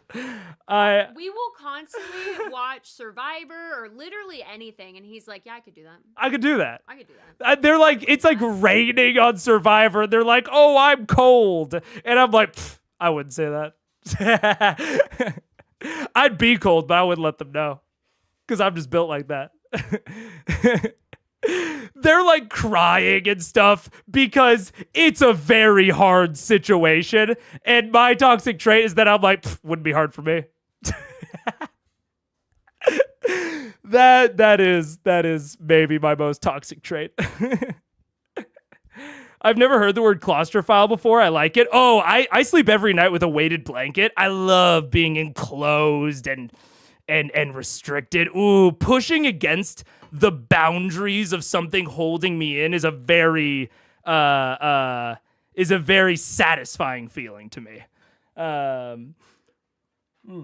The thing that Ink Charm just said, when you voluntarily go into a cave and squeeze through tiny little spaces for some reason. There's literally a fucking scene in A Wise Man's Fear where Quoth goes through and he talks about he gets his arm stuck and he's trying to wiggle through this hole, and I literally get so much anxiety even though I've read that scene. I've read that book like 3 or 4 times. Every time I read it, I'm still like it's all coming in. It's crushing me. Oh my god, dude. Hard situation where they're both food and sleep deprived. Dude, that's Pharaoh. You're hitting on exactly what I'm on the toxic parts of my mentality of I hear food and sleep deprived, and I'm just like, wouldn't affect me. I'm still operating at full capacity, even if I'm food and sleep deprived. I don't need food. I don't need sleep. Yeah. We're getting down to it of of the things that I think about myself that are definitely not true, but I'd still think them. Yeah. It's a Eldritch Invocation, which just gives you the benefit on top of. Okay. On top of your. Oh, big sames from chat. So yeah, you can do that 3 times. Yeah. Right. Thunder's Blast. Yeah, that's your cantrip. You can do that. Yeah. Okay. And I can. It's just all 3 against him, or you can try and aim No, for your buddy over we there. gotta take out our giant friend. All right. You and I- happens next. That's right. I feel so loved. Yeah. It's a compliment. It's all a compliment. So that plus the agonizing. Yeah? And still hold the concentration? You see the javelin lightning fast?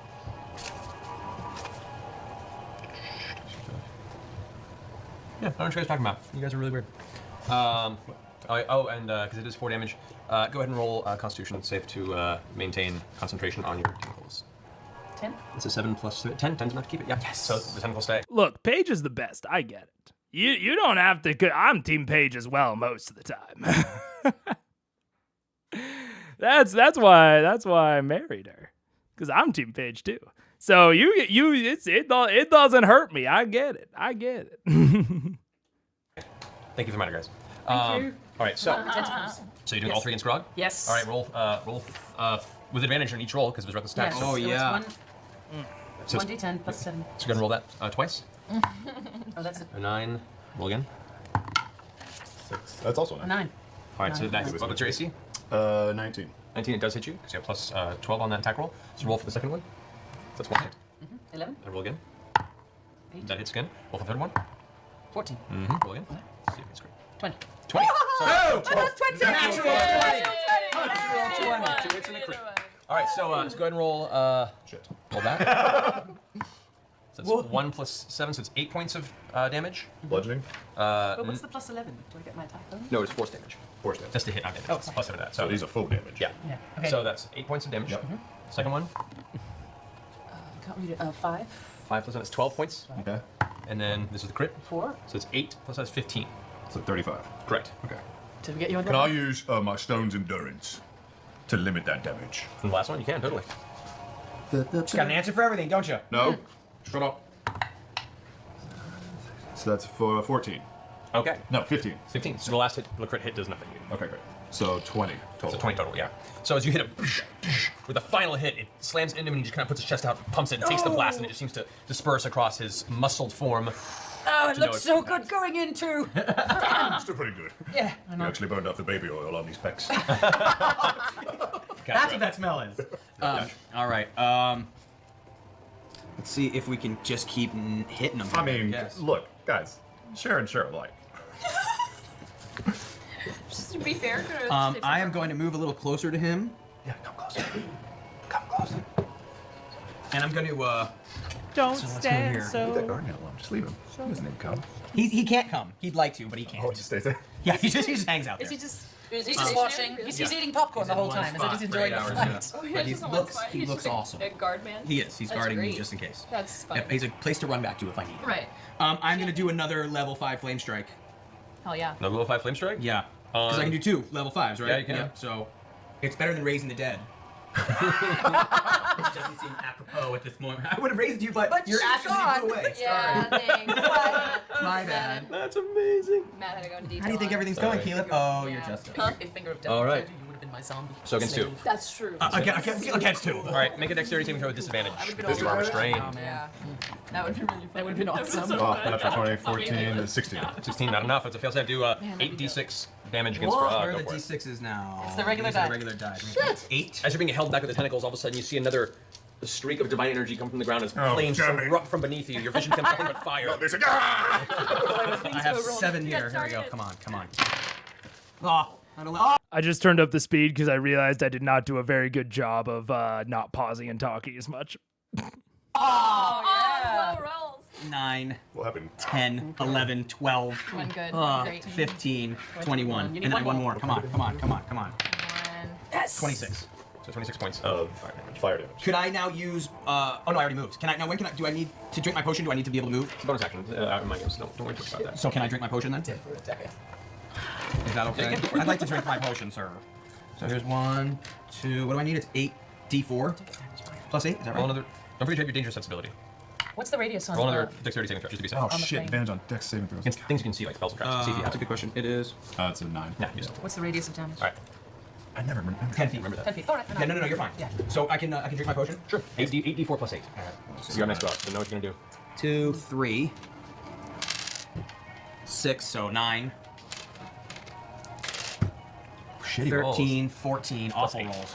So 22. 22. All right. All right. Well, I want you to go ahead and roll a Constitution save real fast. Plus 22. I don't like the way you're asking. Plus 22.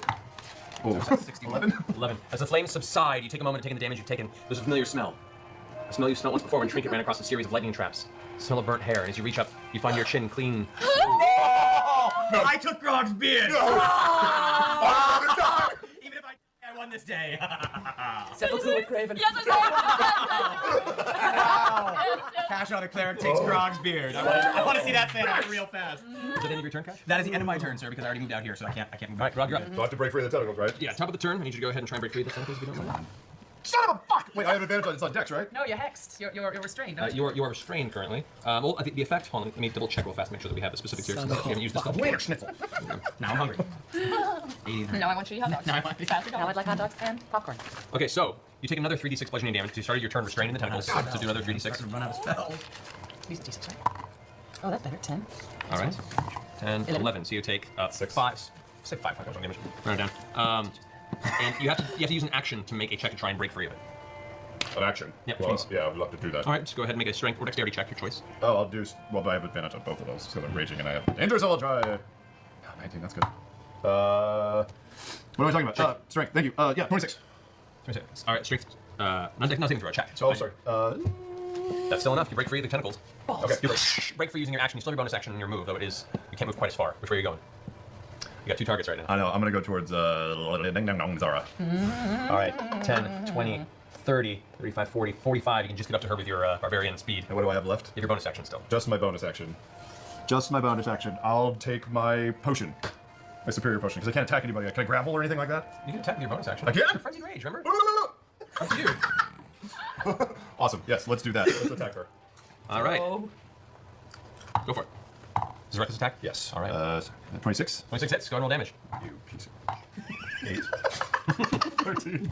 21 in your horned face. 21 points of damage to use, Zara. And a I need and a Constitution save. Oh, 22 points of damage. Okay, because so, I forgot to add. so 22 points of damage. I need you to go ahead and make a concentration check. So roll another Constitution save. 3. Oh, and that's a failure. The tentacles vanish from the scenery as the spell disappears by kernels. Arigato gozaimasu. You should make another one from Cravenage. That is another failure. Yes. You lose another strength point. You're now at strength of 9, and you gain another +1 grog. +1 to attack and damage. Yep. Well, +1 to your strength. What's your strength now? Now it is. I have it written here. Now it's 19. So no bonus yet. Next time. next next one. one. All right, that ends Grog's turn. Zara, you're up. Come on, Z. All right. Hi, Z. My question is, with my dark staff. Hello. With my dark staff, does this expel a spell slot? No, it's from the staff itself. Okay. That I will cast Witch Bolt from my staff at. I'm gonna just blast you, baby. At fifth level. That leaves me with 1 charge left. Okay. He's almost all the charges in that staff. You have to make the you still have to make a PvP ranged spell attack, which right now have you disadvantage, but he has reckless attack, so he gives you this, so it'll be just a straight roll. So go ahead and do that. Roll a d20. That's a 9 plus your spell attack, which is 12. So 21. What's your AC? You know, something I'm realizing about this, this is this is actually a comment about the show that we're watching. Crazy, right? Something I'm realizing as well about this isn't even in terms of balance or anything like that, but just in terms of the fun of running the game and the combat and whatever. When it's PvP like this, especially at such a high level, there are so many things that they can do to each other and so many ways in which the combat is constantly changing and shifting, because normally within a PvE combat where, you're just fighting NPCs or creatures or what have you, you don't have to be concerned about what the other players are doing. So if you're Zara, you do not have to be concerned about whether or not Grog took a reckless attack, right? That's not something you have to keep at the forefront of your mind. If you're trying to strategize really hard, it's good to keep those things in mind. But it's not necessary towards you performing your turn correctly. You just need to focus on the enemy side. And typically, monsters, even very high-level monsters, even things like liches, like stuff that have a lot of stuff, don't have as many things as players at an equivalent level. So they are having to manage and balance so many more things than they're used to, which is taking just constant clarification and being oh no, well I did that, so this cancels out that, and stuff that has a lot of stuff. That's me.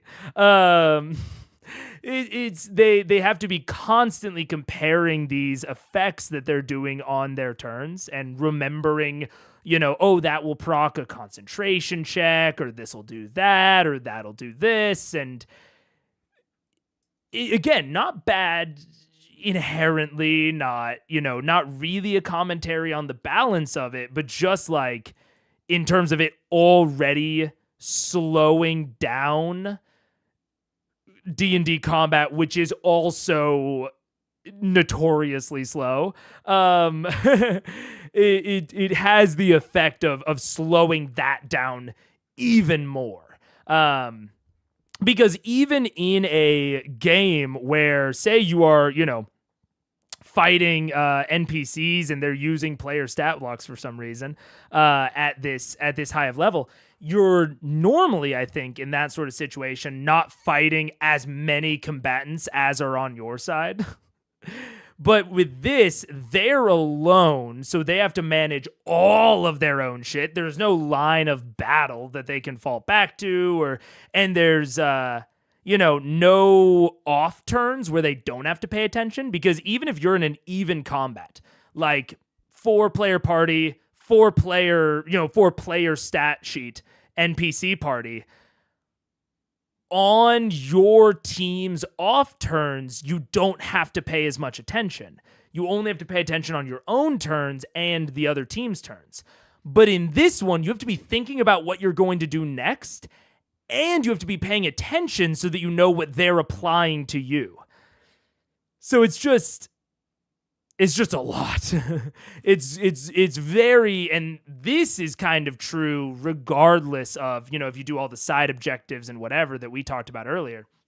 I think the only way to avoid this is to maybe make a bigger map so that people aren't constantly affecting you in a very close radius.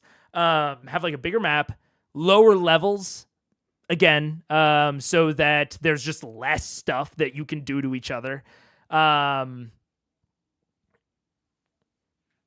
Maybe an assistant DM like Marisha acted as during the pre-stream one-shot for Liam's birthday. An assistant DM might not be a terrible thing that is there just to kind of keep track and manage the board state of what things are active, oh, Grog, remember you have this. I don't know. It is something that I wouldn't have thought about ahead of time until I saw it. And it's oh, well, he used reckless attack, but he's right up on you, so those cancel each other out unless you do this. It's a whole thing. That would be insane to DM if all the NPCs were like NPCs. It'd be insane. It is why monster stat blocks are simplified. Yeah, absolutely. This is even more insane than that. But that would also be ludicrous. That would also be insane, yeah. In some ways, they're all being GMs. A bit, yeah. I hadn't really thought about this, but yeah, AoE effects that only affect enemies is really OP in this setup. True. Yeah. Something like, is it Spirit Guardians? The cleric passive that just like hangs out around the cleric's body and like moves with them as they move. Is that Spirit Guardians? Yeah, something like that is yeah. Very overpowered. Evocation Wizard is not bad in this setup. 19. It hits. Oh. It's 5d12 points. What the shit? Oh. Lightning damage against frogs. 12 these? These right here, this big one. These big one here. Yes. 23. These big one. 5, because you did it level. 5d12. Wow. 9, 15, 21. 21. Well, 2 more. Wow. Plus, Holy shit. 20. Plus, these two, it was Yeah. the 9 and the 11. So it was 41. 41 points of damage to you, Grog, lightning damage. As all of a sudden, up in your face, she holds the staff in front, closes her eyes, and a blast of dark lightning just Don't taste me, bro. hits you. Sorry, love. Don't tease me, bro. It's okay, I'm gonna kill you soon. I think it was like a game in the morning. That's all right. Sorry, is that the end of your turn? You still have a bonus action. I have a bonus action. What can I do with a bonus action? I am just eating it. 5th level. Heck, you wanted to, but Hey, man, I might felt be 80 okay. feet. And I It's a moved. bird. If I moved, does he get? Fuck. All right, Zara's turn. Cash, you're up. Okay, now I have a question here. Yes. It's glorious for all Yeah, you can 5 jump in the seconds. pit. Yeah, I can't. And I'm great. Cash goes, I'm out. Taps out, jumps in. You mentioned I should have been the whole that. time. Again, if Will was in the UFC, same thing. I'd be walking to the Japan. You mentioned at the beginning of the battle that we are now in a different plane. Correct? You're out of your normal vicinity, yes. Okay, but are we on a different spiritual plane? Do we know?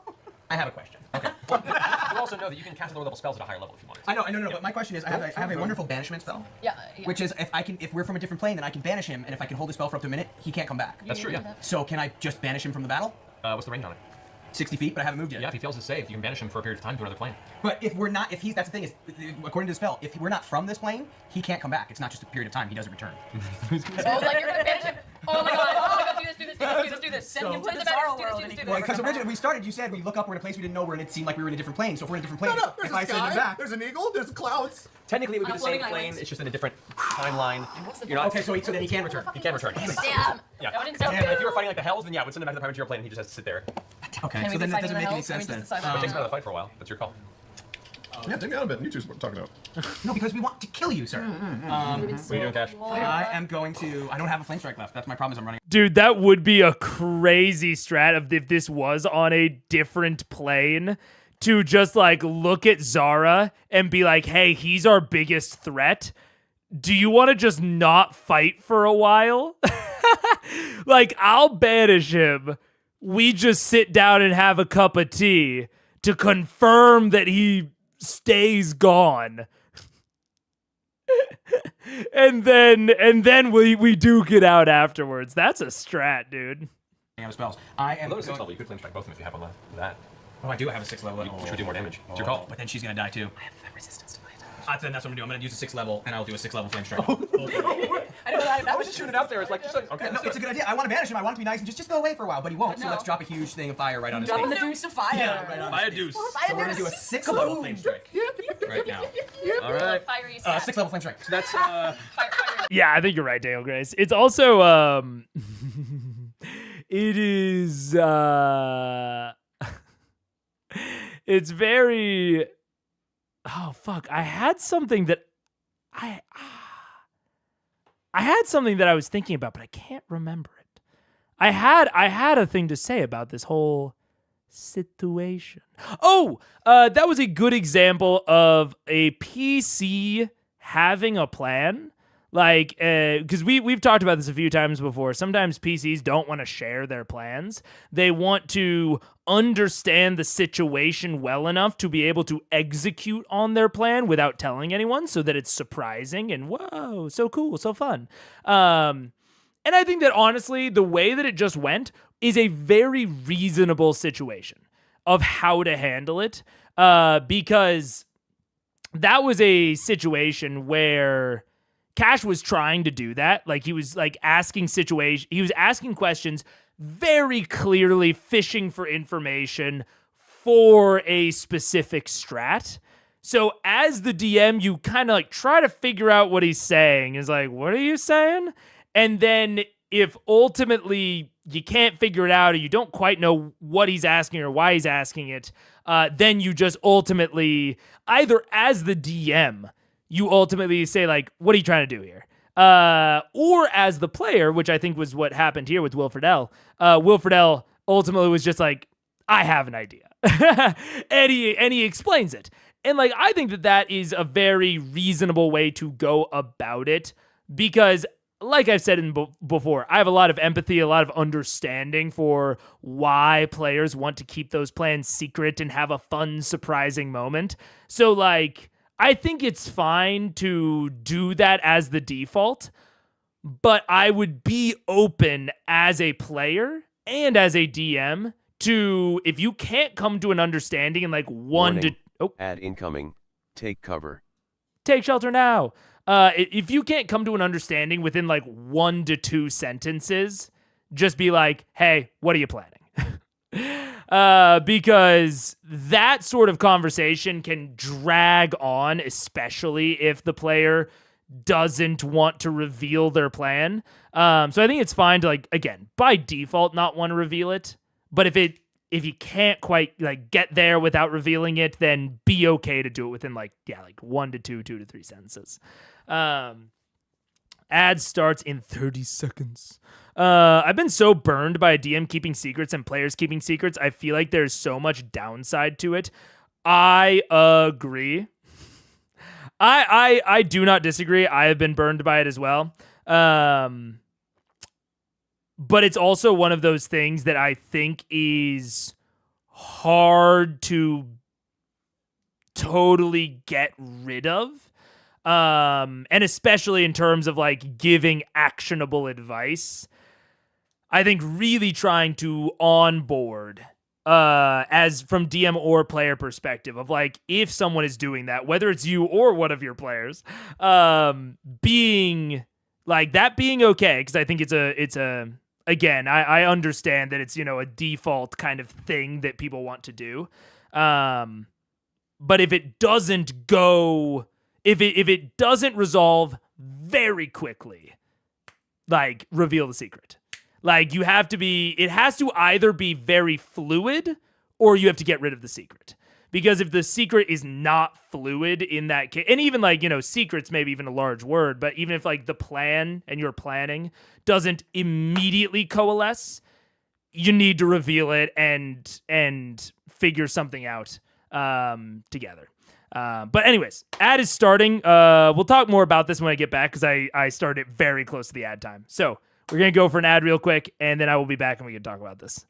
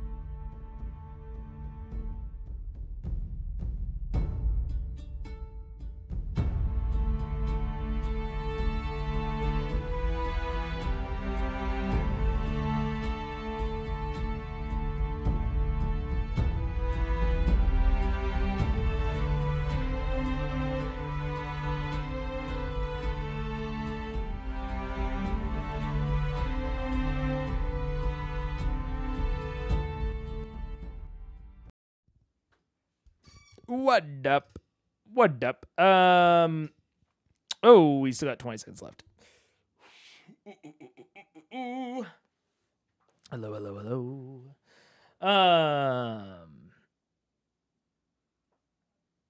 The new party member was a druid who had been petrified while wild shaped. Oh, interesting. What is your break music? It is. Let me see. That one was The Pyre by Kevin MacLeod. All of them are by Kevin MacLeod.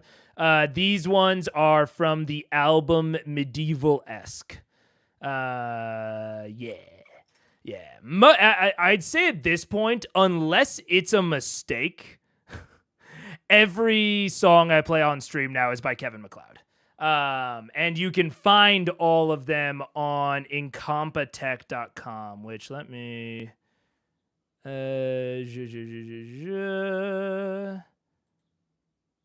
it's this. Incompetech.com. This, oh yeah, that's where I bought it. But yeah, it's all royalty-free music by Kevin MacLeod. And it's under this standard music license. And then I also bought it separately just so that I could download it in bulk. But yeah. Which is what that link was to. Cool, thank you. Yeah, no problem. The player guest played an NPC while hiding her actual new character in the items the party picked up. I mean, I think that I that was a fun 1 session duration secret. I think that is you're sort of hitting on something in Charm that I think is important about this is part of and to directly contrast Ink Charm, your example, and and what Pharaoh said. It's like the flashy first session secret, they changed the entire vibe of the kind of game just for the shock. It was not worth it. I think that I am guessing at least that the new NPC that the new PC that she played was not a huge vibe shift. And I think that something that this is getting at is that if there is a secret, it needs to be cool and additive on net. Like it needs to be additive for the entire table, for like the net satisfaction of the table. And I think that sometimes there's a tendency to say, well, it's my character, it doesn't, what does it impact if I change, for the other players? But part of playing D&D is that the party members develop relationships with each other. Like that's part of the point, is to develop these complex interweaving relationships with all of the different characters, and maybe, certain grudges between certain characters and whatever. Like that is part of the appeal of a tabletop game. And so for this specific situation, I'll genericize it a little bit. I think that there is something to be said for like Ink Charm specified that it's like a first session thing, which means that it was, the very first session before they had formed a lot of these relationships, and that it only lasted 1 session. Like that's an interesting gimmick if that means that it becomes more about the character's entrance and how they want to enter into the party than necessarily a subversion. And you aren't, so it's a positive for them. They're getting a very specific fantasy, and it's not taking away from the other players nearly as much because they haven't invested time and effort into developing those relationships. Because I remember a few streams ago, someone was talking about like, oh, it would be, interesting if, this player was playing this character, but then later in the campaign, it wound up that character was a traitor, and the player starts playing a new character that's like their real character the whole time. And a big risk that you run when you do that, and one of the reasons that like PC's dying is so impactful, is that losing a player character after tons of sessions of playing together can be a truly distinct negative for the other players at the table, especially if they find out that it was pre-planned. They're like, well, why the fuck did I put in time and effort into getting to know this player character? Like, it makes them feel like the dumbass. It makes them feel like the rube that, oh, I put effort in and cared about your character because that's like part of playing this cooperative game together. And changing that on me is a negative. Like, that is taking away that work that I did. And knowing that you were going to do it the whole time becomes shitty. Like, if someone just dies, like, that's why player death, I think, is such a contentious topic, is because it is essentially the DM doing that. Is essentially the DM taking away a lot of these relationships that have been built. And so that's why player death has to be satisfying. It has to provide a net positive. It has to be interesting and narratively fulfilling and dynamic. Because if it's not, there's not enough positive to outweigh the killing of them. Or it has to fulfill on a certain campaign promise. So even in maybe like even if it's like a sandbox sort of experience, and the party stumbles into something that they're not ready for and they die, you could argue, and for certain games it'll be more or less true, that the fulfillment of the promise of the sandbox experience, of the open world experience, that is enough of a positive to offset the negative of the death and of taking away those relationships. So it always has to be a net positive for the entire table. And at some tables that can work better than others. Yeah. It's weird to me how MacLeod still has almost no competition in their niche of decent royalty-free music. Yeah, honestly, it's wild. Yeah. Mine wasn't a first session thing. Mine was a replacing a dead PC situation mid-campaign. Pharaoh's was the first session shock surprise.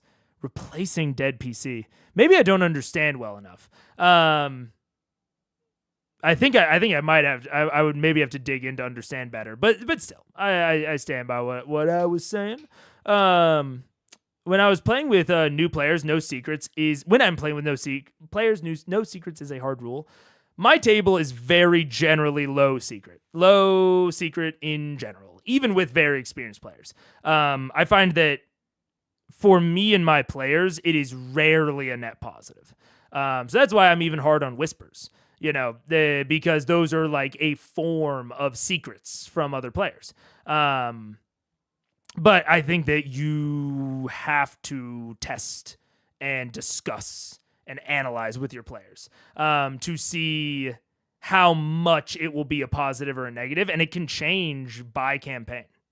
I'm not sure what the DM wanted out of the surprise. Maybe that we like our characters couldn't prep for it, but I feel like we could have just done that by having a session 0 with character creation, potentially. Yeah.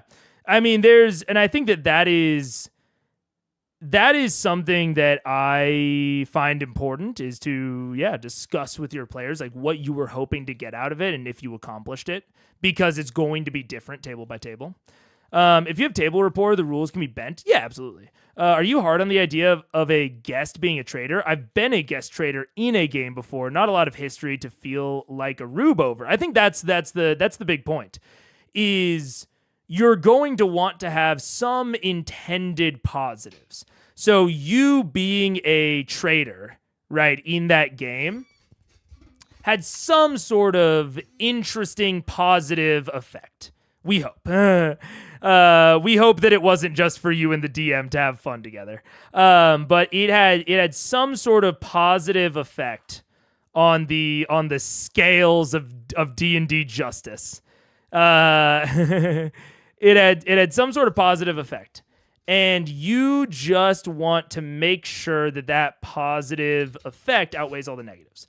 So if you were, say, a trader, even as a guest PC for like 5 sessions, and then the end of that arc is revealing that you're a traitor and you've been a traitor the whole time, fuck you, everybody. I think that's where, like, if you're going to do a traitor reveal, every second that, like, it will have, I think, some static amount of positivity. It will have some static amount of positivity, and then every session that passes will build the negativity on this side. Now, maybe a certain amount of sessions passing or getting to a certain point narratively will increase the positive side. Very possible. But this is a really hard thing to measure. I think the rube feeling comes from, you know, this person that betrayed us did it after so long. And, you know, we just kind of like wasted our time and effort getting to know them.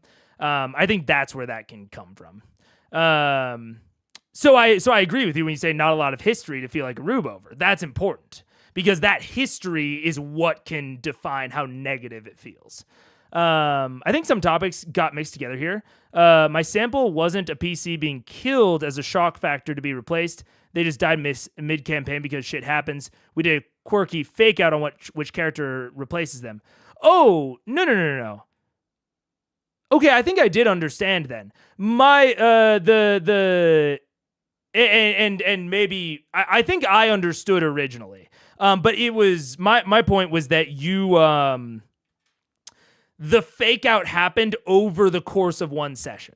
So PC dies, you introduce new NPC that is the fake out NPC, right? And then by the end of the session, it is revealed, oh, actually, the new PC is the druid that was petrified. So that happening over the course of one session, I think is part of the important part of this calculation, because the other players didn't have 3, 4, 5, 6 sessions to get attached to this new NPC and to start like forming bonds with it like they would a PC and like putting in a lot of that effort. So because the fake out happened quickly, it has more positive of being like a unique and quirky entrance and less of the negative of making them feel like a rube because they wasted a bunch of time developing a relationship with the NPC. Yeah, no problem. I got you. I can very much see where the situation or where the misconfusion was. I want to do a campaign sometime that starts with the PCs dying and being resurrected like a long time after. That's very Mistborn, Brandon Sanderson. There's a very cool aspect between the two trilogies of like how the world has progressed since the events previously within the series. And I think that's a very cool part of those books, and I think that could totally work for D&D. So like narratively, I'd love to do the twist, but as a DM, I would never pull that without the players knowing it. I think that's fair, because that sort of, it would especially depend on how long they had spent in the previous, campaign world, because it's a very similar thing of they've put time and investment and all of this stuff into that world.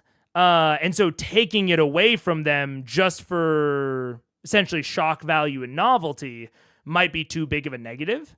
But if you pitch it to them and they're super down, like it sounds super exciting to them, then I think you can totally do that.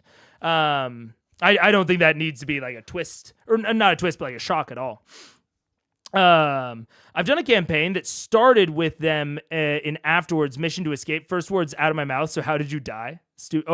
Campaign that started with them in the afterlife. That makes sense. So how did you die? That's cool. That'd be fun. When I played the trader, I didn't actually know how much good I did. I had played with that group before, but I was coming into a game I knew nothing about. No idea how my subplot fit into anything. Fair. Yeah, that's fair. But then they can return to the hooks and the NPC relationships they might have set up in their backgrounds afterwards. I'd strand them like decades or centuries after. Oh, so they would be like trying to get back? If their previous timeline still exists and they can get back to it, I think that could just be a fun arc. Like that is something that I think you could just surprise them with. It's basically like Back to the Future, essentially. Where like, if you strand them in the far future and they see, all of these future events, how they play out, whatever. You could even tie it into like current arcs within the current campaign timeline. That could be super fun as just like a fun little like, I don't even know what to call it, like a bottle arc almost. That could be super duper fun.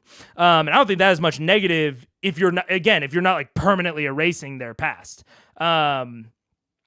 But if they can't get back to the past, I think that's where things become dicey on like whether or not it's a surprise, whether or not you need to talk to them first. I think that's where it can become a little dicey.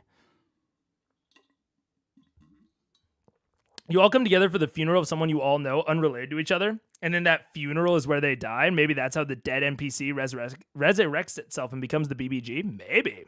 That could be fun, yeah. The Afterlife game was a blast, and on topic, it had a big DM secret they found out pretty quickly. In the Afterlife, nobody can die. Ooh. Honestly, ooh. And this is a huge well of conversation, but that's even an example.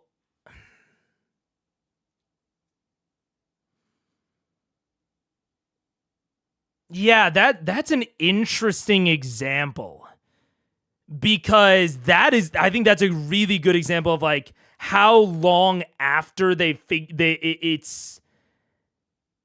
how long they've been avoiding death would really matter. Because if they play even 2 or 3 sessions, avoiding death, scraping through these super hard combats, and then one of them dies, and then they find out the secret they can't die, I think that's a cool twist. If they get 20 sessions, into this Afterlife game, and on the 21st session, one of them dies, and they've been making hard decisions. They have been doing tough shit to avoid dying, and 20 sessions in, they find out that they didn't need to do any of that. I think that secret would not have been as fun, but I think that it could be fun. Oh no, I misunderstand. No killing witnesses. If nobody can die, murder hobo strats are less powerful. Oh, nobody. I see. Oh, so that they would find out the moment. That's a great example of a twist that is actually, I think, kind of shielded from this entire discussion because that twist cannot get brought up, or that twist will be immediately revealed the moment it is relevant.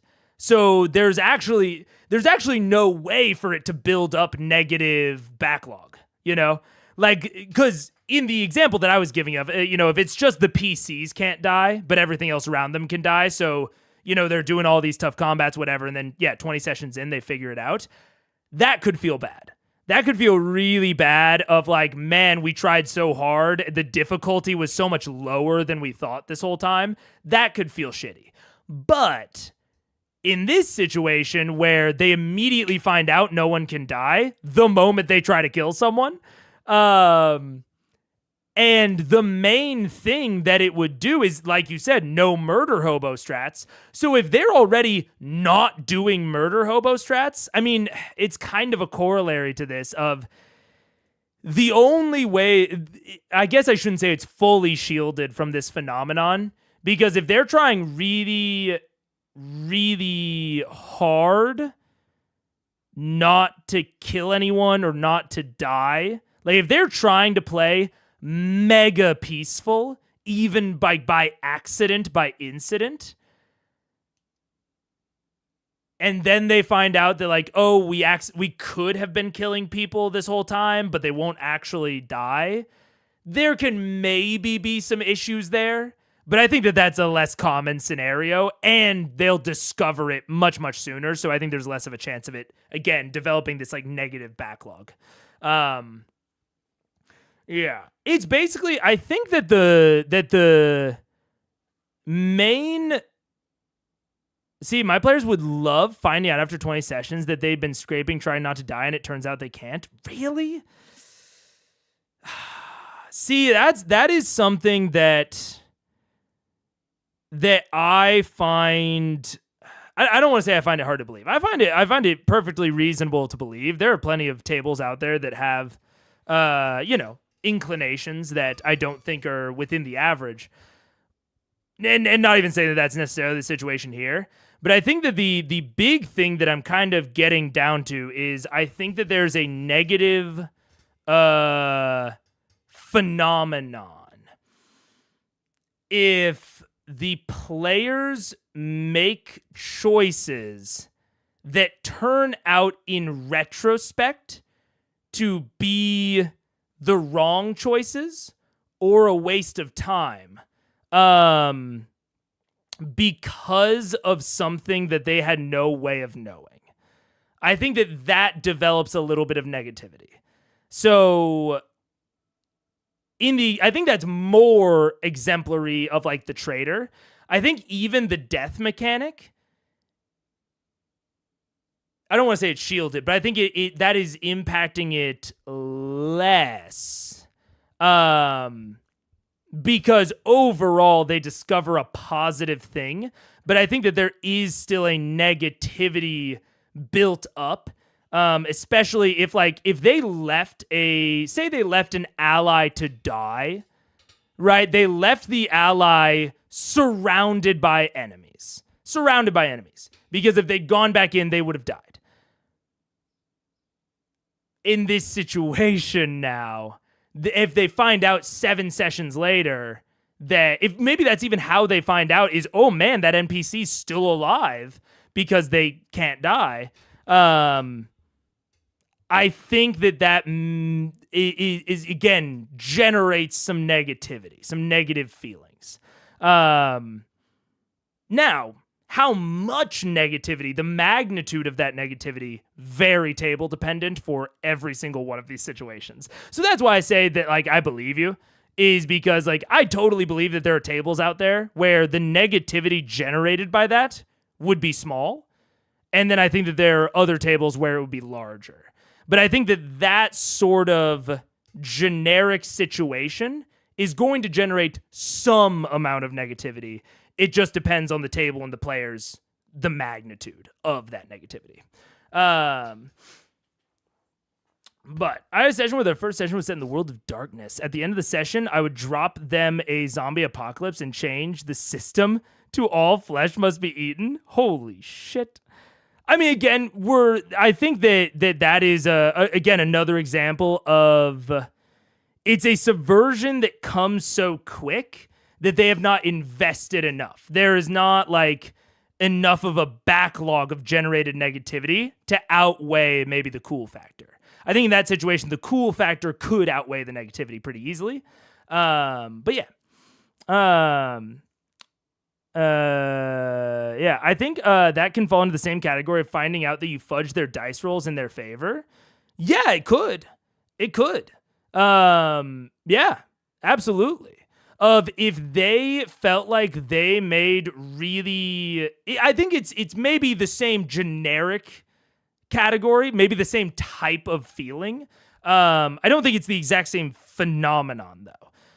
But I do generally agree of like, if they feel like they made super tough and hard decisions, and then in a separate instance, they find out that you fudged the dice roll, there's kind of like, oh, well, there's a mentality of if you're just going to fudge the dice roll, then we don't have to make tough decisions. So that's what I agree with you that it's like the same category of feeling of like, oh, we didn't need to make all those hard decisions because we can't die anyways. So, but both of those, I think, really depend on how long this had to build up and what the expectations were going into it. Like with fudging, I've recommended before, like talking to your players about like how much you want or don't want fudging in your games. And then the DM has to achieve that perception. So if the players say they want 0 dice fudging, the GM has to make them feel like there's no dice fudging. The easiest way to do that is not to fudge, but it's not the only way. And the opposite of that, if they say that they're down with fudging, that doesn't mean you have to do it. They just have to feel like it's interesting. You know, that I think that's the whole thing there. Fun fact, knowing that dice fudging happened turned me off of the Adventure Zone a lot. I mean, that's fair. If you don't want there to be dice fudging, and you knowing that it happens, yeah, that would definitely turn you off. I will put it out there, even though Matt says, you know, he doesn't fudge or whatever. I would take a bet. I don't know how much money for. I'm not really a gambling guy in general, but I would take a bet that it's happened. I don't know when, I don't know how, I don't know the frequency. The important thing is that you never feel like it's happened. I think that's like the bottom of fudging, is that you don't want it to feel like your choices didn't matter because the DM's just gonna fudge it anyways. You know, I'm fine with dice fudging conceptually, but when I watch a live play, I want the illusion of genuine rolls to be maintained, and I think that's the very important part, is the illusion being maintained. That's the really, really important part of if a GM can fudge as much as they want, even if players don't want them to, if the players never know. Because ultimately, the dice are there to facilitate a story. And so I think when people, especially in games, get upset by fudging, it is because it cheapens the story, right? And that can be very, very bad. You do not want this thing that is supposed to increase the narrative and increase storytelling and investment and all that. Stop it from being LARPing or a book and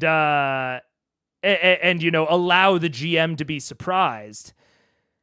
That can really give the perception that the GM has way too much control over the story. Like, I think that's ultimately one of the things that the dice are meant to do. It is to put the GM and the players on the same side of, we're creating this story together. Because without the dice, the GM has an inordinate amount of control over the story, right? Like, without the dice, it's like GM has like 90% and the players have like 10%. And that's a really unequal relationship. That you know, you need someone to have more control, but that doesn't feel very good. Whereas with dice, it's like the dice have like, I don't know, like 30% control. Players still only have 10%, and GMs have whatever's left, 60. And I think that this sort of thing, if players find out that you're fudging, and especially fudging a lot, or more than they would want, that diminishes this. Like, the more that they think you're fudging, the more it turns from this situation into this situation. And they feel more and more and more like they're just playing your story as the GM, that they essentially, you have an unequal amount of control. Like, in this one, you have 6 times the control that they do. In this one, you have 9 times the control. And the more fudging, the more we switch from the 6 times to the 9 times. So I think that that's like the point of dice rolling and why people feel so strongly about fudging. And that's why I always say, you want to maintain this illusion as much as possible. Honestly, even if your players are cool with fudging, it shouldn't feel like this. Because this feeling is shitty, no matter what, I think. So even if you are fudging a lot, you want it to feel like the dice have as close to 30% control as possible. You know, I don't know about these exact numbers, but generically. You want it to feel like the dice still have a lot of influence. I've only fudged on criticals. If I don't want the result to be random, I don't roll. Fair enough. Yeah. But besides, especially at low levels, criticals are deadly in a not fun way. Absolutely. Absolutely. You are fudging to maintain the narrative. You are fudging to maintain the fun because in some areas, the game is not fair. And it's not your fault and it's not the player's fault. And it's like, well, I don't want the players to get fucked by the game just being like randomly not fun. Like in fucking the intro adventure, Phandelver, Lost Mines of Phandelver. The goblin encounter is not fun. If you're going to run it on stock, you should probably fudge some rolls. Because that goblin encounter is not fun. Even though it's balanced. So yeah, exactly. I feel if fudging exists, just don't roll and have the event occur rather than pretend. I can buy a situation just happens because of the story over what I see as a lie to make it so. I would say that positively, sometimes the lie enhances the feel of the story. If that makes sense. Like sometimes the just saying I'm the DM and this happens in the story doesn't feel as good as buying into the collective fantasy that it didn't.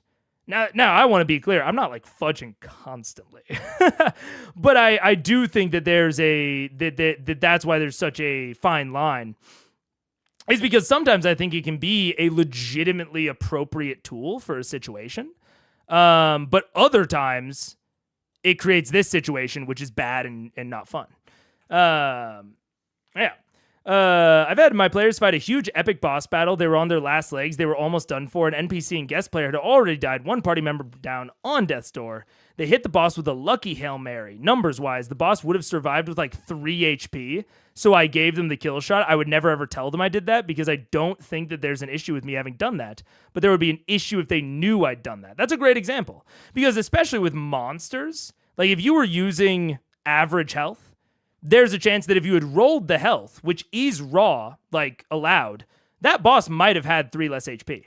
Even if you rolled hit points, they might have just had 3 less HP if you would just rolled differently.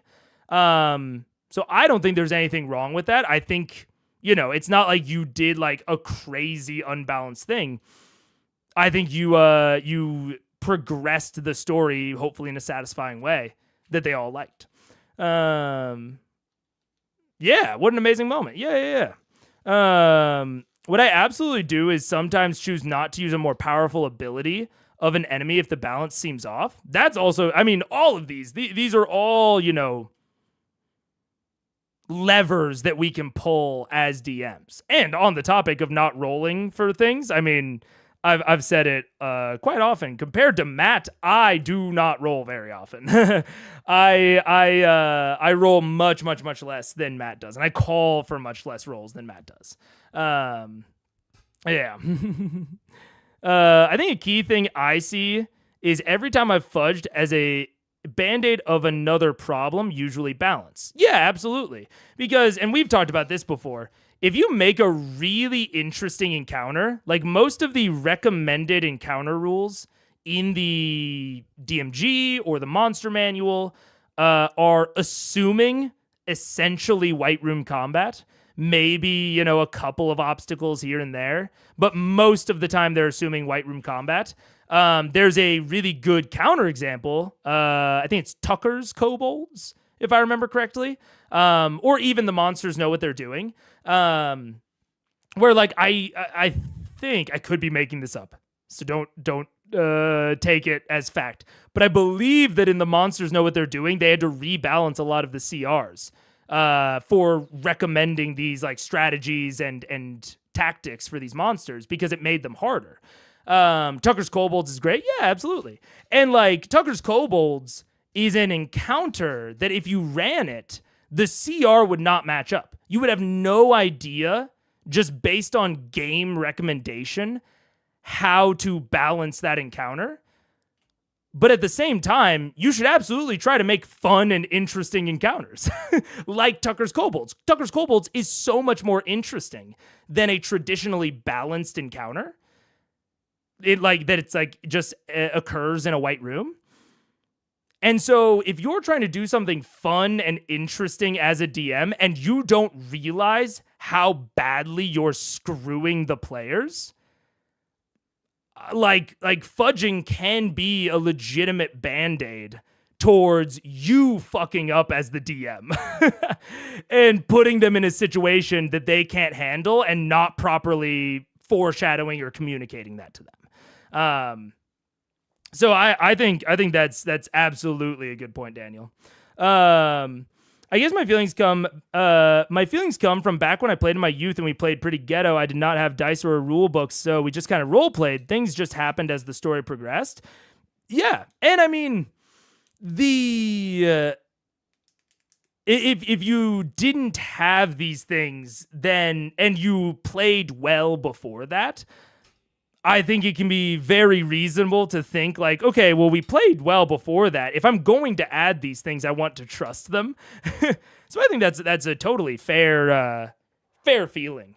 But I also think that people are slightly too harsh on fudging. I think it's a legitimate tool in certain circumstances, especially if you're trying to do cool stuff.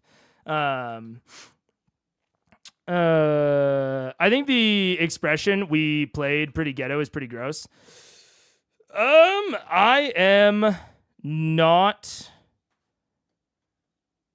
up enough on my social commentary to truly know how because I know that certain words are not cool. I have removed that term from my vocabulary in general. But I'm if I don't know something is not cool, I'm not gonna like super call it out. So I don't know. It could be.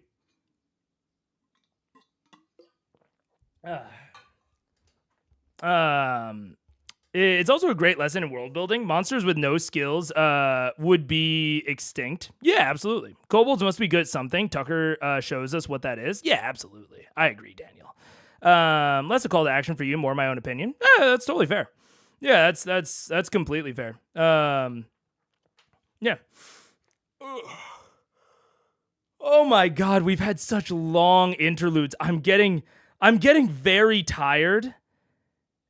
And I'll be fully transparent with you guys. I don't have a lot of motivation to keep watching the actual episode because I know that it doesn't have any impact on the story and it's just one long combat that's not that interesting. So I'm sort of losing my motivation to watch it. I kind of just want to keep talking rather than going back to the episode. And my voice is getting tired. I wanted it to be a shorter stream. I don't know. We'll see. We'll keep watching for a second. I didn't mean anything disparaging. What would you have preferred I use? I think generally, it's like we played like regularly, like or like we played relatively low budget, or we played kind of jury rigged.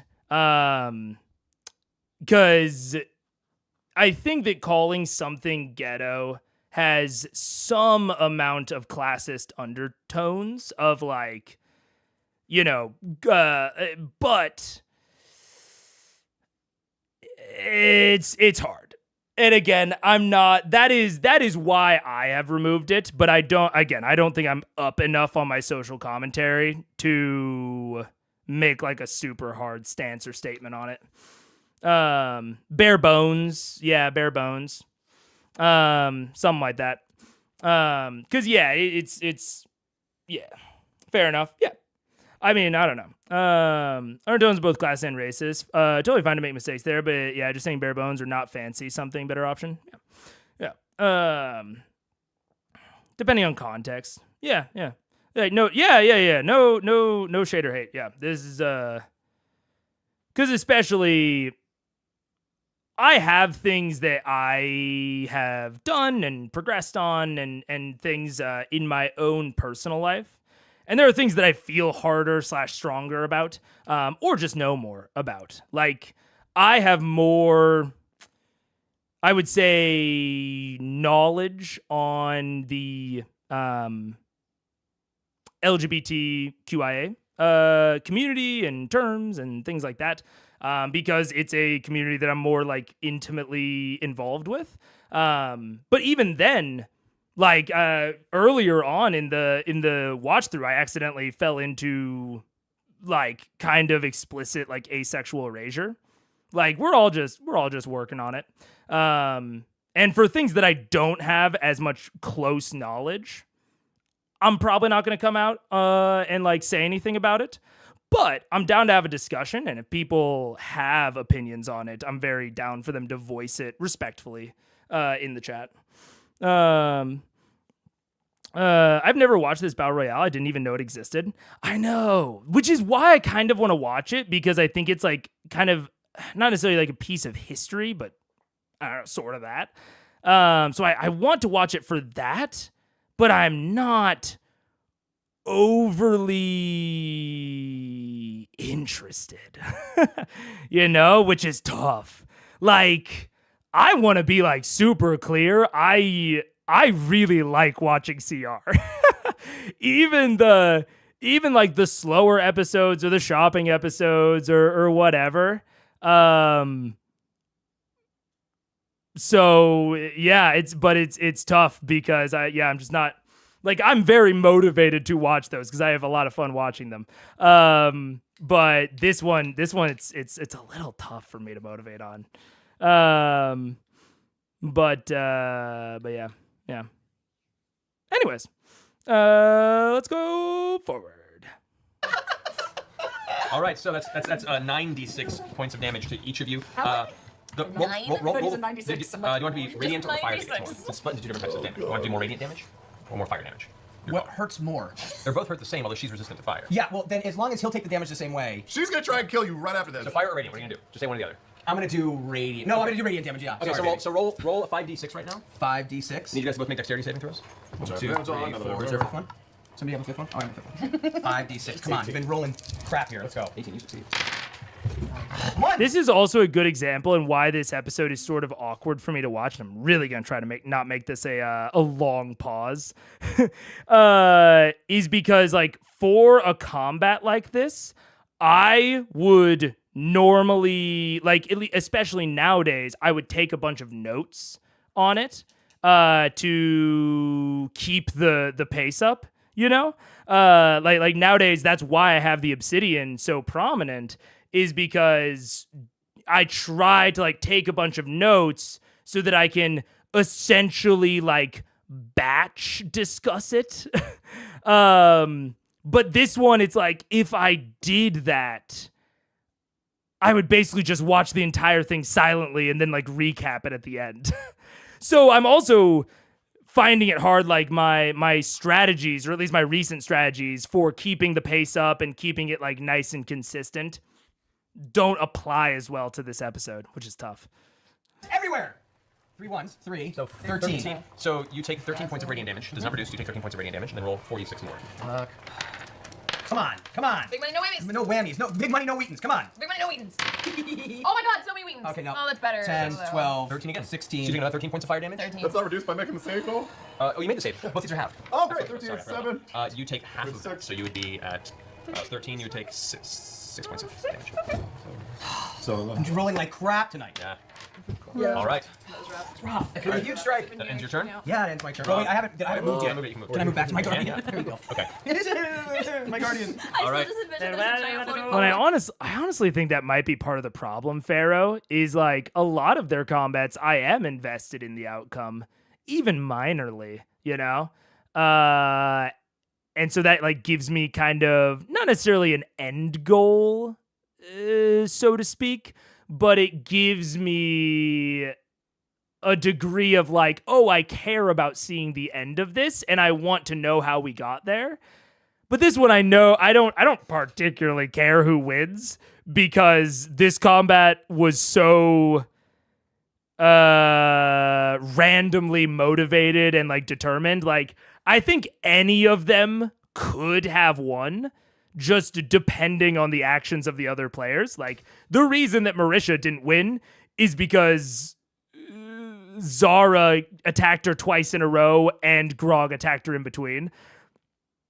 But like if they hadn't done that, and they didn't have like a super huge reason to do that, so like that's one of the reasons I think I'm a little bit less invested in this one, you know? I felt other Battle Royales have had the players more on point as their skill with the system improved. That could also be it. This one's going pretty slow.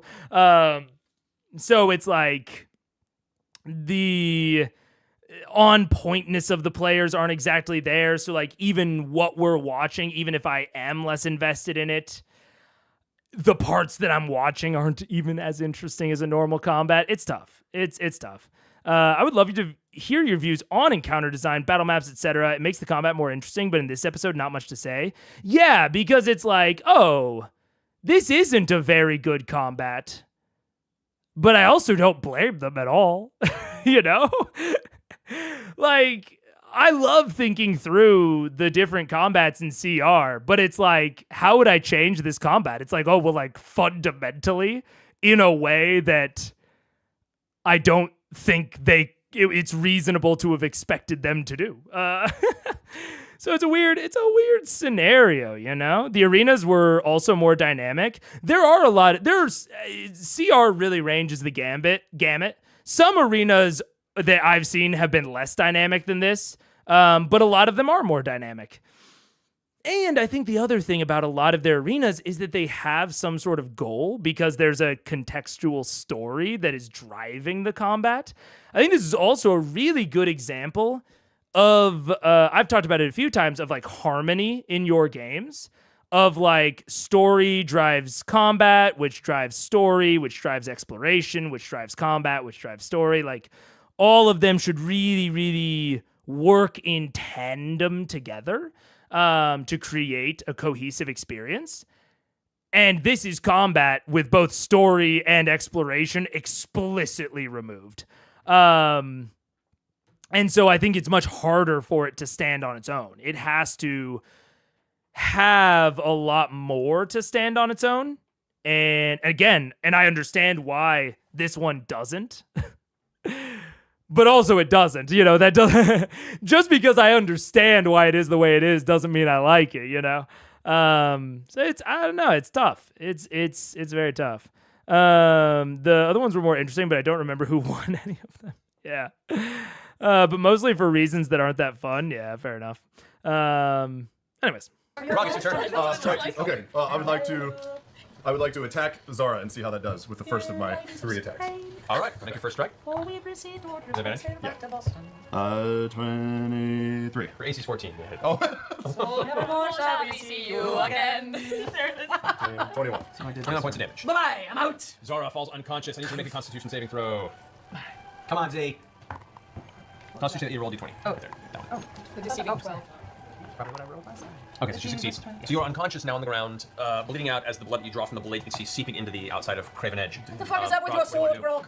Touches at your feet and you see Okay, so unless Kashaw pulls off something crazy, Grog is gonna win. in the distance, rushing near a wall. No, I hit her again. Oh, so brutal. So roll advantage twice. Shit.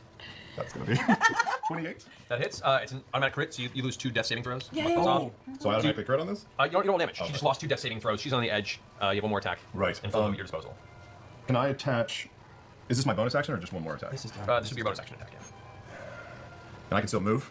I would like to run behind the wall over here. All right. And can I down a superior potion? You didn't use your potion yet, right? No. Yeah, you can do that. Okay. He's literally that like annoying boss not fight D6, where you it's get him all the way down. Oh, 8d4 plus 8. This is getting intense. It's not getting tense. It's just a matter of time before he comes over and kills me.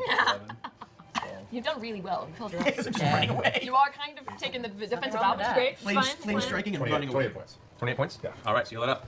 Zara, it's your Yeah. turn. I need you to make a death saving throw. Is that this one? Yep. Fail it. Come on, Fail it. Z. Fail it. Fail it, baby. Fail it for me. 16. That's pretty good. That's a success. So roll a success. Good to roll a success. So that brings us to Cash. It's your turn. You have an unconscious Zara over there that you could finish off or toss like a distant heal if you wanted to bring her Throw back me to into the pit. fight. What is wrong with you people? Or just go directly after Grog Oh and my try God. and bring There him might be down. a cushy waterbed in the pit. You don't know. Yeah. We're sensing it's not a waterbed in the pit. Join me in the water. You're right. I don't know technically, but we're sensing it It is. could be like the groovy chilled in. I'm at you know? 83, so I don't have to heal yet. You know what? I'm gonna move closer to Grog. I gotta start doing some damage. So let's move to like. I just want to be able to see him. I want a clear line of sight on him if we can. There? Can I see? Do I have a clear line of sight? No, you have to get over here to get a clear line of sight on him, really. And you could move that far, but you're then outside your guardian, which you can do if you want. No. Wow.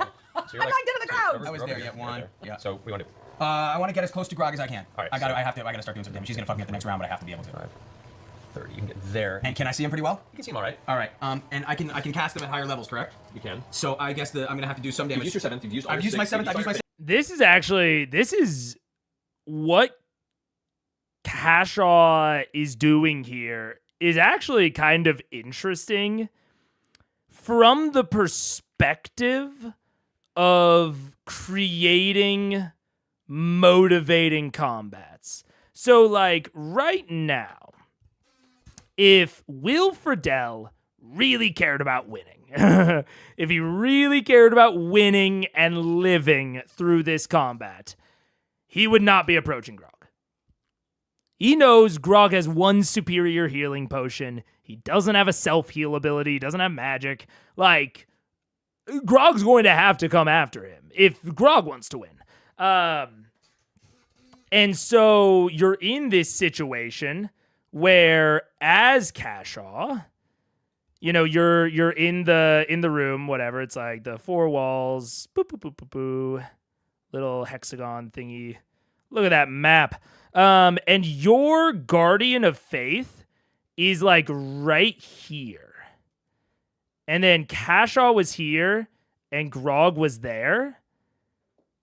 And there is a way that you go. If you want to live as Kashaw, you have ranged attacks. Grog maybe does, maybe doesn't. Maybe you don't know.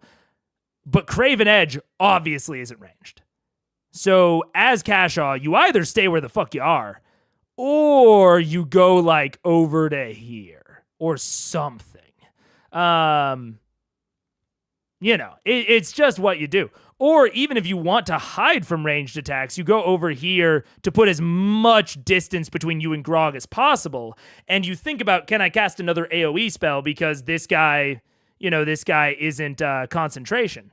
So the really interesting thing to me is the reason that this is the case. If they did that, then Grog probably wouldn't approach. Or maybe he would approach and then Kashaw would run away again. Like, Kashaw is so motivated to run away here, and Grog is not motivated to put himself in a bad situation to kill Kashaw, because it's going to be very difficult for Kashaw to kill him.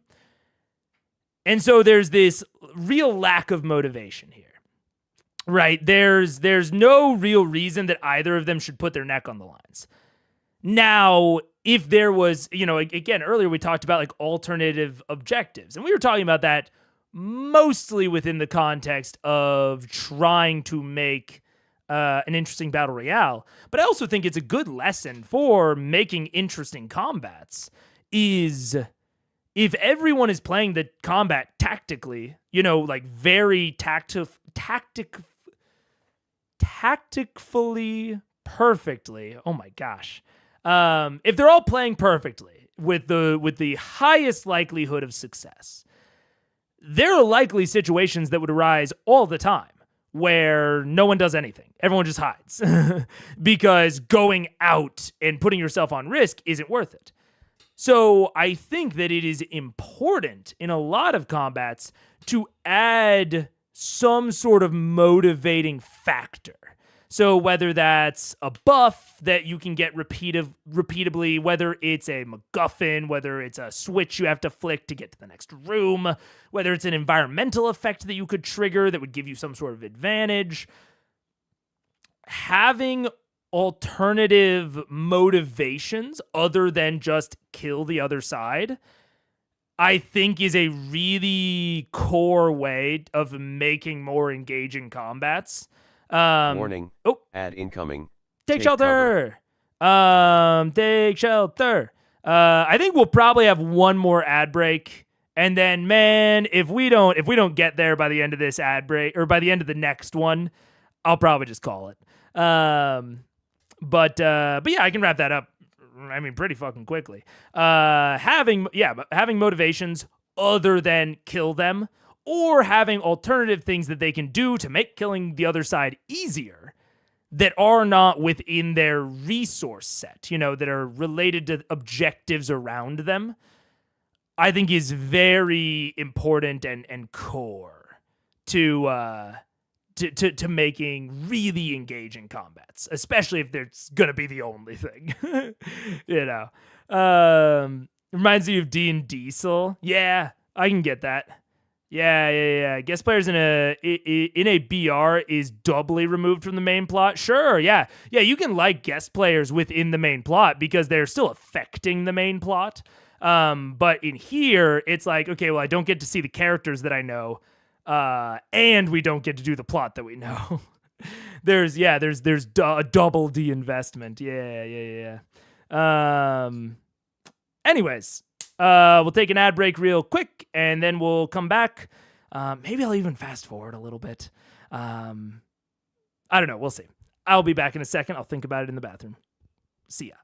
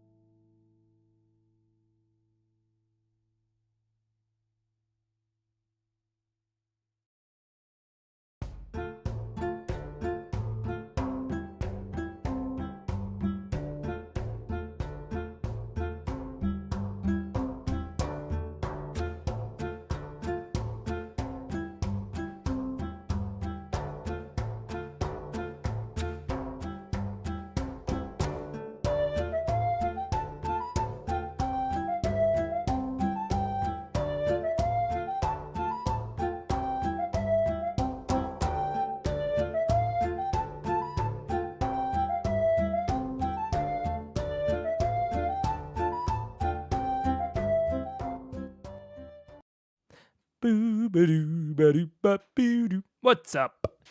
Yeah. I think we're gonna fast forward a little bit. And if we get to a point where I'm like, whoa, what the fuck happened? This is so much different than I was expecting, then I'll rewind. So we're on 3:16. The Battle Royale ends at 3:30. So I'm going to fast forward to 3:25. I'm going to fast forward like 10 minutes. And we're gonna watch the ending. Not concentration. My apologies. So you don't have to do that. Ah! A spiritual weapon isn't concentration. Look at that. It just lives. Because concentration's weird. Oh, they're just still squaring off so far away from the popcorn. Why are they so far away from the popcorn? Why? Go to the popcorn, Kashaw. I look over and see Travis going, concentration check. I'm like, shit. It could be like Travis locked him down. Maybe Travis has Sentinel. I don't really remember, but... Right. Stop doing that. All right, so how far can Mittens move? Mittens can move 20 feet and repeat the attack. Is she 20? Yeah. Let's get Mittens over there. Come on, Mittens. There's a bonus attack. Mittens. Apparently. So, Roll 2d20. a lot of it's mental. 2d20. Come on. Do I have any Benadryl? Oh, wait. In the back of 6. Have an easy attack. I forgot that this guy was still going. And what am I adding it with? Do I add it with anything? Roll again. Come on. Shit, does he have 16. 16 plus your spell. That'll hit. Go ahead. Yes, And, I do. at your minimum, Grog, I need you to make another Constitution check. The DC of 15 now. Yep. Yes. 28. 28. Still at 1 hit point. Grog takes the hit. Almost goes down and then comes right back up at the feet, angry. Grog's at 1 hit point?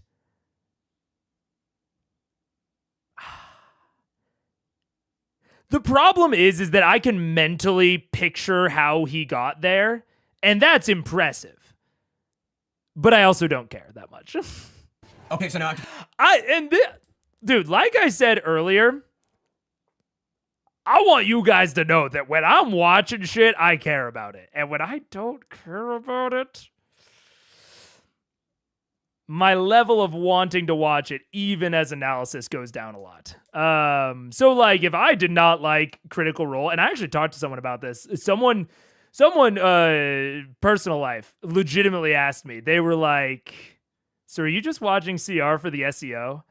And I was like, look, I won't say that was not part of the reason that I chose it, was for the SEO, of like being able to put Matt Mercer in the titles and Critical Role and whatever. I would not be 40 episodes deep if I did not like watching it on stream. We would have, it would have been a much shorter lived series. I maybe would have made like a couple of longs about Critical Role. It would not be something that I do for like 16 hours a week. Just wouldn't happen. And I feel like, honestly, one of the things I thought about in the bathroom is like, to keep that authenticity, because I do want you guys to believe it, because it is the truth. I shouldn't force myself to like watch something that I am like very uninterested in, like this. And like, it's okay to, but the competing factors that I also have a bit of a completionist bent. So that's why I chose to just fast forward, is because I was like, if I'm going to try to cut it down, I just want to fast forward so that I can still get the end. And we can still talk about it at the end, but it'll take less time. More than one thing can be true at once. Yeah, absolutely. Absolutely. I mean, that was part of the motivation for me watching it.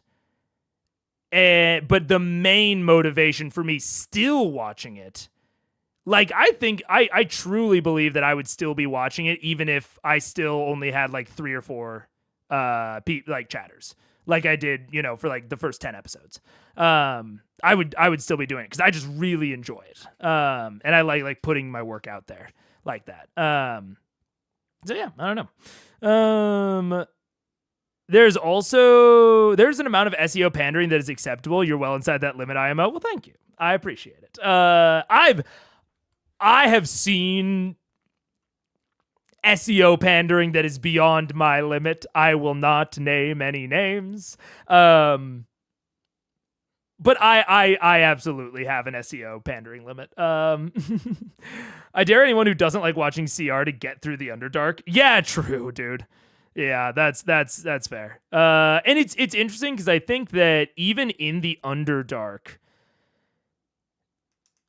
there was a level of how do I explain it? One of the goals of what I wanted with Critical Eyes was to sort of capture the same feeling that you get watching a TV show on the couch with your friends. Like, I wanted to get the same feeling that I got when me and my friends all watched Game of Thrones live. Or even Walking Dead. Me and my roommate used to watch Walking Dead every week. I wanted to get that sort of feeling of us, like, you know, at that point we weren't pausing, but like talking during commercial breaks and all of that. And that sort of feeling is also capturable in B-movie type stuff. So like Sharknado or Rubber or Troll 2. Not to say that Underdark is on that level. I think Underdark is above that in terms of quality. But even if something is bad or something is not as good as it could be, I think that there can still be a really fun experience of watching that with friends and talking about it. Like, me and my friends used to watch all sorts of bad movies and TV shows and talk about them that, like, I would never have watched alone. Which is kind of how I've felt about, like, even the bad parts of CR, or the things that I haven't, like, liked as much. I get a lot of satisfaction from watching on stream and talking about it. Because it captures that same feeling of talking about a B movie or a Game of Thrones or a Walking Dead with my friends. So that's kind of my, like, overarching mindset behind the whole thing. I feel like there's a certain level of masochism that would have been involved for 40 episodes of 3 to 5 hours each.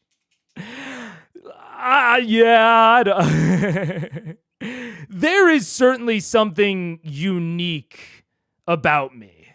And it's called ADHD with a prominent hyperfocus symptom. That's the special thing. But yeah.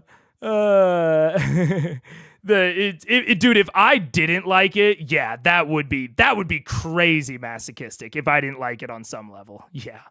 You haven't put Matt's face on a thumbnail that doesn't so much as mention him yet. True. Yeah, I guess I did change a lot of the thumbnails. Yeah. Anyways, start your drama channel era, slay. Oh, dude, I would love to be a drama channel, but I'm not ready for it yet. I'm not ready. I have not mentally prepared myself to be a drama channel. I love watching drama channels, though. Dude, the fucking Drake and Kendrick beef. Holy fuck. I don't listen to music. I don't listen to rap generally, but dude, I have been consuming hours, days of content about the Drake and Kendrick stuff. It's crazy. I'm a huge drama frog. But I'm not mentally prepared to be the one serving up the drama slop yet. I didn't think you were gonna stick with CR because of the Underdark. It was possible, but no, I had too much fun. The moment where during me and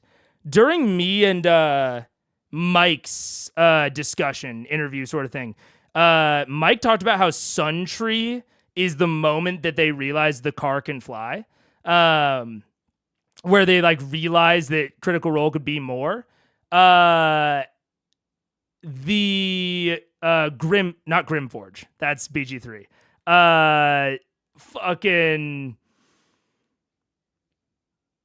what the fuck was the name? The lava castle. The lava castle in the Underdark in the Dwagar city. Fuck. I can't remember the name. Or I can't believe I can't remember the name. But that was my the car can fly moment. Not even because it was like insanely well received. Like, I think people liked it at the time when I did like the whole rework of that dungeon. I think people liked it at the time, but it isn't like something I still like get comments or get like people reaching out to me about. But from Emberhold, thank you. For my own personal satisfaction of like making this show, that's when I figured out the car could fly. Redoing the Emberhold was so much fun. Like it was so much fun, and it's when I really saw it's when I saw like what the show could be long term. Like, I wasn't holding myself to having one of those every episode by any means. But I saw the sort of thing that this format could allow me to accomplish. And yeah, that was my car can fly moment. Just for my own personal creative satisfaction, because especially at that point, you know, I still had a full-time job. I was doing this purely for creative satisfaction. And that was that big moment for me. Let's see. B movies are terrible solo and gold with the right company. Precisely. I agree. Imagine hate watching the entirety of CR. I think people have. Not very many, but I think people have. I'm a turned into a Macklemore and Kendrick listener for unrelated reasons, but here I am, Lamau. Dude, I kind of want to listen to Kendrick now. Like real shit, but not a big music guy, so I don't know. Did you watch the H Bomber Guy plus Todd in the Shadows plagiarism video? I did not watch the second one that you're talking about, but I did watch the H Bomber Guy plagiarism video. Great video. Dude, I went on an H Bomber Guy binge after I saw that video. That was my first Bomber Guy video. And I mentioned it to one of my friends, and the friend that I mentioned to was like, how have you never seen H Bomber Guy before? He's like such an old head in like the space. And I was like, I don't know. I just hadn't. But I've gone on a binge since then. Sundry was just the moment they realized the entertainment product could be a thing. At least one player has said it was when they realized they could tell real stories. Yeah, exactly. That is exactly like, obviously I'm not out here telling stories, but it's when I realized that I could really create truly interesting and unique things based off of analysis. Because like for a while I thought that I would have to do analysis and create things separately. And the Emberhold was where I realized that in this series I could do both. And that was very cool for me. That was when I knew I'd be watching the stream a lot going forward. Thank you. The one where never mind. Yeah. Because I was about to get so much deeper in, and we're so close to the end. The Todd in the Shadows one is nuts about how much the dude just straight up lied all over the place. Oh, that does sound like the type of content I would watch offline. Is content about that sort of stuff. But anyways, let's finish. Let's finish. And let's get into it. Can I use my second attack again? You can do your action now to do something else. So only a bonus action can do that. So now you have your action. You can hit your spear, or you could do another spell if you wanted to. Yeah. So then. Yeah. Living on a prayer.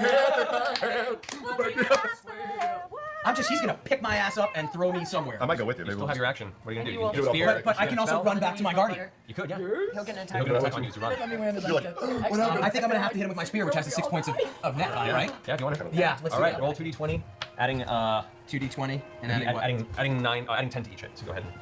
Until I actually think Will Friedle.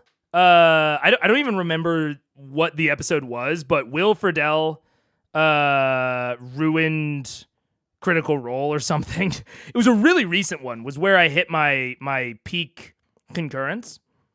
But before that, it was, or maybe it was peak watch time. But before that, for the longest time, it was the Suntree episode. Was peak concurrence, peak average, highest watch time.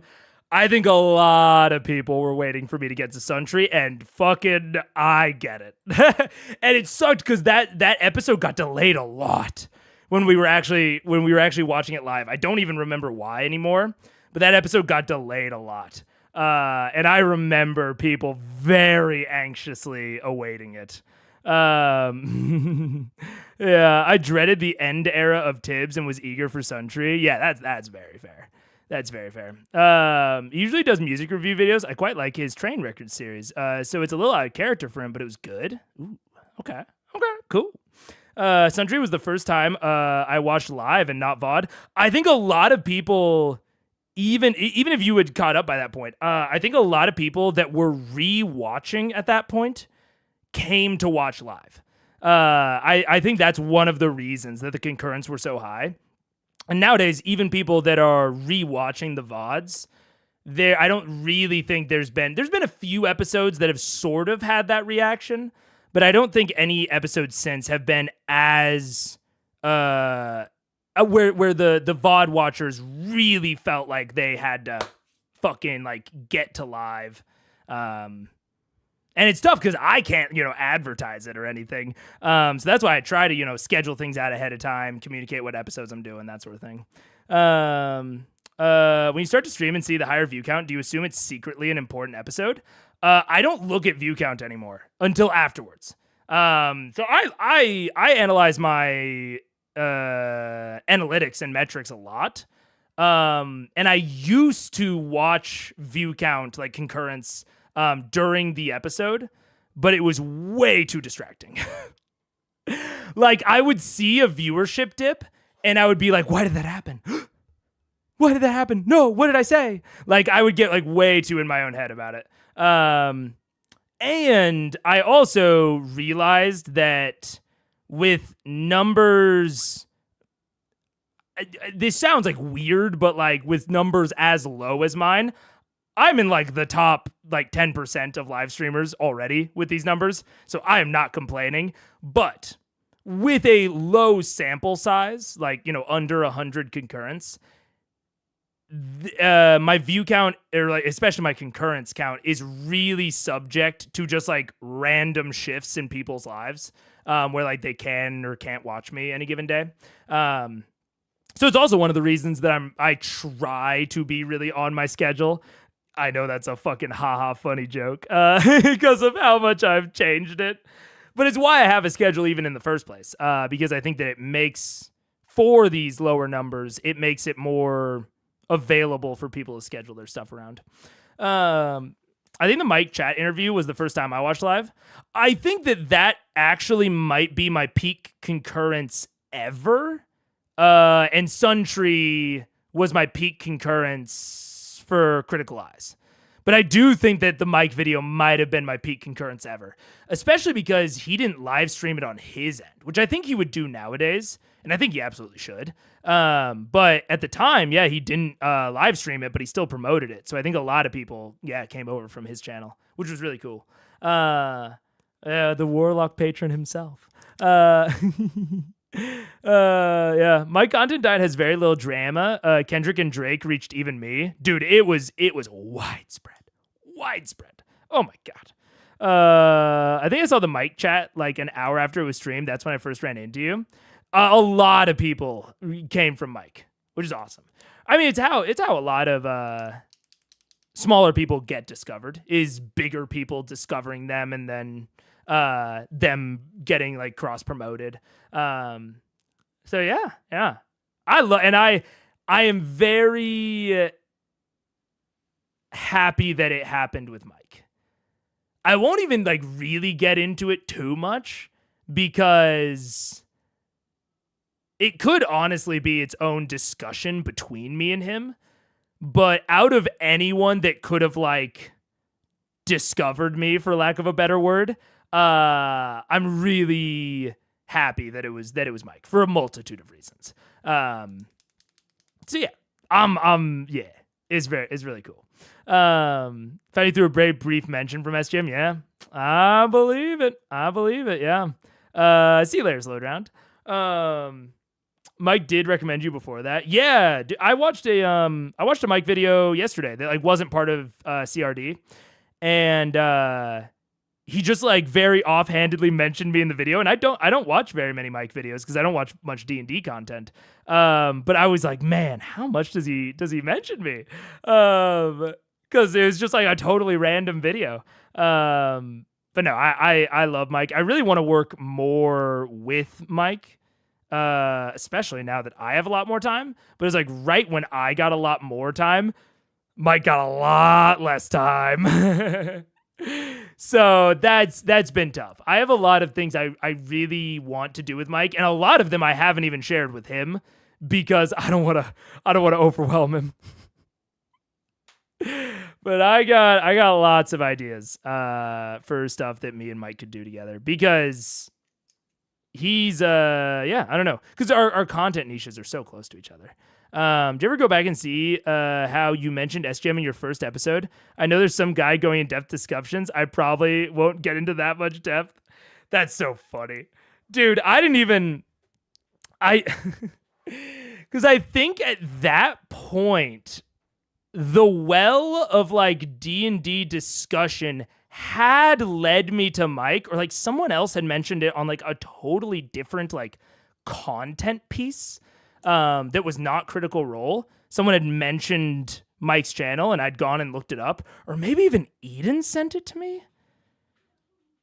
I don't remember, but it was I had mentioned the idea for what would eventually become Critical Eyes, and someone mentioned CRD to me in reference of like, hey, I think this is already being done. And so if I can't, say exactly what I was thinking at the time, but when I said that, I was probably trying to draw a delineation between me and Mike, being like, hey, I'm not him. I'm not like directly copying him. I'm doing less. Which is so funny in retrospect. It's so funny. My CRD is something I could never make. I've said that a million times. So if you don't know why, I'm sure you'll find it on rewatch. But I could never make CRD. And Mike has said that he could never make Critical Eyes. So it's just we have very similar like niche and interest when it comes to our analysis, but our preferred formats are so different. I never saw that Mike recommended you. You just popped into my recommended. Dude, because YouTube's great. YouTube just recommends shit. It's awesome. I tried streaming on Twitch for a while and little to no success. And even on things that didn't end up being successful long term. Like I was getting like 2 to 3 viewers on YouTube. When I tried streaming on Twitch for like 3 or 4 months with just to a big old goose egg, just to literally zero. And then it's like, I started doing it on YouTube. And at that point I couldn't really multi-stream. I kind of could, but it was complicated. And it was like the second stream I did on YouTube, 1 viewer, like third stream, 2 to 3 viewers. And like, I didn't like build a community until I started like doing Critical Eyes and some other like higher effort and production stuff. But YouTube just like put me in front of people in a way that Twitch never did. Like not even close. But yeah. As a semi-new parent who got their kid early, I feel for Mike and his partner. Yeah, I feel for them as well. Probably has a bunch of SGM people subbed and drew a comparison. I see what videos recommend me, and it is a decent amount of SGM, which is cool. It's awesome. It's so cool. I only found a streamer randomly through Twitch, or only once. Yeah, YouTube as of late has been really pushing small creators through apparently middle tier really struggles. I could believe that. I could definitely believe that. But YouTube having non-live content to lock helps promote VODs. Twitch never got that. Yeah. Anyways, I said that this wasn't going to be a long pause. Fuck. I'm going to try to 9. 18. Roll again. So. Yeah, so you hit, go ahead and, if the damage hits, I need you to make another Constitution saving throw. 20, right? DC of 20, buddy. That won't do it. That's a 14. How do you want to do this?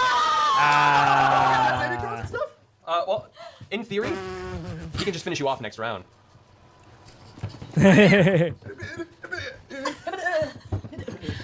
Severe allergies. That's true. Severe allergies. So is this a straight up attack with the spear? This is with your dark spear, shadow spear. Is that with that So, beautiful thing I forged for you? He walks over to Grog, standing in front of him, and he just looks him up and down. You are the biggest individual I've ever faced in my life. See ya. Right through the chest. As the shadow spear pierces the front of your unarmored chest, it goes sticking out the back of your torso. At that moment, you can see his eyes go dark once again as the spear itself sends this cold wave through your body. The necrotic enchantment on the spear sucking the life from you. You watch as Grog reaches out, grabbing it, but his muscles wither and atrophy within a matter of seconds. His face going sallow. His entire life. So is this a straight up attack with the spear? This is with your dark spear, shadow spear. Is that with that beautiful thing I forged for you? He walks over to Grog. Sticking out the back, the necrotic enchantment on the spear sucking the life from you. You watch as Grog reaches out, grabbing it, but his muscles wither and atrophy within a matter of seconds. His face going sallow. His entire life force drained into the spear as you withdraw it from his body. The now extremely malnourished, shriveled body of Grog crumples to the ground with a cracking sound of bones against stone. And you hear in the back of your head now a voice that says, You've proven yourself worthy. Leave it to me. Become my new master. Alternate timeline. Can Cash do something here? yeah.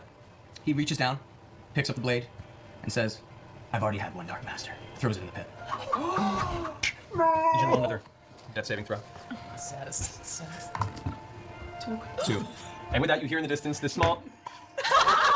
As the last of Zara's life force expires from the body, the spirit drifting. There can be only one! There was a slight chance it would have rolled 20, and then it would have been great if you just woke up and What are you at? 43? Oh, you're doing great. yeah. No, I would have taken 48. it. Yeah. Yeah. Oh, man. Holy shit, he is doing great. What the fuck? That was amazing. That is ridiculously exhilarating. Wow. Cool. So much fun. Yeah, that was cool. Yeah. All right, and I do have four-part post-session commentary, but I'm feeling it. This was meant to be a short stream that went to 6 hours. And especially if there is anything I want to talk about in these, that could just elongate this even more. I need to eat. I need to hang out with Paige. I planned stuff around this being a short stream, and I have had to push those back. But it was a very fun stream. Yeah, short. Short. I would say that 6 hours is my solid medium. I'd say that's a solid medium stream for me, and like 4 hours and below is short, and like 8 hours and above is long. Have a good night. Hope your throat doesn't suffer too much. I don't think it will. I think it'll be fine. It's mostly that I have like stuff to do and like dinner, and doggies to take care of. They're both in here. Doggy warning. Take away the ball? Okay. Where? Oh, bug. Come here. All right. I go play some fetch. But have a good weekend, everyone. This was still very, very fun. I had a good time hanging out, shooting the shit, talking about some stuff with you guys. And I will see you on Monday. Have a good weekend, good night, good morning, and goodbye.